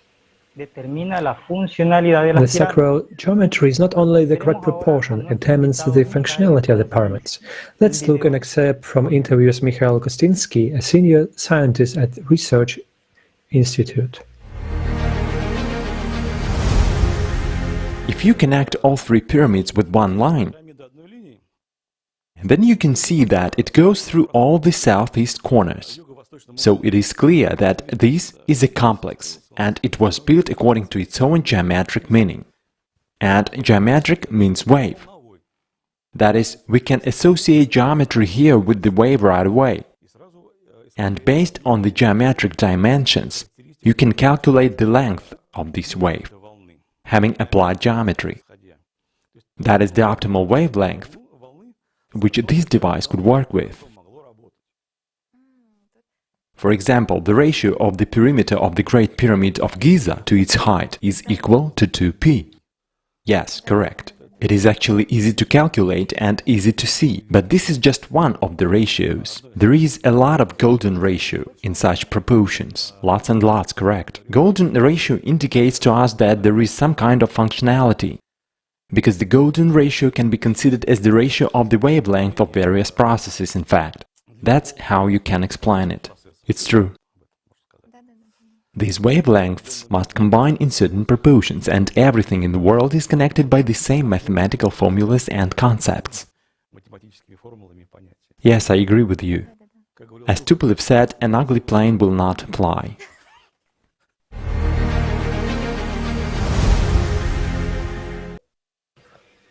Thus, during the construction of pyramids and other religious buildings, the principles of sacred geometry, which is in the basis for the formation of the universe, were used. But where did people get this knowledge from in ancient times? The pyramids themselves and the knowledge that is embedded in them are direct proof that the knowledge was obtained from highly developed extraterrestrial civilizations. Thank you. Спасибо, Педро. А вы знаете, правильных многоугольников бесконечно много, а вот правильных многогранников всего 5. Thank you so much, Pedro. And Oleg from Belarus will tell us about the amazing geometric spheres, the polygons. Hello dear friends, I'm very happy to greet all the participants of our Kaleidoscope of Facts conference, and I would like to share information about platonic bodies. In all periods of human history we find knowledge of regular polyhedrons, combined in rows, such as platonic bodies. Various stone artifacts shaped as regular polyhedrons are found all over the world. An example is stone artifacts from Scotland dating back to 2000 BC. Now you can see this on your screen, and its essence, the platonic body, is a convex polyhedron, all the facets of which are regular polygons. Each of the 5 platonic solids is present in nature and determines the shape and distribution of physical forces in an object, be it like a living organism, natural minerals, and the structure of elementary particles and molecules, or cosmic phenomena. There are amazing geometrical relationship between platonic solids. Thus, Andrew Warren, PhD, wrote in his article, Platonic solids as structured geometric objects. He showed that the possibility of constructing platonic solids from the structural elements, Kepler and Fibonacci triangles, the proportionality of which is represented by the golden section. This reflects the strict interrelation of platonic solids in the series and their mutual transition. The most common geometric form of megalithic architecture is a quadrangular pyramid. However, this is only half of the figure. If we add another pyramid to it from below, we get a bipyramid, an octahedron. According to Plato, this is one of the figures underlying the structure of matter. For example, in Kepler's model of the solar system structure, Mercury's orbit exactly fits into one octahedron, and the circumscribed circle gives the orbit of Venus. Today we also know that the crystal lattices of many minerals form an octahedron. Thus a pyramid carries the properties of semi-octahedron and also conveys the electric laws. And I pass the floor to the next speaker.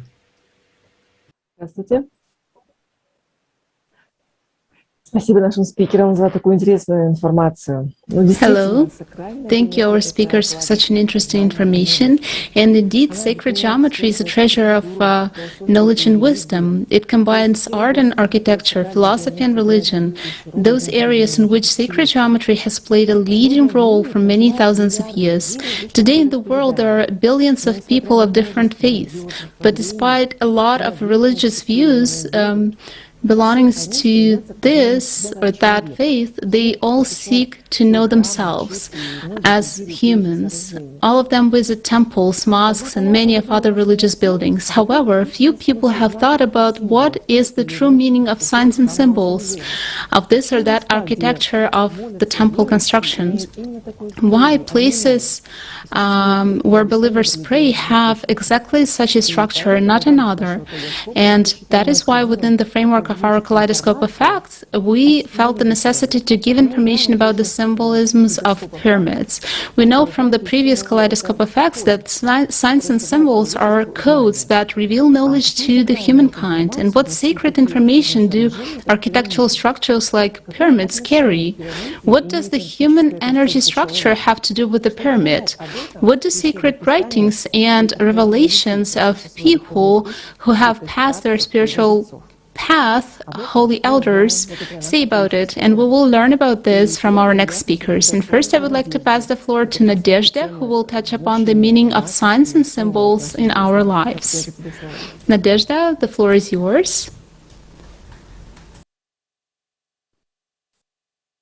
Вас не слышно. Включите микрофон, пожалуйста. Unfortunately, we cannot hear you. Could you please turn on your microphone? Знаки и символы окружают нас повсюду.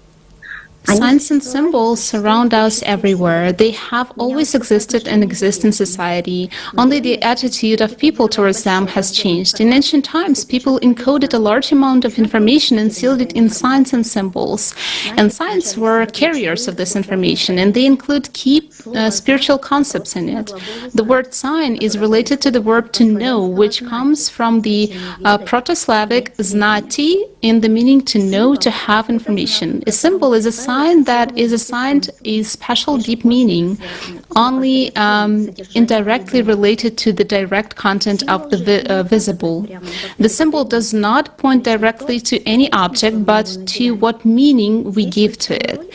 Associations and an artistic image and experience or an idea of something plays a key role in it. The symbol began to be used as a semantic meaning of ordinary human affairs, used in various everyday aspects of being. In modern world, any people can find whole system of their traditional symbols and signs. For example, numbers are signs for numbers. Letters are the signs for sounds. There are musical signs, signs of hieroglyphs. There are watermarks, insignia, postal payment signs, traffic signs, and many other signs. The signs that we can see right now on the screen are now understood by every person. And do we understand the signs and symbols that left to us by ancient times? We do not know, although they carry a huge amount of information. Let's consider such an example of spiral. Galaxies and cyclones are moving in spiral, and our DNA is also twisted. I wonder where our ancestors saw spirals. What we know for sure is that spiral shapes are found both in myths and everyday objects. This symbol is represented in the picture of the creation of the universe among different peoples of the world. And this was reflected in the artifacts. We see right now on the screen a winged solar disk, and for a modern person, this is just a reminder of Egyptian culture, paintings from the art of the past. But for a person who knows the truth, these signs are the signs of true history, reminder of those who brought this knowledge. The ALLATRA sign is found in many cultures of the world. Despite the fact that the knowledge has been repeatedly rewritten and changed, we trace one essence of the meaning of ALLATRA from culture to culture. This essence was conveyed in different words and contexts. It means one thing, a love of God and the power of God. In ancient times, for people living in different parts of the world, the ALLATRA sign was a conductor of the creative power of God. This sign reminded about the primordial knowledge, about the increase of one's inner love to God, about the spiritual development of the individual. The bearer of such a sign in ancient Egypt, in addition to Isis, was the goddess Hathor, the daughter of the sun Ra. Her name meant the house of heaven. And on ALLATRA TV channel hosted a Kaleidoscope of Facts. ALLATRA is the oldest sign where you can find more information about this primordial sign. And as we can see, the signs have always been in our society. They conveyed the spiritual meaning and essence of knowledge that was understood to every person in every corner of our planet. The history of our humankind encoded and recorded recorded in signs and symbols shows us how important the issue was and in such distant times. And signs and symbols are the key to the spiritual treasury of human society. It is a code for complex processes that opens up new horizons for understanding the world and oneself. And they're able to help modern society to find out the true meaning of life and adjust the vector of development of civilization from consumer to creative. You can read more about the science in more detail in the book ALLATRA, and how and when there was a change of signs and symbols. The most importantly, the ones that we forgot, we can find out from the video XP Energy, the world's first creators of the artificial consciousness. Again, we are going back to what is a sign. Since ancient times, a sign, a huge amount of information was compressed to a certain sign, and the sign carried that information. And it was enough for people. Why? People lived by a little different values. That's why we find a lot of signs. In antiquity, we do not find symbols. Later on, the symbols emerged. When did the symbols begin to emerge? When what started to dominate? The consumerist order. The consumerist. And along with the consumerist order development, rather than sign writing, symbolic writing began to be established. Again, why? Because property appeared. Greed appeared. There appeared a need to count something, to negotiate about something or something else. I mean, the wrong values. We lost our core values.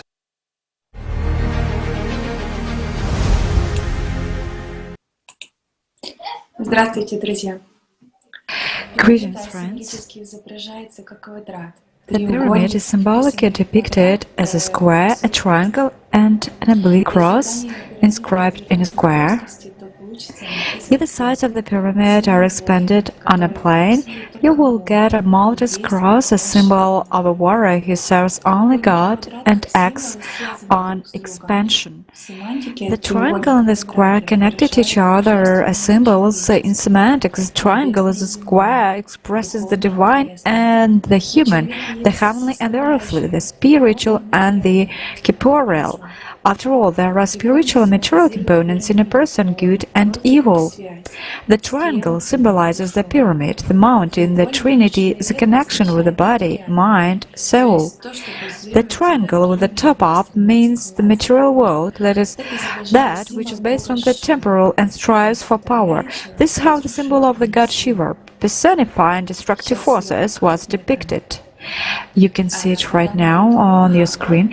According to the culturologist ALLATRA and ethnologist Merchikov, the triangle with the top down shows the symbolism of the feminine principle, with the supreme goddesses, who, in the beliefs of the peoples, embody the creative functions of the Great Mother as the progenitor of the whole world, the connection with the aquatic environment. For example, in ancient India, it is a symbol of the goddess Shakti. The square is a common symbol in the myths and religions of the world.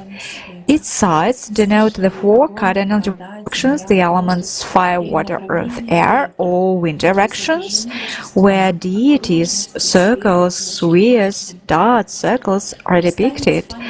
Let us imagine a pyramid.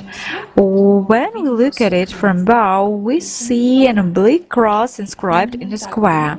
This is how the energy structure of a person was depicted in ancient times. We have preserved the symbols in the Paleolithic period. The symbol in the form of an oblique cross indicated knowledge about the energy structure of a person, his essences, the relationship with dimensions. And the square, you can see right now, and the square in symbolism is the conditional base of a pyramidal structure. Ziggurats and pyramids, temples, pagodas, churches, and other sacred buildings were built on a square base. So architects Lichkova and Soverenskaya write, moreover, as a rule, the architecture of the structure itself reflected the knowledge about the transformation of a square into a circle or rhombus, which was a schematic representation of a cube placed on one of its corners. That is, these symbols regarded knowledge about the energy transformation of a person's structure during his spiritual liberation, as defined by archaeologist and cultural critic Maria Gimbutas during the transition of the spiritual component of a person from the material world to the spiritual world. And the next speaker will tell us about the human energy structure and its components. Please, the floor is yours. Спасибо, Ольга. Итак, друзья, Thank you, Olga.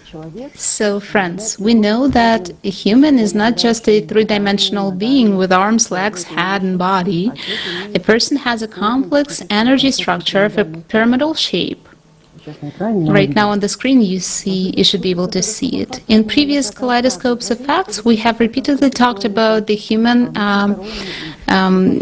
energy structure, and we detailedly analyzed it, and you could find out about it in the Kaleidoscope of Facts about Holy Spirit on ALLATRA TV. I will briefly describe the energetical structure of a person. The overall design is designed in such a way that a human soul is protected more by the body. The body is replaceable material shell, temporary and mortal. There is interaction between the energy and physical parts of the human structure, the processes of energy and information exchange. In the picture, we see projections of the four sides of the pyramid, the entities, so the right, left, back, and front. But in everyday life, he doesn't notice how any of the entities are activated. However, he feels the result of such activation. For example, a feeling of fear, frustration, longing, etc., negative emotions are a consequence of the activation of right entity. The left essence manifests itself by the emergence of a person's pride, selfishness, temptation, various desires. Emotions associated with the past, including memories, are caused by the back essence. And finally, the work of the front essence will be accompanied by a manifestation of a sense of comfort, strength, and joy. So the described essences are associated with the animal component of a person, which throughout the life manifest their dominant function, but only a person can learn how to control them. Certain spiritual practices help a person to manage these essences, and one of them is called chetverik. This practice helps a person to track the action of essences in the form of emotional states that have arisen and to prevent their negative impact, and not to waste the attention and kind of like forwarded to the spiritual development. Another practice that also helped a person to free himself from the influence of the animal nature and establish a connection with his soul was called the pyramid. Thanks to the pyramid meditation, a person could feel his energy structure again connected with the four essences, but most importantly, feel his soul, which is enclosed in the middle of the energy structure and is located approximately on the level of solar plexus. With the help of this meditation, a person realizes in practice that the soul is the main, most important part of his entire structure. And thanks to the experience of this practice, a person establishes a strong and deeply sensual connection with the soul, avoiding provocations from the animal nature. In summing up, I will note that the sacred essence of these meditations is able to take control of your selfish animal nature, exercise the control of thoughts, emotions, desires, and finally, eventually achieve the true goal of life, to become a spiritually free being. More information about the described practices you can find in the book ALLATRA. And next, I would like to briefly refer to the fragment from the book of written by Anastasia Novych, ALLATRA.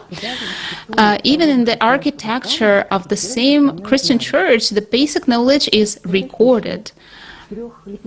So the quadric four-petal structure with a center, a cylindrical central room, a pyramidal architecture of the entire building. The latter can also be crowned with a pyramidal spire or domes in the form of an onion with pointed end. And these are basically the essences: the center soul, personal space, a pyramidal structure, architectural symbols of the transformation of a square into a circle or octagon. It's also worth noting that thanks to certain spiritual practice, Sa Ba Shu, as the ancient Egyptians called it, people also achieved a special state of higher enlightenment, and a huge role was played by pyramidal structures as one of the conditions when performing this practice in achieving the state of enlightenment. And it also has been said that it indicates that the pyramids themselves was used like a tool to work on oneself and help to overcome the animal nature. And today, any person using the described spiritual practices is able to achieve the highest enlightenment. And based on the above, it follows that the knowledge about the true essence and meaning of human life, of this Earth, was being known to humankind since ancient times. And what's more important is that existing pyramids were built all over the world for a reason.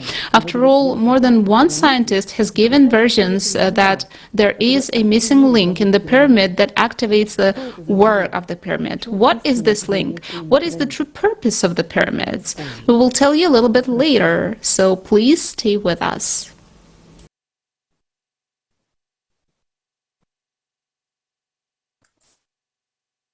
Добрый вечер, дорогие друзья. Good evening, dear friends. And now let's see if there is any indication in Islam of knowledge about the energetic structure of human and the special role of the pyramidal form. At the first glance, it may seem that to be almost no information about this in Islamic sources, but let's take a look together. If we approach this question from a research position, with an understanding of the unity of the essence of knowledge transmitted through the teachings at all times, we can find many interesting things. And so, we can find with surprise that in one form or another we find references to the energy structure of human in Islam repeatedly, in the Holy Quran, in Hadith, in mythology and poetry, in architecture, ornaments and clothes, and on artifacts. It is impossible to cover everything in a short speech, so everyone who is interested can join this research task, look at it himself and study it more deeply. And I begin by studying the hints given to us in the Quran. The following lines of the 7th Surah Al-Araf, the heights you can see it now on the screen, you can see that we find an indication of a certain mechanism of the devil's, Iblis' influence on a person from all four sides, how it deceives and deviates a person from the truth. And here the mechanism of the work of four entities is easily guessed. In my opinion, we can find a continuation of the disclosure in the following surahs. So we see in the Quran information that certain veils are thrown over a person's heart and walls are erected. This is a certain obstacle to a person's perception of the call coming from Allah. We read about this in the ayat 45-46 of the Surah 17, and we find similar information later on in Surah 18, ayah 47, which repeats the information about the veils and prevent a person from perceiving the spiritual world. So what does it tell us? Isn't it about mechanisms of human energetic construction functioning? Great interest in the information in the Surah 17, Ayah 13, and take a look at these lines. It is interesting to know the location of the Book of Facts in the area of person's neck, which roughly corresponds to the position of centers of essences. The information from the Surah 82 of the Quran comes immediately to mind. And indeed, over you are keepers, noble and recording. They know everything you do. And as well the lines from Surah 50, when we two receivers, recording angels, receive, one seated on the right and one on the left, He, meaning man, utters to no word except that with him an observer prepared to record. Another understanding translation of this verse is from Valeria Porokhova, who translated this process as a word harbinger of good and evil. And now let's turn to the text of Hadiths and legends. We also find indication of 4 entities in the human energy structure. So Tirmizi transmitted information about 4 questions that will be asked from a person on the Day of Judgment. Now we can see it on the screen. We see that, in fact, this is a report related to the activities of 4 entities. And it immediately becomes clear that why it will not be possible to deceive at the humorous trial, because the recording of all acts is carried out continuously and imperceptibly for a person. At the beginning I mentioned poetry. In this area we find mentions in Omar Khayyam about the existence of 4 elements, 4 forces that influence a person. And one of these verses you can see now on screen. So speaking about the indication in Islam for the special role of pyramidal form, let's start with mythology. The tradition of Muslims, as well as in the teachings of previous periods, one can find references to the world mountain, so-called Mount Kaf. But I want to move to the description of the most important concept, paradise, in Arabic, Jannat, which is traditionally described by a multi-level structure with the presence of special elevated places. It's interesting to have information that in the post-canonical literature, Jannat is described precisely as a multi-story pyramid, which is crowned with lotus of the utmost boundary, mentioned in the Quran in the 53rd Surah An-Najm, the star. And to reveal the important point, I want to ask the Hegel supporter to put a video clip from the Call of Mahdi broadcast.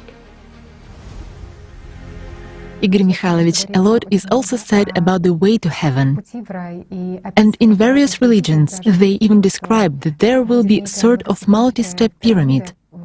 In Islam, in the Quran, it is told about the peak crowned with the lotus of the utmost boundary.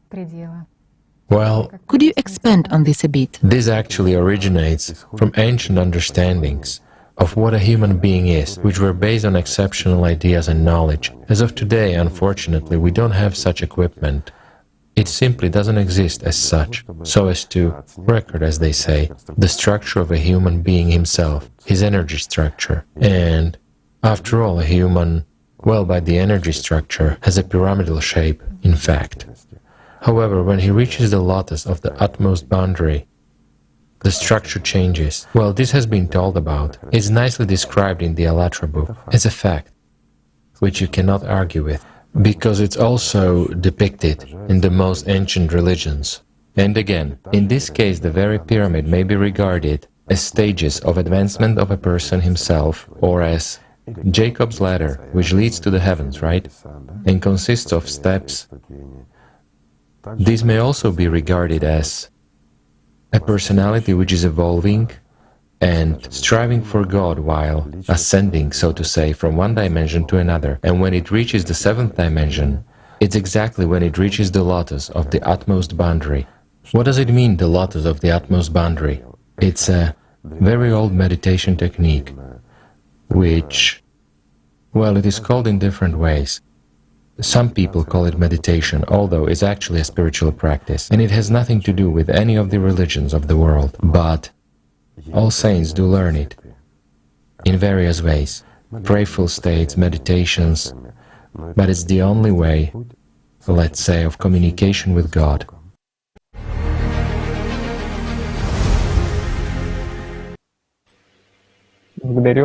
Thank you so much. Continuing to disclose information about the pyramid shape, let us turn to the architecture of Islam. Let's take a look at the main Muslim shrine of the Kaaba. Translated from Arabic, it means a cube, and accordingly had the shape of a cube with one corner marked. It's marked by an interspread black stone, which according to legend was brought to us from paradise, whereas we see a clear symbolic indication of the mechanism of transformation of human energy structure from a pyramid into a cube placed on one of its corners and transformation of a person into a spiritual being. And it's also interesting to look to another important Muslim shrine. Makmali ornate palanquins were used to transport the Kishwa, Kaaba oil, to Mecca. In fact, we see a pyramidal shape with a dome separated at the top and 4 small domes at the corners. In my point of view, it's very precise description of the human energy structure. And now let's turn to the architecture of mosques. And here we see all the same keys of primordial knowledge, displaying the transformation of a square into a circle or rhombus. The presented photos show that the multi-dome shape of mosques often resemble a pyramid in itself. And the shape also resembles a pyramid, and some mosques in ancient and modern times have a clear resemblance to the pyramids. For example, the Malvia minaret of the Great Mosque in Samarra, 9th century in Iraq, or Shah Faisal Mosque in Islamabad, Pakistan, one of the largest in the world, or the 99 dome mosques in Makassar in Indonesia. The traditional architectural solution for cathedral mosques is as follows: a square base that turns into a large central dome, which is surrounded by either 4 minarets or 4 smaller domes. If we look into the internal structure and decoration of mosques, then there we'll find numerous indications of knowledge about the human energy structure. For example, if we look at the prayer hall, it often has a square rectangular shape with a dedicated special niche, mihrab, from Arabic direction of prayer, which is focused on Mecca and the main shrine of Muslims, the Kaaba.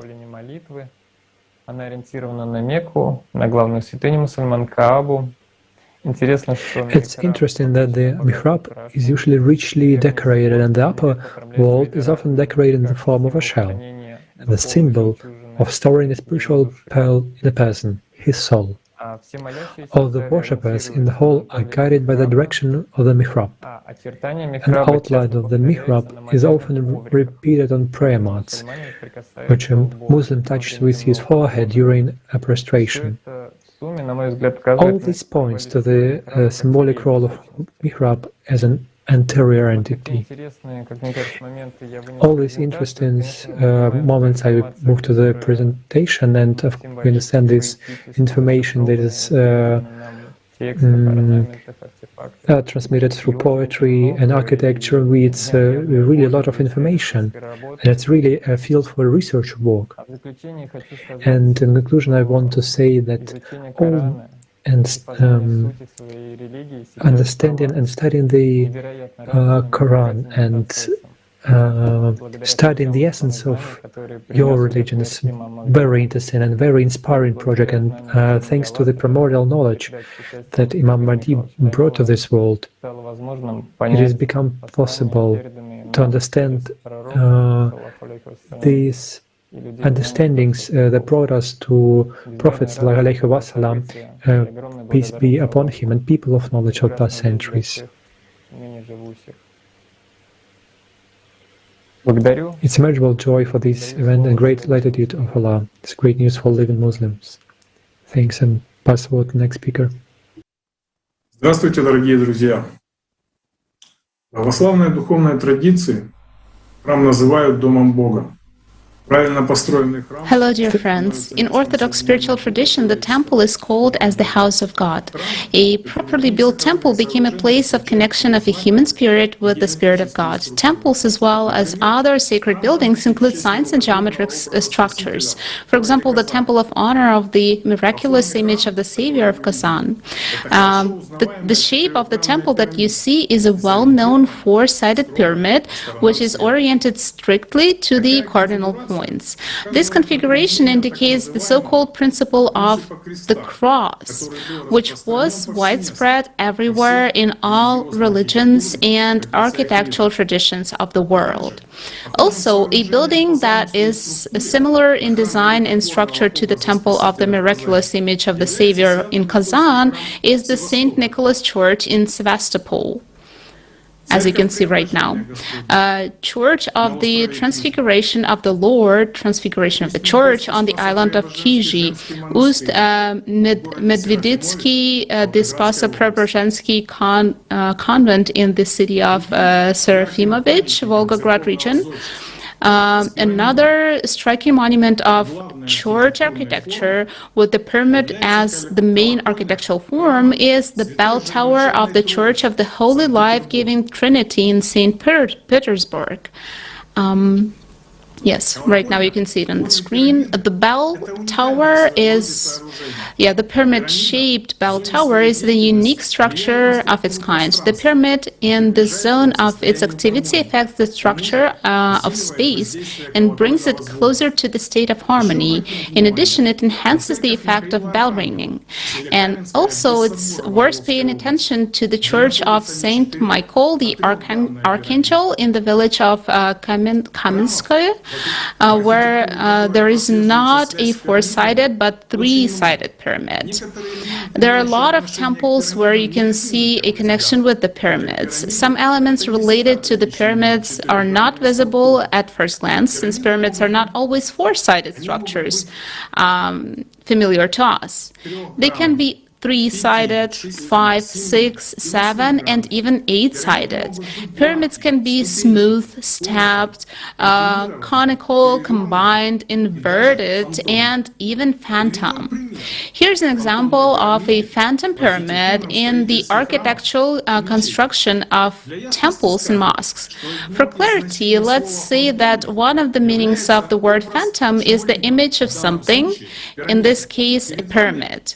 Here is a panoramic view of the Kazan Kremlin, the Annunciation Cathedral on the right, and the Kur Sharif Mosque on the left. In the picture, we see the cathedral and the mosque and do not notice a phantom pyramid. But if we connect the tops of the domes of the cathedral, we will get a pyramid with the top up. And by connecting the towers of the minaret and the main dome of the mosque, we get the pyramid with the top down. Both churches are built on the basis of the principle of the cross. This principle is based on a natural phenomenon, the essence of which is that if you put a temple or pyramid on a foundation in the form of a cross or organize the architectural structure of a temple in the form of a cross, then a zone of compaction of the energy flow will necessarily appear in the center of the cruciform foundation or temple. In other words, the energy point will appear, a center in which the energy flow is concentrated. Dear friends, let's watch together a video of the so-called Chladni figures, which shows the manifestation of this phenomenon well on the example of acoustic vibrations of different frequencies, where the sacred geometry is manifested under the influence of sound.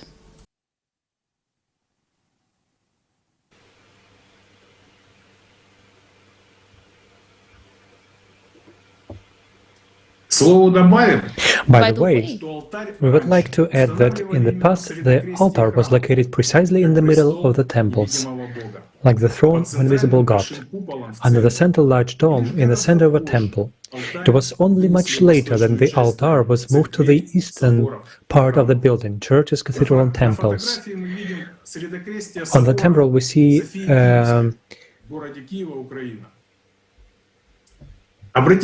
part of this church in the Kiev Sophia in church, and we can know from the book of ALLATRA then this middle cross and temple just symbolize a precious pearl in the shell, which is the entire ancient Eastern knew the destination of the soul. By the way, in ancient times in Kievan Rus, the original version of the Cathedral of St. Sophia, now in Wisdom in Kiev, was nothing more than a 5-relief cross-domed temple with certain chapters, which had a pyramidal composition, and was only all the ancient spiritual symbolism, a circle, a rhombus, an indication of 3, 4, 6, 7, 8, 9, 12, and 13, as well as the ALLATRA sign. This cathedral was dedicated to the Annunciation, that is, to the Mother of God and the Archangel Gabriel. In the picture we see the original form of the Cathedral of St. Sophia of Kiev, and the modern one, which in the 17th and 18th centuries were subjected to restoration, and the slightly rebuilt Baroque style, causing the building to significantly change its appearance, including its geometric and spatial form. If we look at the temples, and we see it very clearly on the picture, if we look more precisely, more closely to the pictures, we will inevitably come to a conclusion that the pyramids played and still play a crucial role in the architecture of temple buildings, not only of Christian but also of other religions in the world. Thank you, dear friends. Спасибо, Владимир. Thank you, Vladimir. Greetings, friends. As we have already seen today, during the whole Kaleidoscope of Facts, that all the artifacts and architectural buildings on different continents, all religions of the world, they all carried sacred knowledge and symbolism, reflected in visible energy processes associated with spiritual transformation, the transformation of person with the help of spiritual practices such as the pyramid and the chitric. There are a lot of examples where cathedrals, mosques, ancient temples indicate knowledge about the pyramidal structure person. Now let us pay attention to the architectural planning, where we can see images and ornaments inside the temples. Displaying geometric signs in an ornament is a very ancient tradition of symbolic knowledge transfer, where the main symbols of the four essences are triangles, hemispheres, arcs. Let us take the example of Hagia Sophia in Turkey. Astronomical, mathematical, and geometric methods were used in the construction of this cathedral. So all this cathedral, I could say, there's a great number of symbols and signs which were left to us. Just it is enough to look at them. When you look at the architectural plan inside, we will see the same symbolism of the designation of the four essences of the pyramidal structure of person. The center dome is connected by means of triangle sails. Images of the four gospel writers are usually placed on them. The symbol of a semicircle, an arc to denote four essences. This is a system of semi-domes and arches. And we have seen on the previous picture, right, 5 on the left. 5 dots, right? The connection. Then we see that these are the designation of the spiritual practices, chitric and the pyramid. And in the cathedral, Saint Sophia Cathedral in Kiev, there is the designation Kiev. Inside we see paintings of one of the domes with the indication of the chitric, where in the center of 5 elements is Jesus himself. And in the Gothic Cathedral of Notre Dame, France, the Mother of God herself, in the upper part of the mosaic, indicates the path of spiritual transformation through the knowledge of a person's pyramidal structure. In the top of the pyramid is a lotus flower.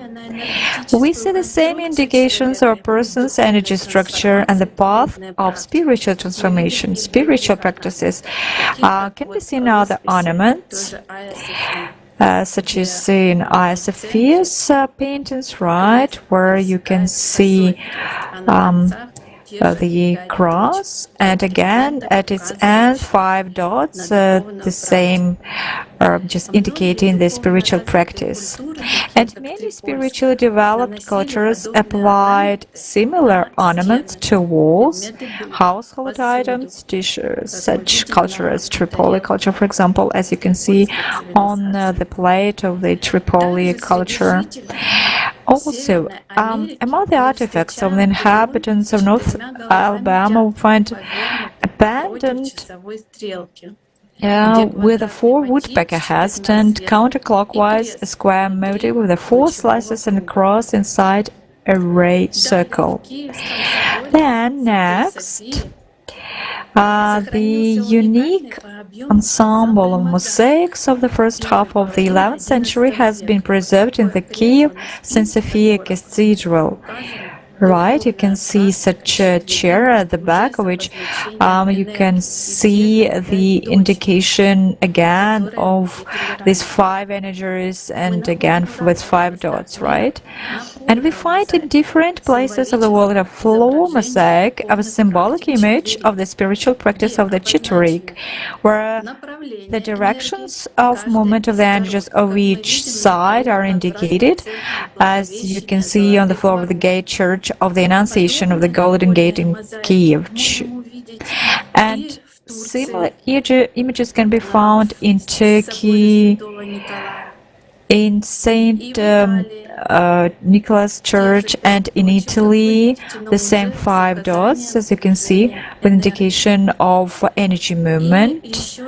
And also, you can see in Jerusalem, in this famous Kubat al-Sakra Mosque of the 7th century, the floor mosaic of the caves, right, which was found under carpets.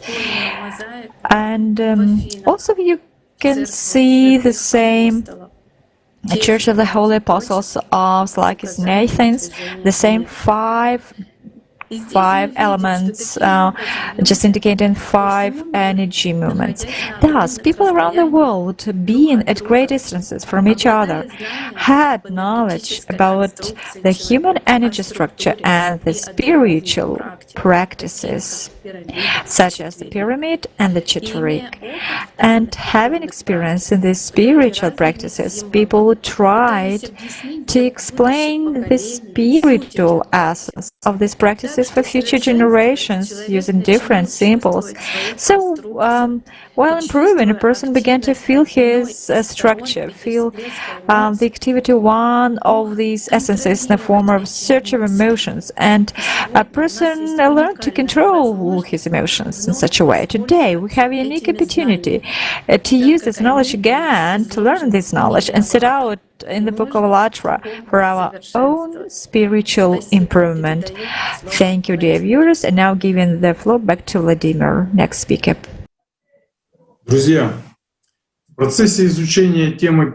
Friends, during studying the topic of pyramids, we found many facts indicating that the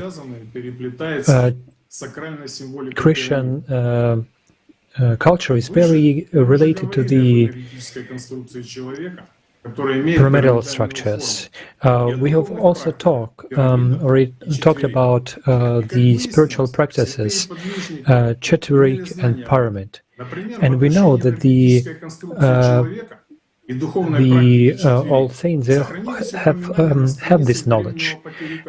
And on the pages of Patrick, we found this knowledge. My brother said to me that I don't see any anger in your what comes and what comes to you and into you. You will not understand it. But if you close the door and we will not prevent from something to come through it, like this bad thought, then you will see who will fight against you. Agree. You can agree with me that that everything is simple when you have the knowledge. When you perform spiritual practice on your own experience, you begin to understand what the holy assets meant One of the programs, Igor Mikhailovich Danilov mentioned the Solon of Athens, who represented an inverted pyramid whose peak it was the Christ. And this knowledge was very interesting to me. I found it very interesting, and I found in the books of Archimedes, Sophron, Sakharov, the Solon of Athens, we have reflection. We found that this hierarchical order of the higher and lower pyramids of beings, and we found this. So we turned to the Jesus and look how he solved this puzzle. He did not have hierarchy. There is no division to higher and lower. This pyramid of beings he overturns upside down, and thus reaches the perfection. And also, in the book of Archimedes Zachar, Jesus, and this as a path of our life, this topic was brought further, that everything us was led upside down, and this precisely this following the church, following the Jesus, is exactly unseen of this inequality and hierarchy. And in order to solve this inequality, Jesus turned over the pyramid of the walls, and he placed himself on the top, recovered the truth and justice. And this consists of a immutable assessment of the spirit and conscience of a person. He equally valued everyone, gave the same commandments, and it's a unique example, not close to anyone. And we see that God did not make any difference. There is no above and beyond. And this, what the love of God is, please love each other as I love you, as Jesus said. And by the way, how it's not to remember our Dorothy and his admonishment, ascetic admonishments around life, describing love of kindness. He wrote that, imagine that a circle, and the center is God, and the straight lines are represent human lives, and as much they closer to the center, they are closer to their God, and they're closer to the center, they're closer to each other. And the more he is closer to the God, the more he gets closer, he connects to him. It's united. And the more we are connected to each other, the more we are connected to the God, because God is love. Unity in many and many in unity. It's the words of Igor Mikhailovich Danilov really resonate from the program of life. Let's look at our life and the circle of life. And we are closer to each other. Our love is more closer. Why? Because we become more spiritual, more free. We have more power of life naturally. When we are closer to each other, we resonate more in the frequency. And that is a vision of love. So let's love each other, dear friends. All the best to you. Thank you.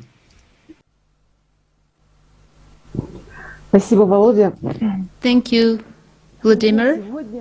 Friends, today we have tried to reveal more fully as far as possible to allocate the time and to give you interesting and important information about the sacred geometry of pyramids and their symbolism, to share unique knowledge about the human energy structure from the point of view of its pyramidal structure, to touch upon the topic of signs and symbols throughout the prism of historical and scientific sources.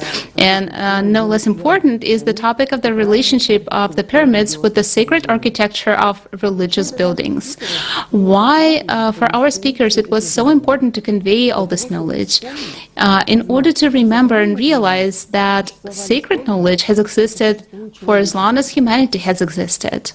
Signs and symbols have always been a paramount importance in people's lives, and their meaning and sense practically determined the way of life of people. We, the participants of the Kaleidoscope of Facts, have told only a small part of the vast body of information that any person can find. After all, for those who do search for the information, simple geometric shapes reveal their secret content. Study of principles of the universe, and for the person believing, display of divinity in all its beauty and of geometrical forms, whether it can leave someone indifferent.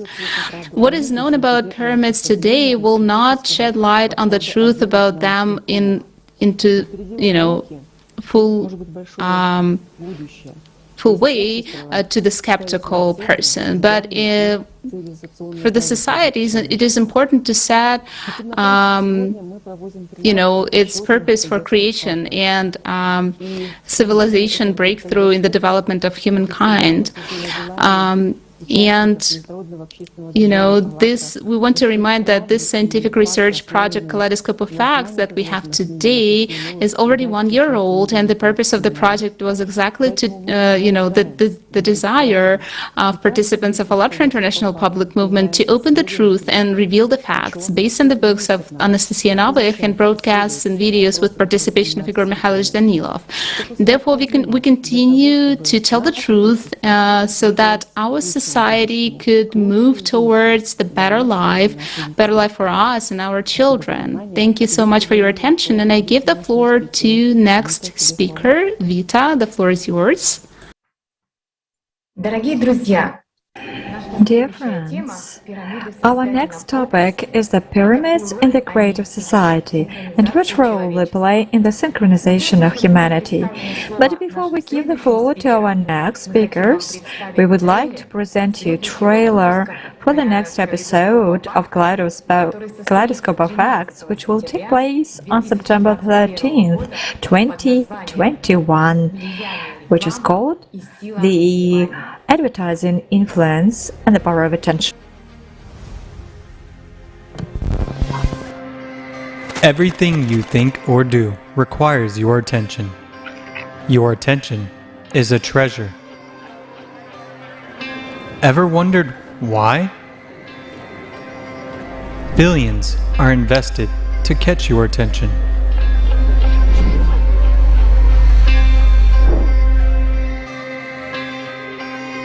Don't you feel like being manipulated? Me? Never. But what if we are all being manipulated? Do you want to know what is behind all of this? September 13th, Kaleidoscope of Facts, Impact of Advertising and the Power of Attention.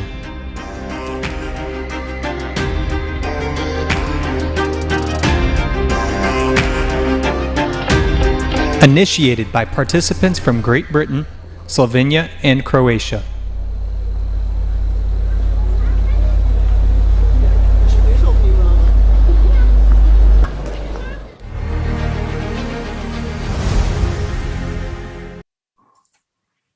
Dear friends, during the whole Kaleidoscope of Facts today, speakers of the conference have shared with us what unique knowledge about the pyramids as high technological devices left us a legacy of ancient civilizations, and did not forget to mention who taught them and helped to implement this powerful global architectural project. And how is it possible that today this monumental, carrying in themselves so much knowledge and discoveries buildings, are perceived by the majority of people only as burial walls of pharaohs built by slaves and as places of tourist pilgrimage? And I would like to pass the floor to our next speaker, please. Добрый день. Hello, dear friends. How come the pyramids historically been regarded as tombs and shrines?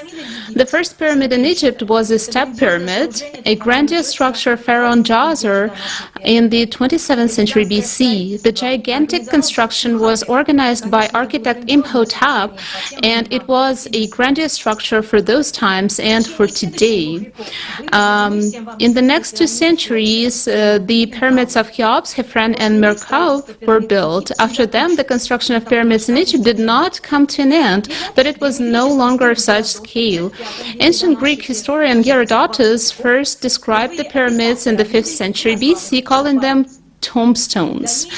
The further ancient Greek and ancient Roman historians have picked up words of Herodotus and have expressed opinion that pyramids are monuments of arrogance and haughtiness of the Egyptian pharaohs who wanted to immortalize themselves, to glorify the name, and to hide in bowels of pyramids.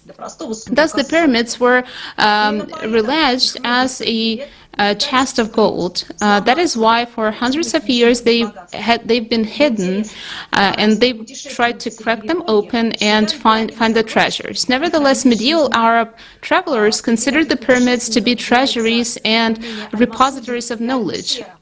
Al-Masudi and Al-Busir's view on the construction of the pyramids as a rescue from the flood impending the climatic change stands out. But salvation here was implied as hiding in the pyramid treasures and written evidences of wisdom. In the 18th century, the Brinton Thomas Show concluded that the inner construction of the Great Pyramid is of little use for a tomb, and therefore the structure was most probably a temple. The travelers also thought that the pyramids are prehistoric archives of Egyptian priests or ancient observatories. Or border fortresses, secret refuges for immortal pagan orgies. The science of etymology from the end of 18th century in its development confirmed the role of pyramids as giant tombs of pharaohs who dreamed of eternal life and glory. And one interesting point here is that at the end, by the end of the 19th century, the pyramid of Pharaoh Unis was discovered, where for the first time, archaeologists saw texts inside, and the so-called pyramid texts, magic incantations and formulas that were supposed to ensure the safety of the pharaoh's soul. The pyramid of Unis was built 200 years after the Great Pyramids. Although we know that no such texts are found in the Great Pyramids, historians have concluded that simply before that the incantations were oral. Nowadays, we can clearly see that there are already enough studies about sacral geometry of pyramids, about their orientation according to the starry sky, with analysis of pyramids by modern techniques, with the participation of physicists, and the very sophisticated studies have been carried out. But many historians and archaeologists hold on to long-held opinions, rejecting and redeclining, at least publicly, other reasons for building the pyramids. For example, in South American pyramids, in recent years, scientists have decided to put forward the theory that the pyramids in South America were built by local people, and historians continue to invert the theories and to put arguments under them by passing the facts inconvenient to official sciences. And we can say that the historians basically, they make up these theories and go around those facts that are inconvenient to the science. А вы знаете, последнее время... And you know that recently, more and more often, scientists, researchers, and just people began to be interested in information about the extraordinary properties of such similar simple substance in our lives as water. After all, we know that where there is water, there is life. And scientists have found out that this phenomenon contains many mysteries. And now our next speaker will tell us about it. Evgeny, please. Hello, Hello there, friends. I begin my speech with an interesting case. In 1956, a bacteriological weapon was being developed in a closed laboratory in Southeast Asia. During a secret meeting to discuss the characteristics of the weapon, suddenly all the participants were taken to the hospital with symptoms of severe food poisoning. The investigation immediately came to a standstill, as the scientists drank nothing but the water in the decanters of the table on the tables. A check showed that there were no harmful impurities, and the chemical compositions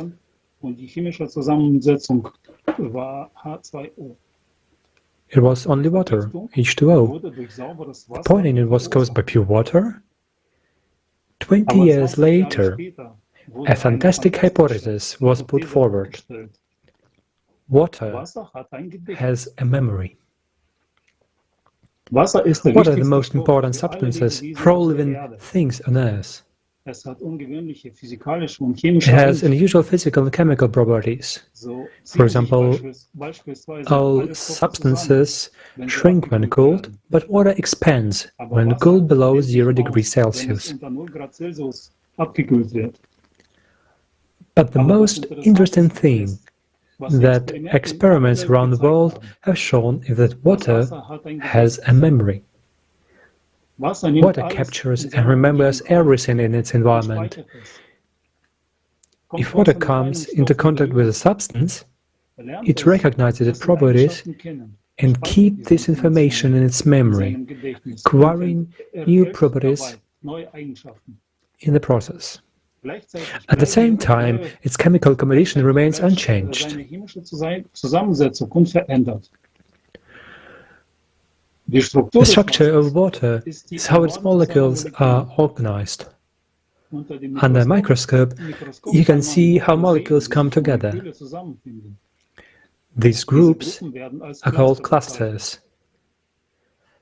Scientists believe that clusters are memory cells in which water records everything it sees, hears, and feels. With the help of modern equipment, it was possible to record that each memory cell of water contains 440,000 information fields, each responsible for its own type of interaction with the environment. The stability of the cluster structure confirmed the hypothesis about water's ability to absorb and store information. In the next video, Dr. Yasuyuki Nomoto will tell us about water crystals by Dr. Emoto Masaru. Please turn on the video.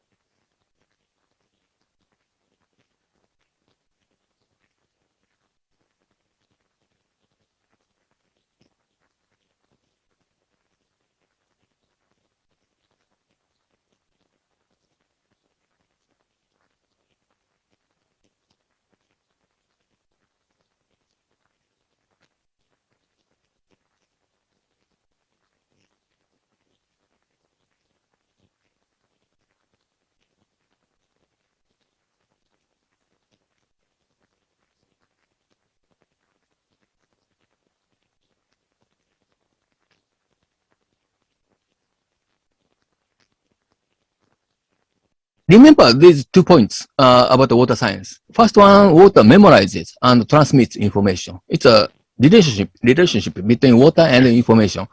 Water memory, or memory of water, okay? The second one, water stores and converts energy. This is based on the force festival water research by Dr. Gerard Pollack. So water information and water energy, they are connected. I believe the climate change, the climate is basically depends on water. You know, even the earthquakes, I believe that the water in the rock or in the, you know, formation like under the ground is playing a role, I believe. But anyway, I believe the climate changes is just reflecting the collective consciousness of humanity. So in this sense, everybody has the same, you know, same significance, same importance for the humanity. Each person. Even you are on the lying on the bed, you know, or if you don't, you cannot do any action at all. You are emitting vibration. You are emitting information like that, and you are affecting all the world. So if you have a life, you know, you are changing the world. You have a potential to change the world.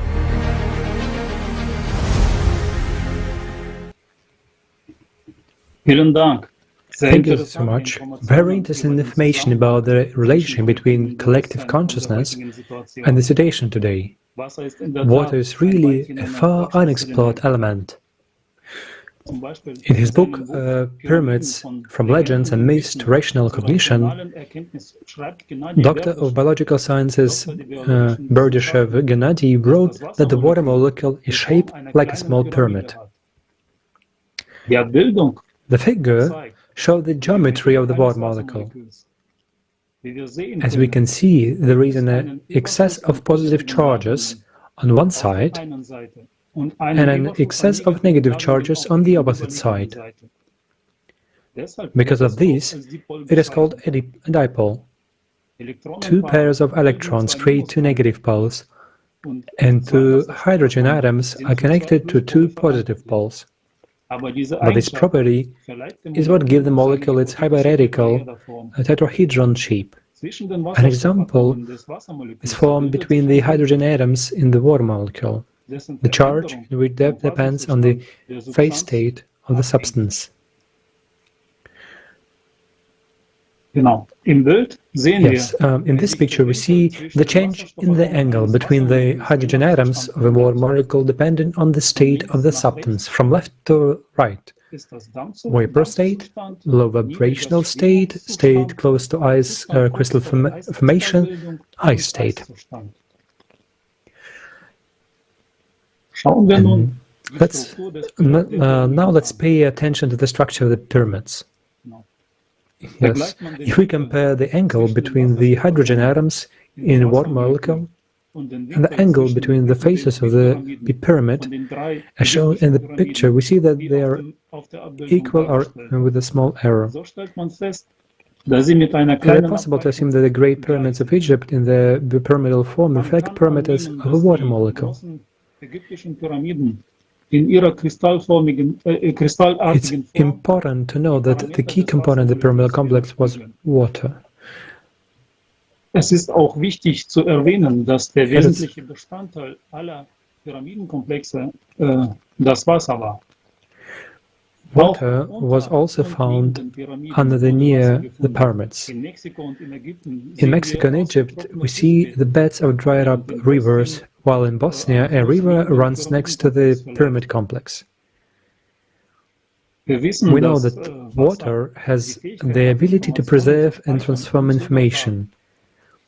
As Maria Witte, archaeologist and researcher, said, megalithic stone structures can be charged or programmed in a certain way during their transformation.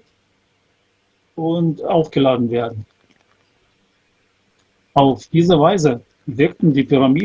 pyramids and waters worked as one unit. Water remembers everything it comes into contact with. Everything that we generate is stored.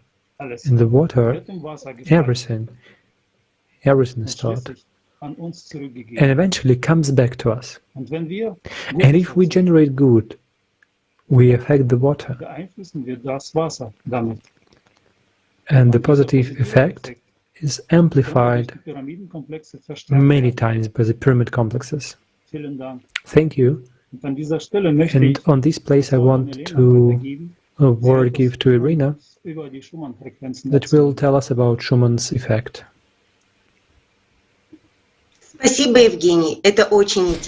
Thank you, Eugene. This is very interesting, and very often we hear about Schumann waves. Their influence is clearly underestimated, and their study is in early stages. These are weak standing electromagnetic waves in the Earth's atmosphere. They are generated between the ionosphere and the Earth's surface. The first frequency of Schumann waves is 7.83 Hz.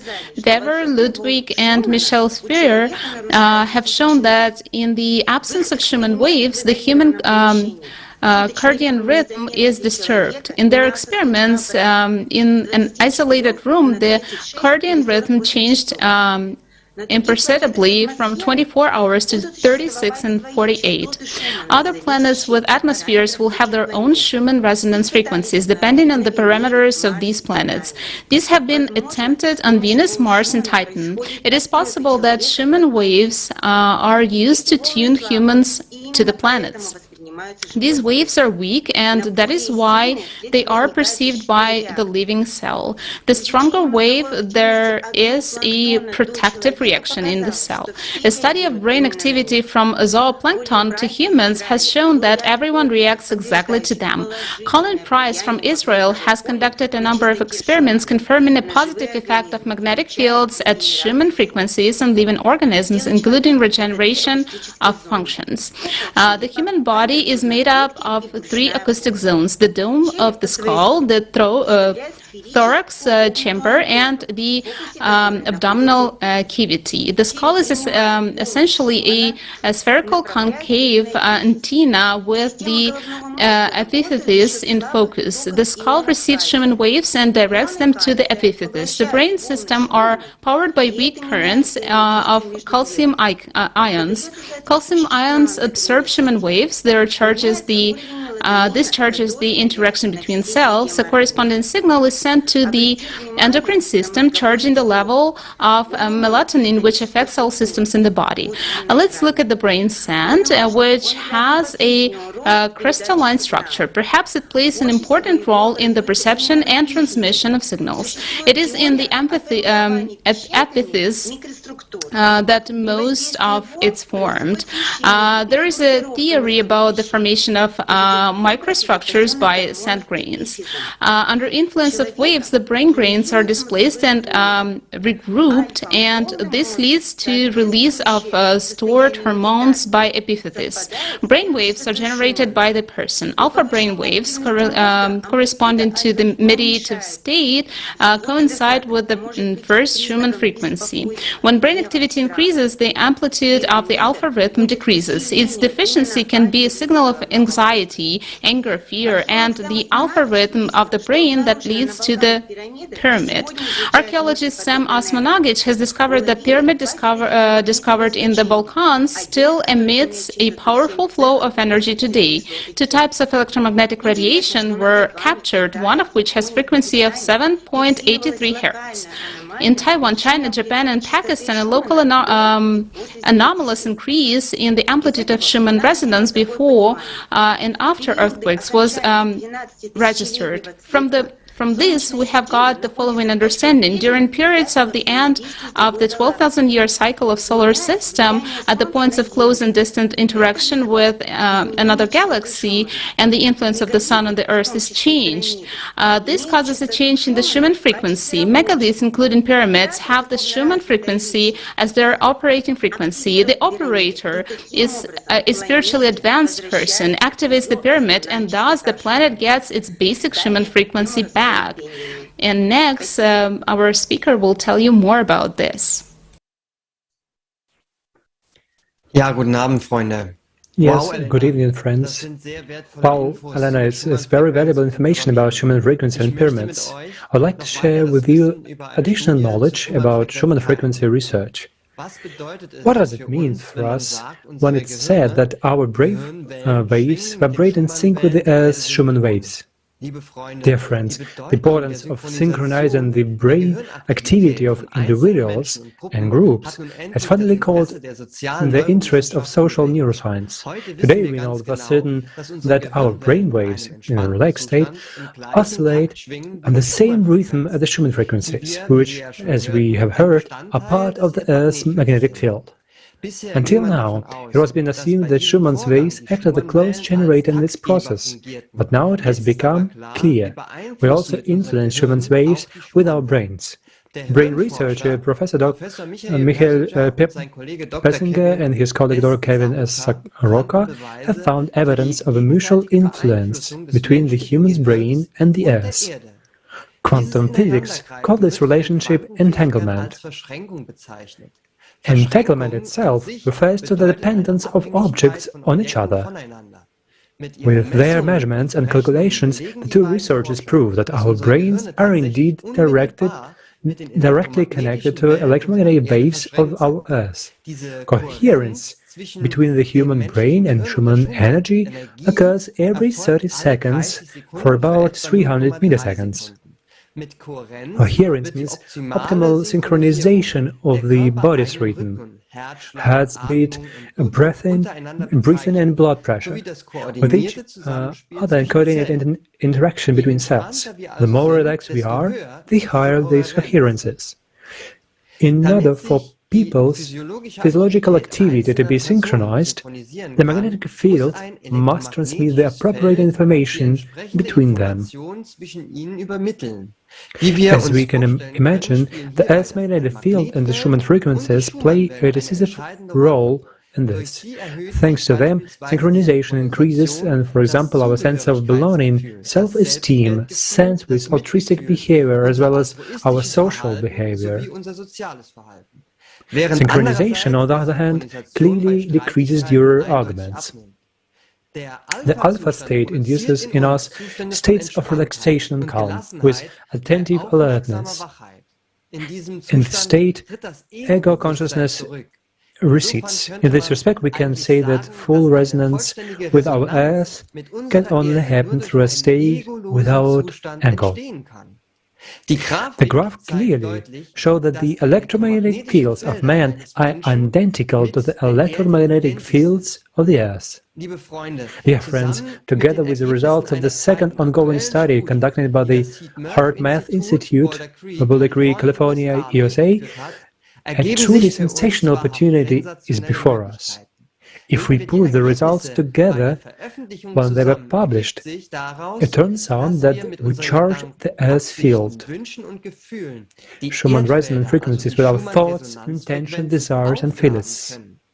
In fact, the group synchronization has been shown to improve conformity, that is, over-synchronization with the attitudes and behaviors of others, significantly increase cooperation and trust, and strengthen the social bonds of group members. This means that the more people resonate positively with each other, the healthier they are, all of these associated with them become. The same applies to people all over the planet, to the planet as a whole.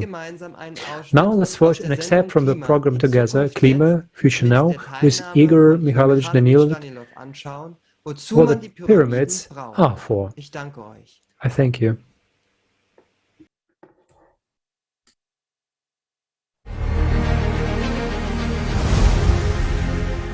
We can talk a lot on this topic. The topic is actually very broad and interesting.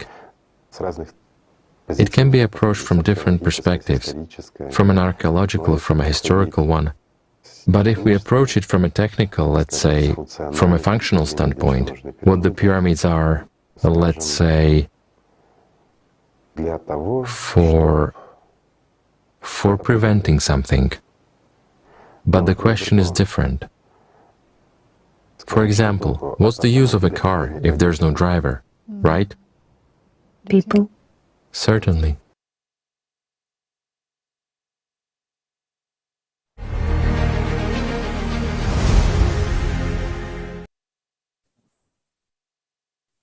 Здравствуйте, дорогие друзья. Hello, dear friends. I would like to say lots of thanks to all our invited scientists, experts, and all the speakers for sharing such relevant information with us today. And from everything we have heard today, it is clear that a person is closely connected to the pyramids, and that the pyramids play a very important role in the life of all humankind.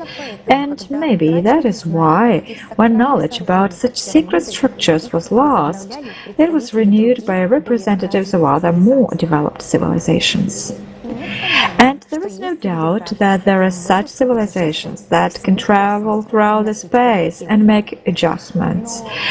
And what if these adjustments are made on a planetary scale? For example, it may not be at all accidental that biological life on planet Earth became possible. It's just that some facts probably make us think about it. But let us talk about it in order. So, because some facts will make you think about it. So, when in 2010, workers at the NASA Astronomical Observatory discovered the Kepler 33 planetary system in the constellation of Cygnus, all the traditional ideas about the structure of the solar system, that it was accidentally formed from the chaos of dust and gas, were strongly shaken. The fact is that in the Kepler 33 planetary system, all the planets are strictly aligned by their volume, and they are built around their own star as in rank. And first come the larger planets, and then the smaller ones. In our solar system, however, the order is quite different. The planet closest to the star is the extremely small planet Mercury, as you know, and somewhere in the center is the gas. The closest is Mercury, and such giant planet as Jupiter is situated in about the middle of our solar system. So, in general, the arrangement of the planets in the solar system does not depend on their size.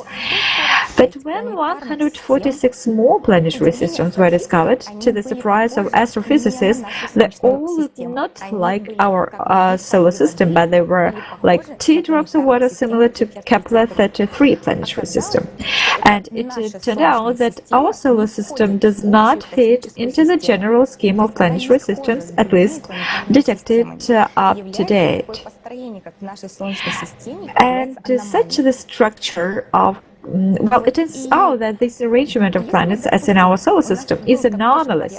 And if we had the same world order as in the region of all other stars, Earth would be somewhere in the vicinity of present-day Saturn. And there is actually hellish cold, so to say, and no conditions for biological life. Also, Gennady Belimov, a space anomaly researcher, said, if the solar system had been created according to the laws of gravitational mechanics, the larger planets would have been disposed next to the Sun, and the system would build these planets in such a way, but we have the opposite in the solar system. The smaller planets like Mars, Venus, they are situated near the Sun, and the huge ones like Jupiter or Saturn are further away. This too is artificially done, isn't it? It is also surprising that the distance between the planets in the solar system can be calculated by a simple formula. It turns out that each of the following planets is on average 1.7 times further from the Sun than the previous planet. So it gives, a weird impression that the solar system was created by some mathematical formulas, according to the preconceived blueprints. And our giant planets, Jupiter, Saturn, Uranus, and Neptune, are so well located that their powerful gravitational fields are just in the path of most major comets and protect our planet from the constant bombardment. So, if it were not for these planets, for these giant planets, life on Earth would be actually impossible, bombarded by comets. So, and there is a question, so what is the likelihood that such kind of defense is just a factor of coincidence? Well, also Saturn with its satellites is of interest. The thing is that Saturn and its satellites are a mini version of our solar system, because each large satellite of Saturn has its own planet of the solar system. So there is a feeling that, well, firstly, kind of they tried out the version on a smaller model and then implemented the whole project. Also, our Earth's only satellite, the Moon, raises many questions. It differs significantly from the satellites of other planets in the solar system. So first of all, the Moon's actual rotation. The vast majority of satellites are very small compared to the parent planet. And the Moon, on the other hand, is only 3.7 times smaller than the Earth in diameter. And the laws of mechanics ruling the interaction between the Earth and the Moon are so fine-tuned that even though the Moon rotates around its axis, it always faces the Earth with the same side. That is, the rotation of the Moon around the Earth and around its own axis is synchronized. Is it possible that this level of synchronization was formed as a result of natural processes? So who could have put the Moon in such an orbit with optimal altitude and exact course and speed? And no meteorite, even one that allowed a crater over 100 kilometers, has not made the Moon move, didn't change its current position or rotation speed. So what fixes the Moon so rigidly? So data said that diameter,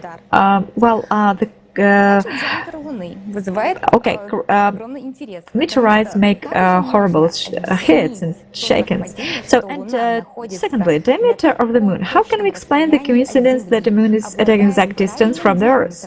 Has the right diameter which allows it to completely cover the Sun.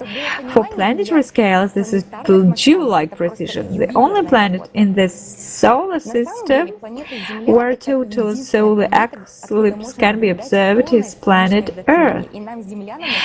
And we Earthers are really very lucky, and I was lucky enough to see solar eclipse. Yeah, and I can tell you that it was really amazing. Also, in 1973, the Soviet scientist Kirill Betisov published a paper, Properties of Symmetry in the Solar System, including the property of doublets. He scientifically proved the existence of absolute symmetry in the solar system. This property is that almost everybody in the solar system is duplicated. That is, it corresponds to another body, close in mass and diameter, and that is just for example, Jupiter, Saturn, Neptune, Uranus, Earth, Venus, Mars, Mercury. Also, Betisov assumed that the presence of a second star in the solar system. And also, we can find lots of petroglyphs all over the planet, and probably just there was a celestial body in the solar system, which periodically appears in our planet, causing terrible cataclysms on Earth. And an unusual celestial body, Typhon, for example, based on the legends of ancient peoples and rock paintings, is very similar to a neutron star of the G-rotator class. Right, you can see it on the picture, right? The cross, right? It is on the Sun, cave drawing.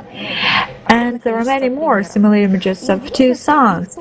And it is surprising that no one pays attention to these numerous facts of the presence of a second sun in the solar system. Myths, legends contain a lot of information about cataclysms caused by the approach of an unusual celestial body to our planet. And if we continue to develop the theme of myths and legends about our star system, we can also meet such an expression as moonless people. That is, people who lived in times when there was no moon. Many ancient texts said that the moon did not exist in the sky before, that it was given by the gods, and that after moon's appearance, the great flood took place. In Egyptian mythology, it is said that along with the moon came a new god, Thoth, who added 5 days to the year and created the tides. And indeed, with the appearance of the moon, the earthly year increased from 360 days to 365 days, and this happened 12,000 years ago exactly. In America, on the walls of the temple of the ancient city of Tiwanaku, there are written symbols that speak of the appearance of the moon also 12,000 years ago. And by the way, on ALLATRA TV, there is Kaleidoscope of Facts dedicated to the civilization which lived exactly 12,000 years ago. And this Kaleidoscope of Facts is called The Known History of the Atlantis.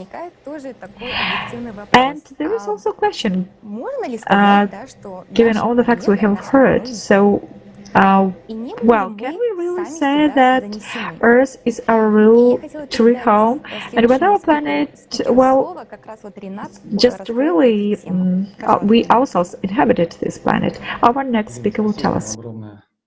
Thank you, Irina, very much for your message. Hello, dear friends. Many people are wondering if the planet Earth is the own home of humans. Are we sure that we are all the Earthlings? Or maybe representatives of other planets?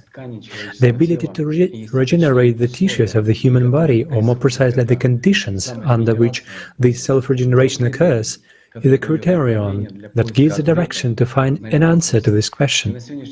Currently, scientists have established a close relationship between the ability of self-regenerate and gravity. That is, gravity is that invisible criterion under which self-regeneration occurs, the restoration of body tissues. Scientists still marvel at the inexplicable way gravity is accounted for in all body systems. There's a very interesting point in the book of ALLATRA, which states that the function of the living organism depends on the magnitude of gravitational forces. In the gravitational condition of the planet Earth, self-regeneration of human body tissues does not occur, such as a rainworm, which can grow two whole worms from its two halves, or a starfish, which can grow a new ray to replace the lost one, or a lizard's tail. There are many such examples. Gravitational conditions on the Earth are capable of implementing the process of self-regeneration in the invertebrates, but for humans, these conditions are not optimal, in which self-regeneration occurs properly. That is actual proof that the planet Earth is not a home for humanity. The Soviet scientist experimentalist Lev Davidovich Lyosner writes, "Every tissue of the organism, without exception, has the ability to reparative regeneration in varying form. And if one considers a process in its not so far advanced stages, complete reparative regeneration is possible under optimized conditions at a certain level for each tissue." The knowledge contained in the book ALLATRA gives us clue to the answer to this question: what kinds of conditions? Is that the optimization of gravitational conditions that leads to regeneration of human body tissues? Igor Mikhailovich Danilov, as a doctor, the author of the method of the vertebral revitology, in his work Osteochondrosis for the Professional Patient, writes, "Theoretical calculations have shown that for independent recovery, active reparative response, for degenerating intervertebral disc, it is necessary to reduce, ideally by 37%, the constant load from this disc for a long time, while maintaining the optimal conditions. For example, of the same osmosis. From this fragment we can conclude that one of the ways to start the process of self-regeneration of a damaged intervertebral disc is to reduce the gravitational force by 37%. But if we constantly live in such gravitational conditions, the process of regeneration of organs and systems of the human body would be absolutely natural. One who created the human body has thought everything out in detail, and taking into account the gravitational conditions played a crucial role in this task. But why isn't our body adapted to Earth's gravity? Perhaps it was created for other conditions, say, another planet. There is also interesting information confirming the hypothesis of extraterrestrial descent of man, saying that the biological rhythm of the human body corresponds to 25 hours. There are 24 hours in a day on the planet Earth, and we daily lack 1 hour, perhaps 30 minutes for sleep and 30 minutes for wake up for optimal functioning of our bodies. Perhaps one of such planets, where the value of gravitational field is 37%, less than on the Earth, was the extinct fifth planet of the solar system, Phaeton, whose orbit was once between the orbits of Mars and Jupiter. It had human-like life, and now there is an asteroid belt in that place. And now, let's watch a video with Jana about people who remained after the death, like planets like Phaeton and Mars.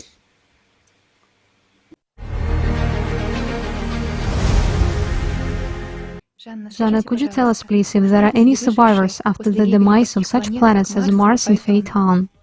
Well, and who are you then?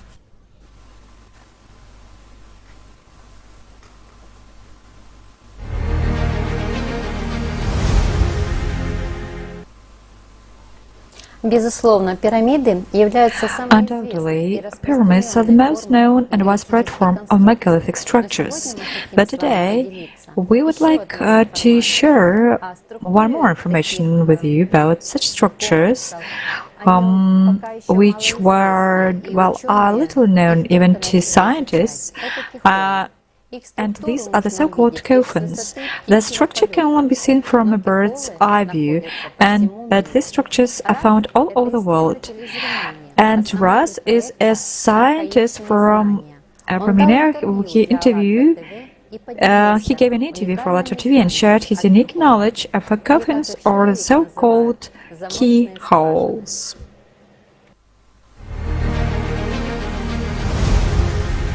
It became a national symbol for the Japanese people. So they were really proud of this keyhole symbol. They basically have coffins. So coffin literally means tumulus. It's like a burial mound.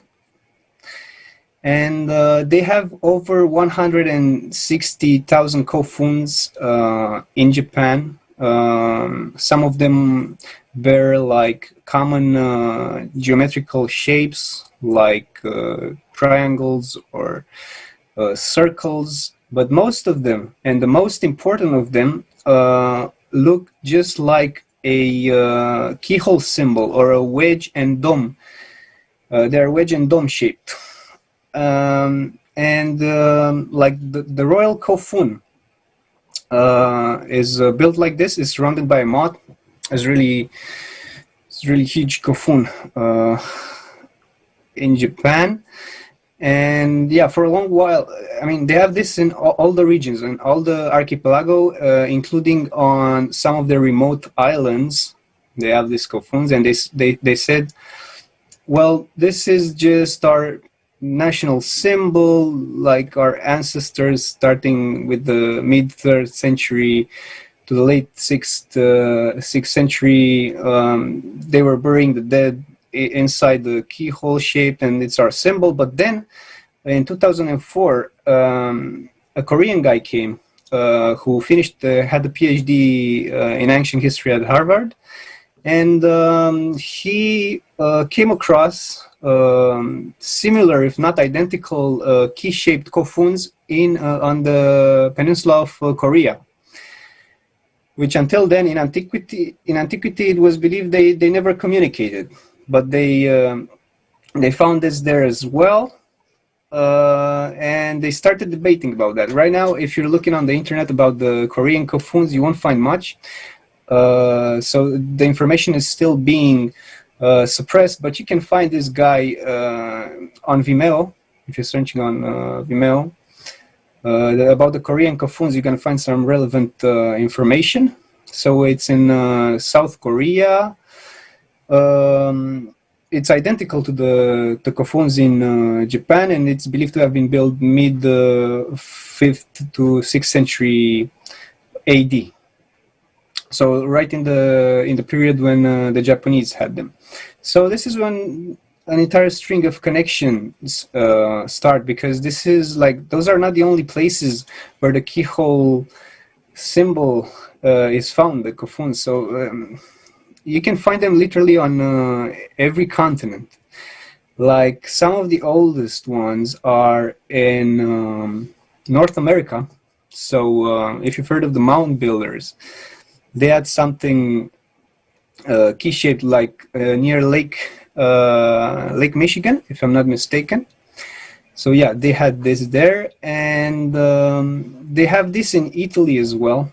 This is a really interesting connection, because I think that the Japanese people, the ancient Japanese people, could travel on the coastline all the way to Italy from Japan. So they have actually so many neuralgic sites that are shaped like a keyhole, just like a Japanese kofun in Italy. The most famous of them is the well of the Nuraghe of Santa Cristina. And they have a few more there as well. And then if you, I also want to mention that the interior is very similar, and I'm gonna showcase that as well, that the interior of those kofuns in Japan are identical with the ones in Italy. The corridors, the shapes, the entrances, how the megalithic stones are aligned at the entrance. And moving forward, with the help of Google Earth, they discovered the keyhole symbol, like the identical keyhole symbol in Saudi Arabia. So they went there with Google Earth, and then in 2009, some researchers went there by helicopter and took some photos of them and tried to date them. Of course, there's been some debate with the datings, but they're thought to be over 5,000 years old, like between 4,000 and 1,000 BC. They've been dated. There are many in Saudi Arabia. It's very interesting to note that this can also be related to the other formations that are also found in Jordan and in Saudi Arabia, called the kites. If you've seen the kites, or the bullseyes, there's an entire debate on this as well, but pretty much they've been used, I think, from what I've researched, they've been used by nomadic people of the area for gathering herds of antelopes, for keeping the animals inside. But this is just a theory.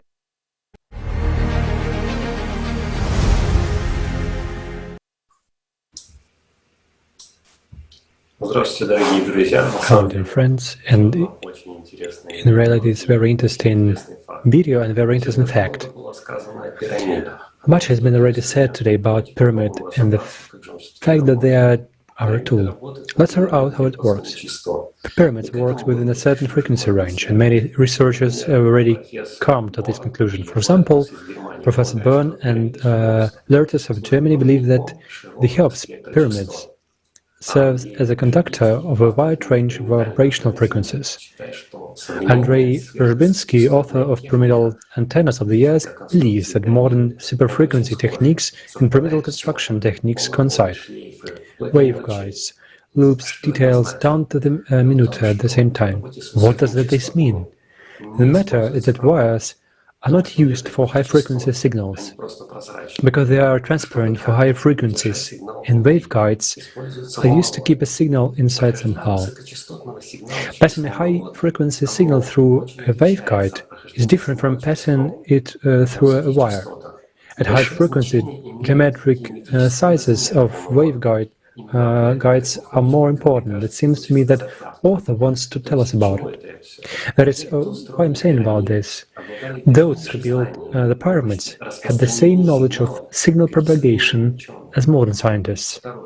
Second moment that would like to let light about that which the position of pyramids in space. Well-known Russian ufologist Amy Peterhov put forward the following version. All surviving pyramids should be considered as remnants of a global planetary system which served not for separate rulers, but for all ancient mankind, for protection from cataclysms.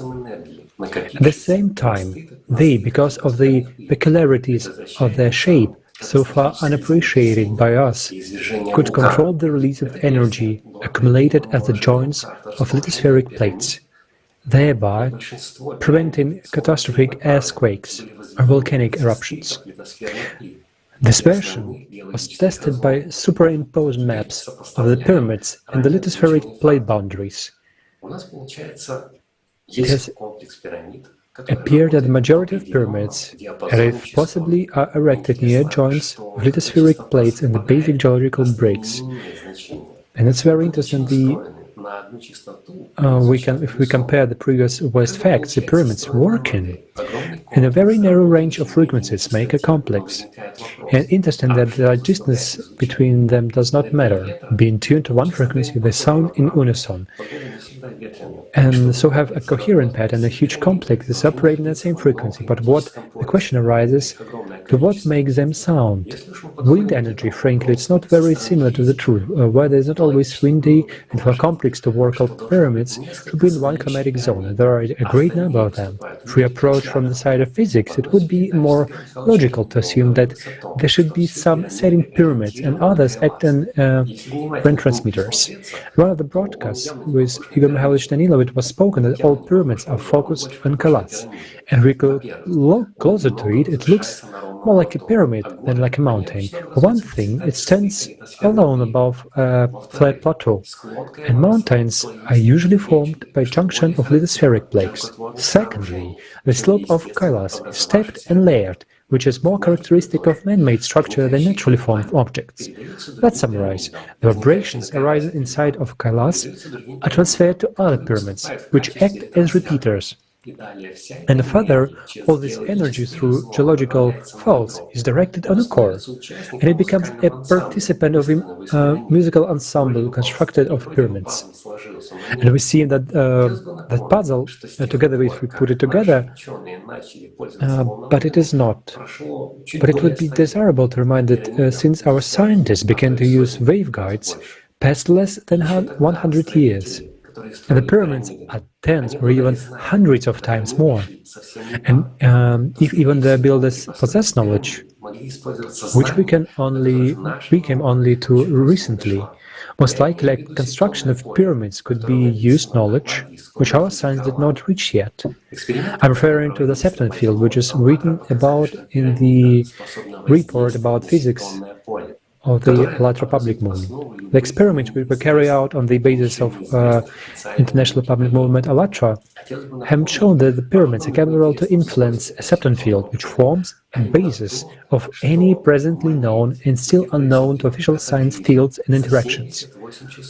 We would like to remind that one of these properties, namely sharp increase intensively the Septon field in the place of current cataclysm 78 hours occurs. That is mostly probably the pyramid also interacts with the nucleus at the level of the Septon field. Similar assumptions were also prepared by some researchers. For example, Dmitry Pavlov, the candidate of engineering sciences and the member of Council of Laboratory of Alternative History, believes that pyramids use unknown to physics fields connected with the property of time, which, while are not studied enough. Some of all I said above would like to know that for today, the science is capable to explain only part of the functionality of pyramids. With another part, science still should be understood. And in order to let more light on it, let's watch a video fragment about it with Christopher Dunn.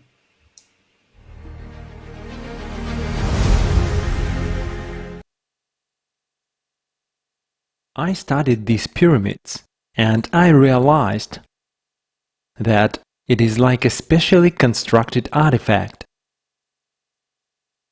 And I see various harmonic wave connections.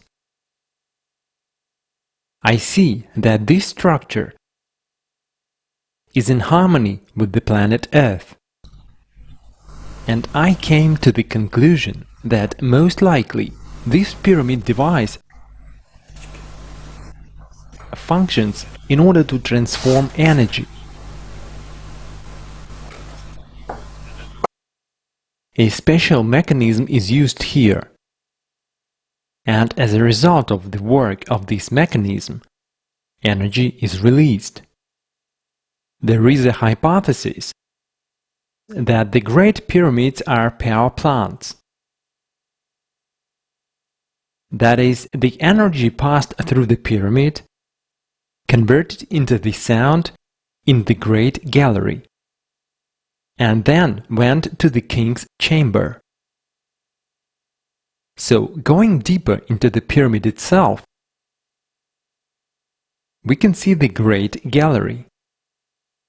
This is a kind of acoustic room. It has the characteristics of a concert hall.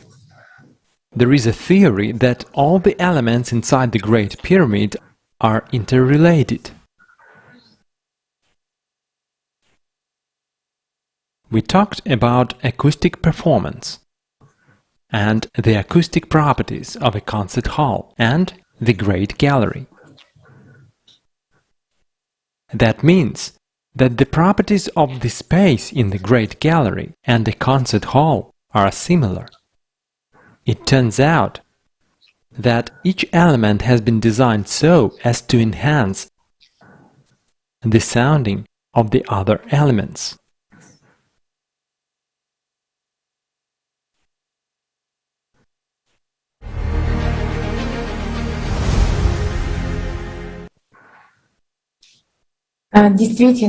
Indeed, really interesting. And if we take into account the changing of the climate, we can suppose that pyramids are the single functional complex to prevent or protect from the approaching climatic catastrophes. About this, our next speaker will tell us a bit more. Thank you. Hello. Everyone can see what is happening to the climate, and starting the conversation about the climatic changes, I would like to note that great prospects for humanity are opening up, but the condition for implementing these prospects is to make the right choice during the time of the crossroads. These times are right now. Right now, humanity faces that very choice, either to really show its best human qualities or to fall into the abyss of consumption, aggression, and passive extinction. The result depends on each one of us. The questions of the state of our society today and the challenges that we are facing, such as upcoming global unemployment, the catastrophic state of the environment, the global climate change, were openly and truthfully presented at the Worldwide International Conference Global Crisis. This already affects everyone, held on the 24th of July this year, and was simultaneously interpreted by volunteers into 72 languages. So what is happening to the climate right now, and what are the consequences? There has been a rapid increase of the power and number of natural disasters around the world, with more and more people suffering from natural disasters. These planetary changes are caused by the cyclic processes of 12,000 years. Scientists of different countries independently from each other, came to the fact of the existence of cycles about the 12,000 years by studying layers of coal, volcanic ashes, ice cores, traces of flooding, water erosion, and marine sediments. Indicators of time of transition are also enshrined in the pyramids, in particular the Orion dragon pendulum. This pendulum is indicated by the pyramid of the Giza Plateau and the temple of Complex and Horvat, from a system marking the change of epoch in the zodiacal sky.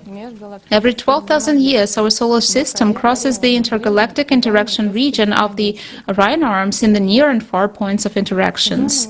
The zone of intergalactic interactions crosses the whole solar system.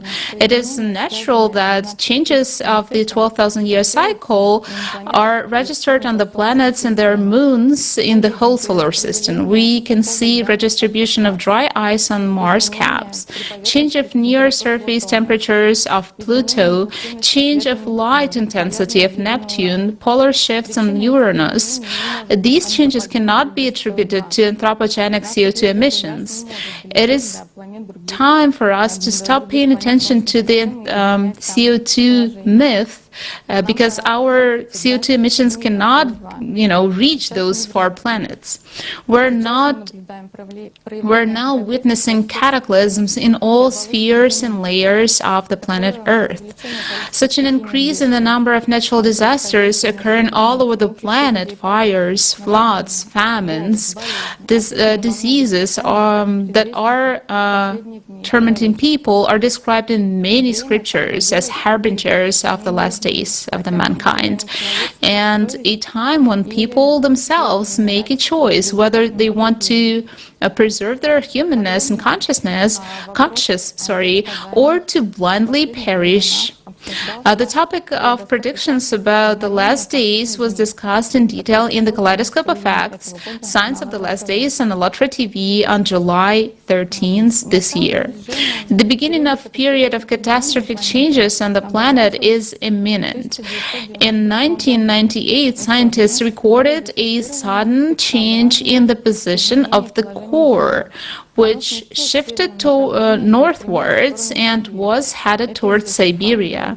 This is the well-known fact in the scientific circles. The Earth is a balanced system where any change in one of its constituent parts causes all the other manifestations. Now, our planet's core is shifted to the north, the planet's balance is disturbed, and due to this dissonance within the planet and on its surface, apparent consequences take place. An increase in the volume and shape of the planet, its expansion across the equator, an increase in the centrifugal force of the planet. The increase in the centrifugal force results in magma coming to the surface, and hence an increase in heat flow, which manifests itself in the increase of volcanic activity and seismic activity. The heat flux from the bowels of the Earth is that very heat which melts the glaciers of Antarctica and Greenland from bottom up, which heats the oceans at its depth, which is stated in more than one scientific paper. The Earth's crust became micro-fractured and visible cracks appeared on its surface, so water began to escape deep into the bowels of the planet. Therefore, rivers and wells around the world are becoming shallow, and whirlpools and sinkholes are forming, while at the same time we are seeing an increased precipitation and flooding. This is due to the active heating and evaporation of the vast reservoirs of water within the crust.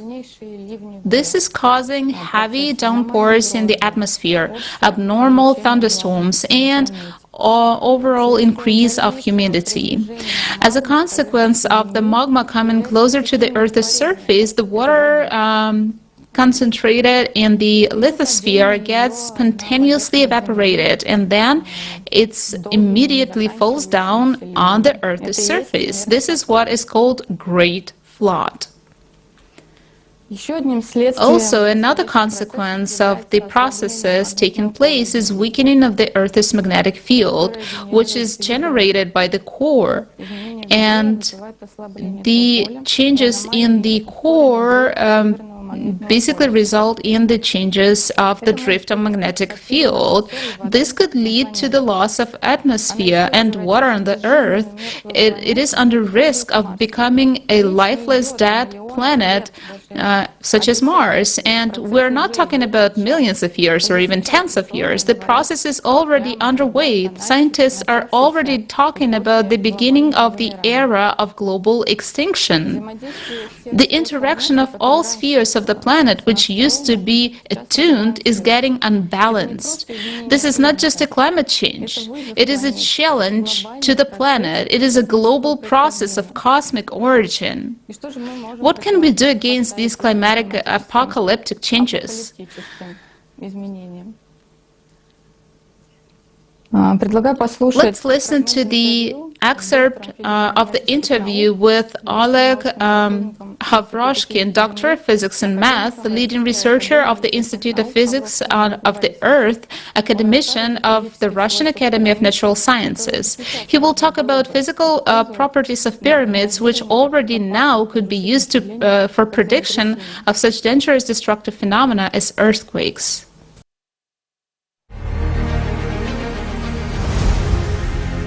What kind of researches did you carry out and on which pyramids? The pyramid itself is an interesting object, like some kind of an oscillator, like an oscillating system, especially since its very shape indicates that it can amplify signals. Most of the signals, especially those inherent in the inner structure of the Earth, come almost vertically upward and hit the large base of the pyramid, affecting it. So, naturally, the wave flow that occurs goes upward. To the top, the cross-section decreases, and since the law of conservation must work here, the wave amplitude increases. So, it is all very noticeable at the very top. Well, this is when a signal is strong, and if it's quite weak, it just becomes possible to be registered. I made a report that if, let's say, we put a seismic receiver into the pyramid of Khufu, we can give several seismic receivers which register seismic noise. And all Sirius signals are very weak, and they are detected as noise. Then there is no any problem. There we can register them absolutely easily. We have developed a method for predicting seismicity, which is short-term, because long-term is a hack. It is a great thing to predict it in a few days or hours. Because if you predict even in a month, most may not agree, because it is a huge loss for a city. We set up a short-term forecast, and it works perfectly. It is using the pyramids? And it's very inexpensive. In fact, any village can afford to install such a predictive system according to our methodology and our equipment scheme. Also, it's possible for a plant of any kind. For example, if it is a chemical plant, then such an earthquake will cause a chemical disaster.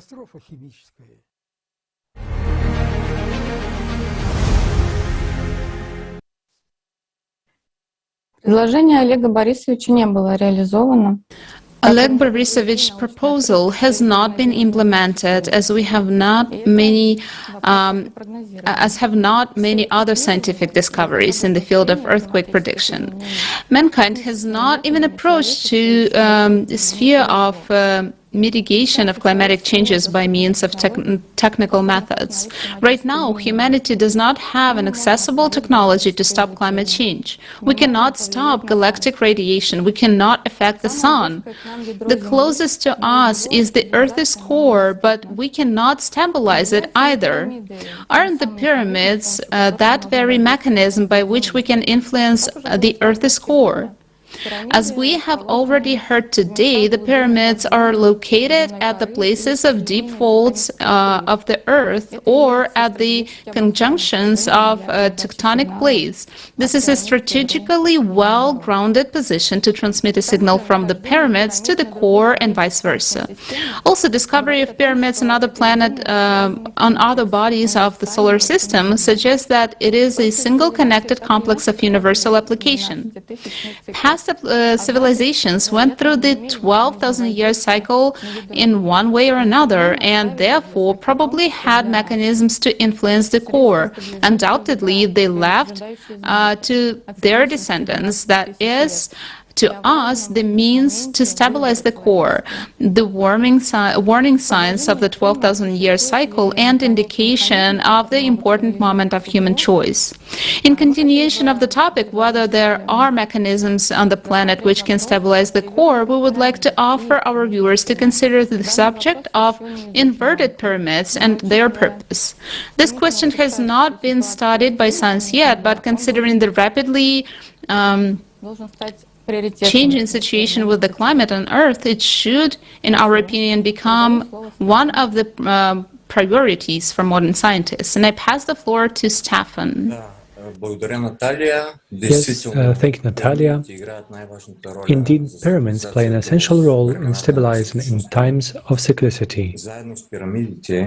Along the pyramids, one of the best-known forms found around the world are stone spheres with a perfect spherical shape. They're also called spheruliths. Dr. Semas Monagic points out that these spheres are man-made and come in different sizes and materials. And very often stone spheres are found next to the pyramids.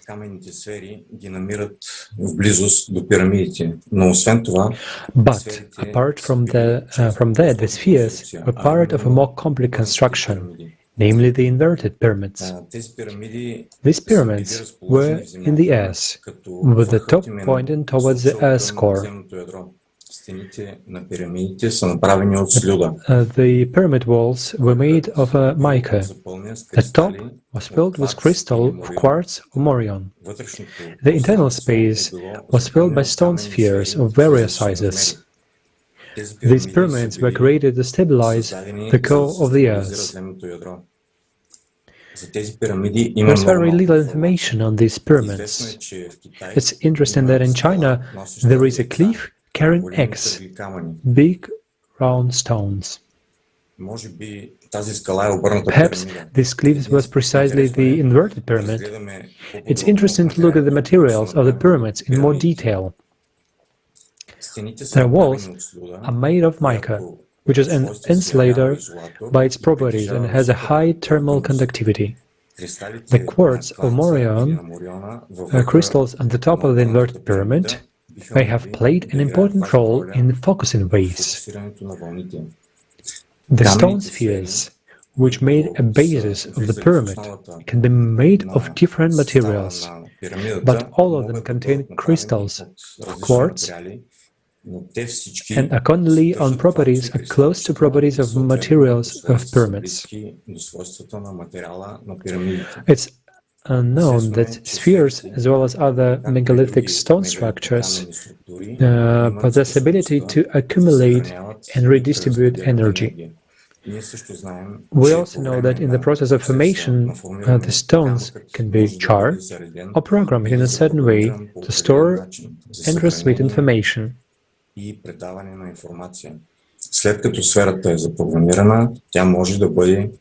Once a sphere has been programmed, it can be placed in a pyramid where it begins to work, storing energy and transmitting it to Earth's currents, and lay on a global level. It's also known that several stone blocks, united in a single system, reinforce each other and act as a single structure. Thus, using several hundreds of spheres creates conditions for the formation of a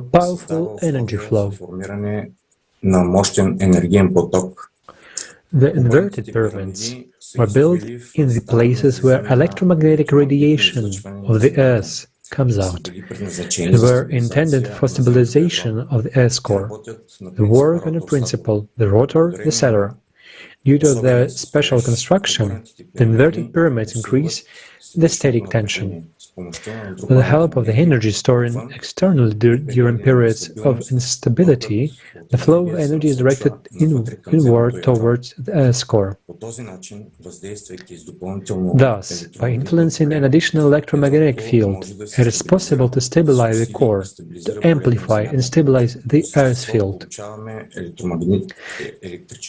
In essence, we get an electrical generator. Knowing the mechanics, electrophysics of piezoelectric phenomena, it's possible to direct electromagnetic impulses to the center of the Earth, to control the energy of the Earth. When the Earth's core stabilizes, the climatic cataclysm, as occurs at the end of every cosmic cycle, every 12,000 years, I count down. Thank you so much. I pass the word to the next speaker.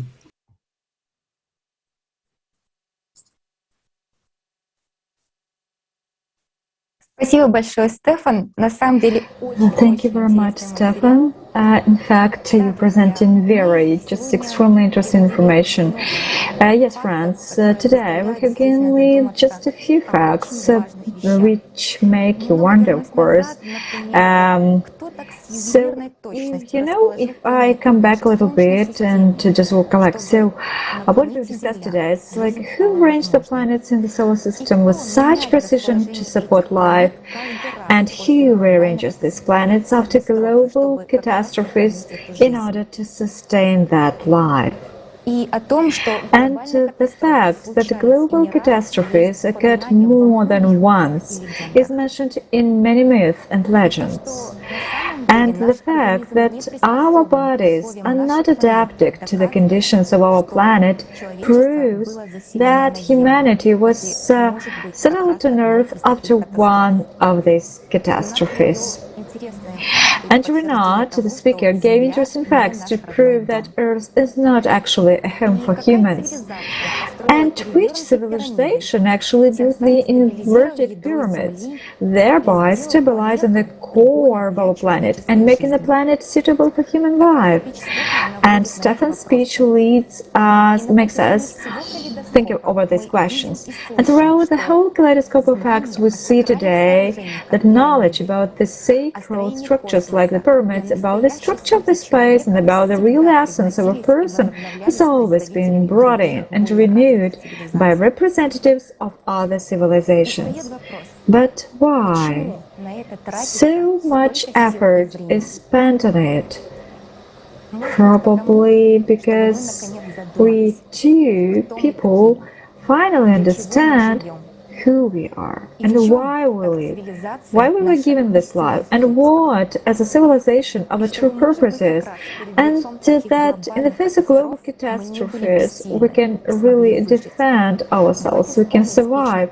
And we are on the brink of such catastrophe. We have all heard the report by Natalia Mikhantьева, because she proved that we are just on the verge of such global changes.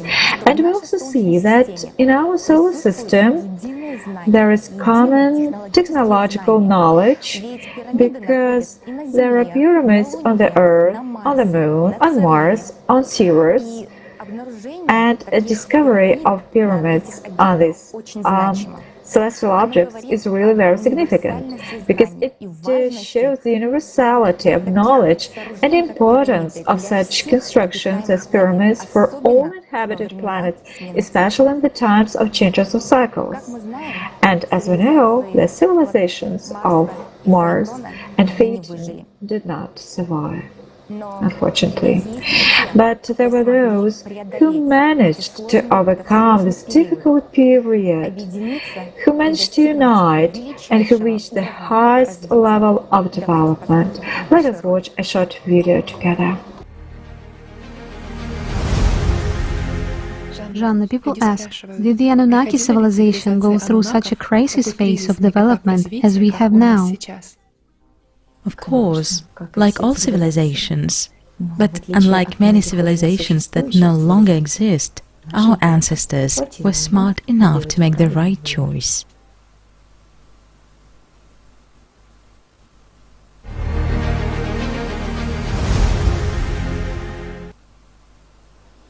И, конечно же, после этих слов хочется сказать, какой выбор сделаем мы. Наша цивилизация... And of course, after such words, I want to say, what choice are we going to make?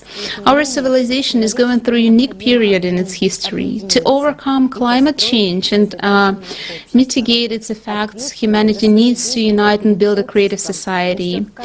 Each of us is responsible for our actions to society. Knowledge is given, and it is the future of our entire planet that depends on which direction and how effectively people use it. This is a real chance for civilization to survive, and the positive changes in the society start within each of us. Jana, as of today, cataclysms are on the rise and people are concerned about the climate. So they ask the question, how do we survive? It's easy. Become humans. The united human civilization. It is enough to just unite and build a creative society. And then no cataclysms will have power over you.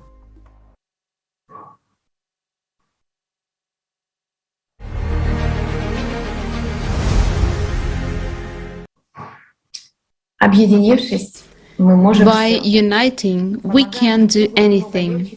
Helping each other is much easier to survive the cataclysms that are swiftly hitting our planet.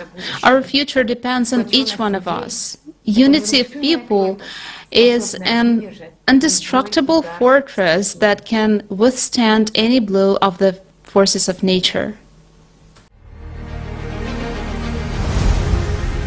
We believe in the concept of critical mass theory, which states that changing the thinking direction of 1 to 5% of the population will result in a trend that will change the mindset of the majority of people.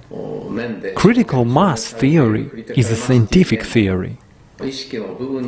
We believe that if we can change the consciousness of a few percent of the population, whether it's 100 or 200 million out of 7 billion people, there will be a big shift in everyone's thinking. We would like to spread this idea to those who support the Fuji Declaration. We are looking forward to collaborating toward a peaceful world. I sincerely wish this conference success. Thank you very much.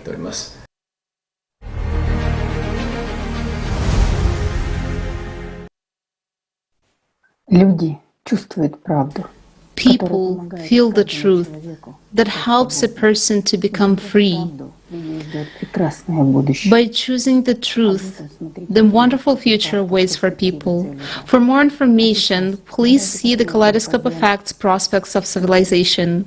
And right now, let's take a look at the excerpt from the conference Life After Death, Fiction and Facts with Jana. Let's rise the sun of the truth to the zenith.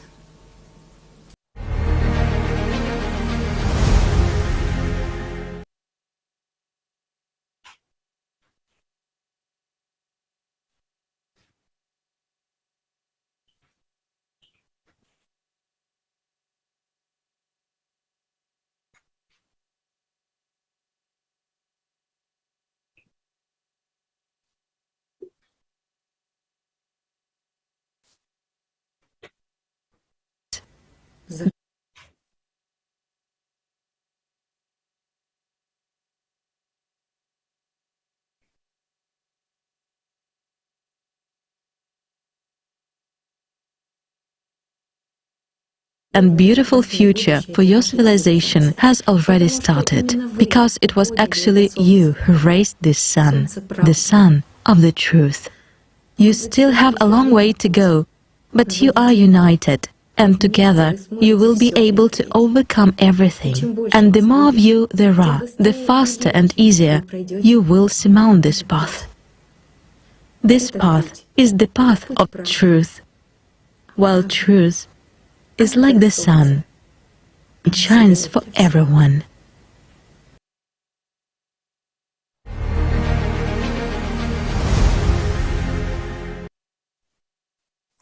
Да, друзья. Yes, dear friends, the sun of truth has risen, and already millions of people around the world are uniting to bring this truth to all humanity. Because if we do not inform everyone, we will not be able to build a creative society, and this is our only chance to survive in the current circumstances. And each one of you can check out the project at ALLATRA website and join in by clicking on the red button. And about how important the participation and action of each person in building the creative society, we want to show you an excerpt from the conference, The Global Crisis, This Already Affects Everyone, with the participation of Leslie Magnum.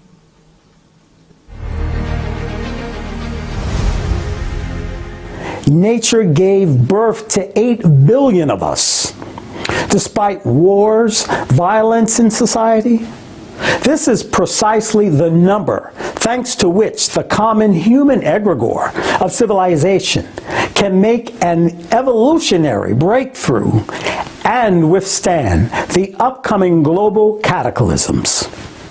Let's be honest. We do not know nature.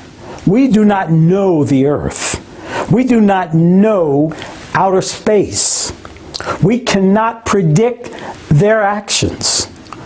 What will happen tomorrow and where and what kind of cataclysm will occur?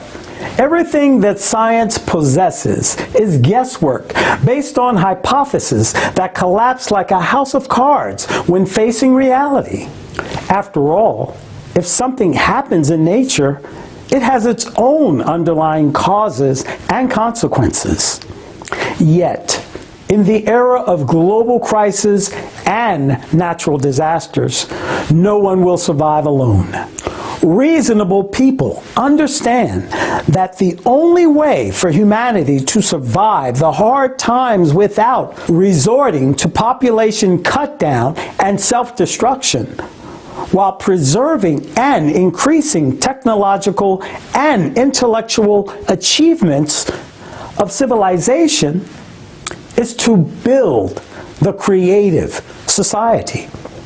Creation of a better future is possible only worldwide, with the participation of the majority of our planet's population in building the creative society.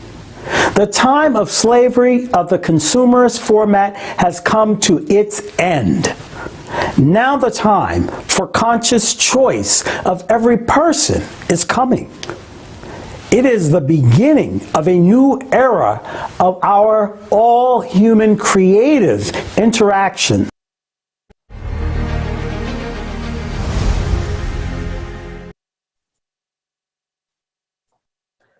Дорогие друзья, Dear friends, in order to know the truth, one does not have to travel great distances, travel to another part of the world, climb high mountains, touch the relics of canonized saints, and so on.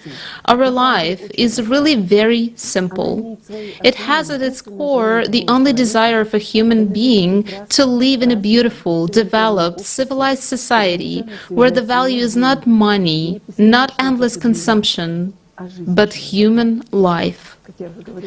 As I said before, we held today our 13th Kaleidoscope of Facts.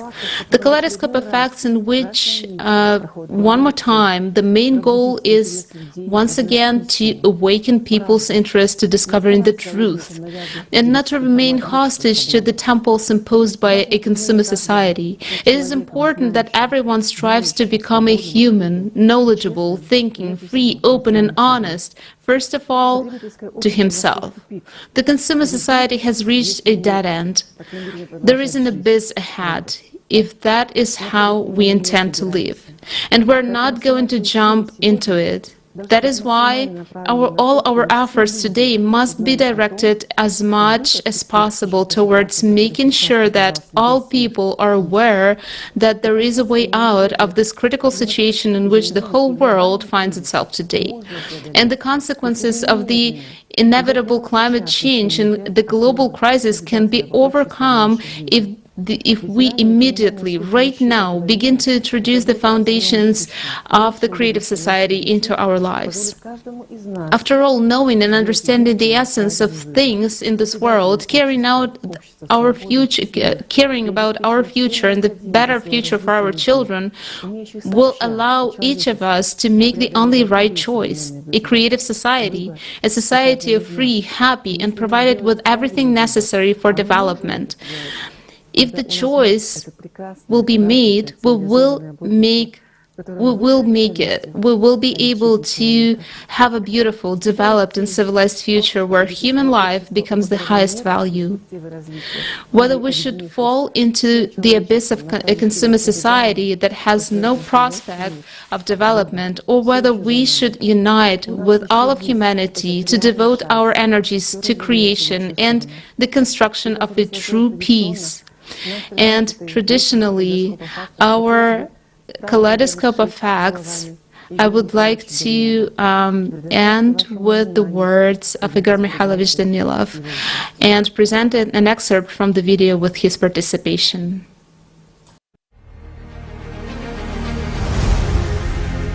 Do you know what I would like to say? That in the future, regardless of the course of events, no matter which path we choose, there will be neither poor nor rich among us. All of us will be equal, but in one case, there will be a wonderful world, while in the other case, all of us will be equalized by the fate that we will determine.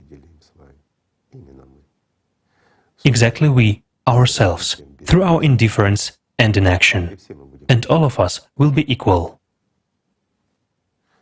It's up to us to choose and to decide which path to follow. The choice is up to us, but the choice is up to everyone.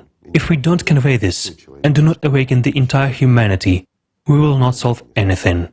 We won't be able to do it on our own.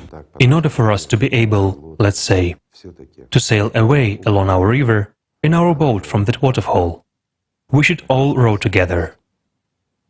This is important. The time of egocentrism has passed. It's time to unite. It's a wonderful time. It's time for everyone to mature and treat one's life responsibly. It's time to choose who you are, a human or an animal. If you are a human, you are a part of our entire civilization, the entire humanity. If you are an animal, then without you, we will become animals too. And the choice is up to everyone, whom to be, and whether we will live or not. You know, like in the classic, to be or not to be. And everyone makes this choice now, every one of us.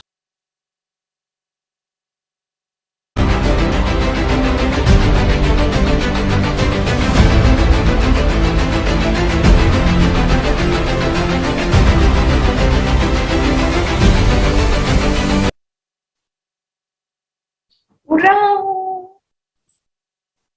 Всем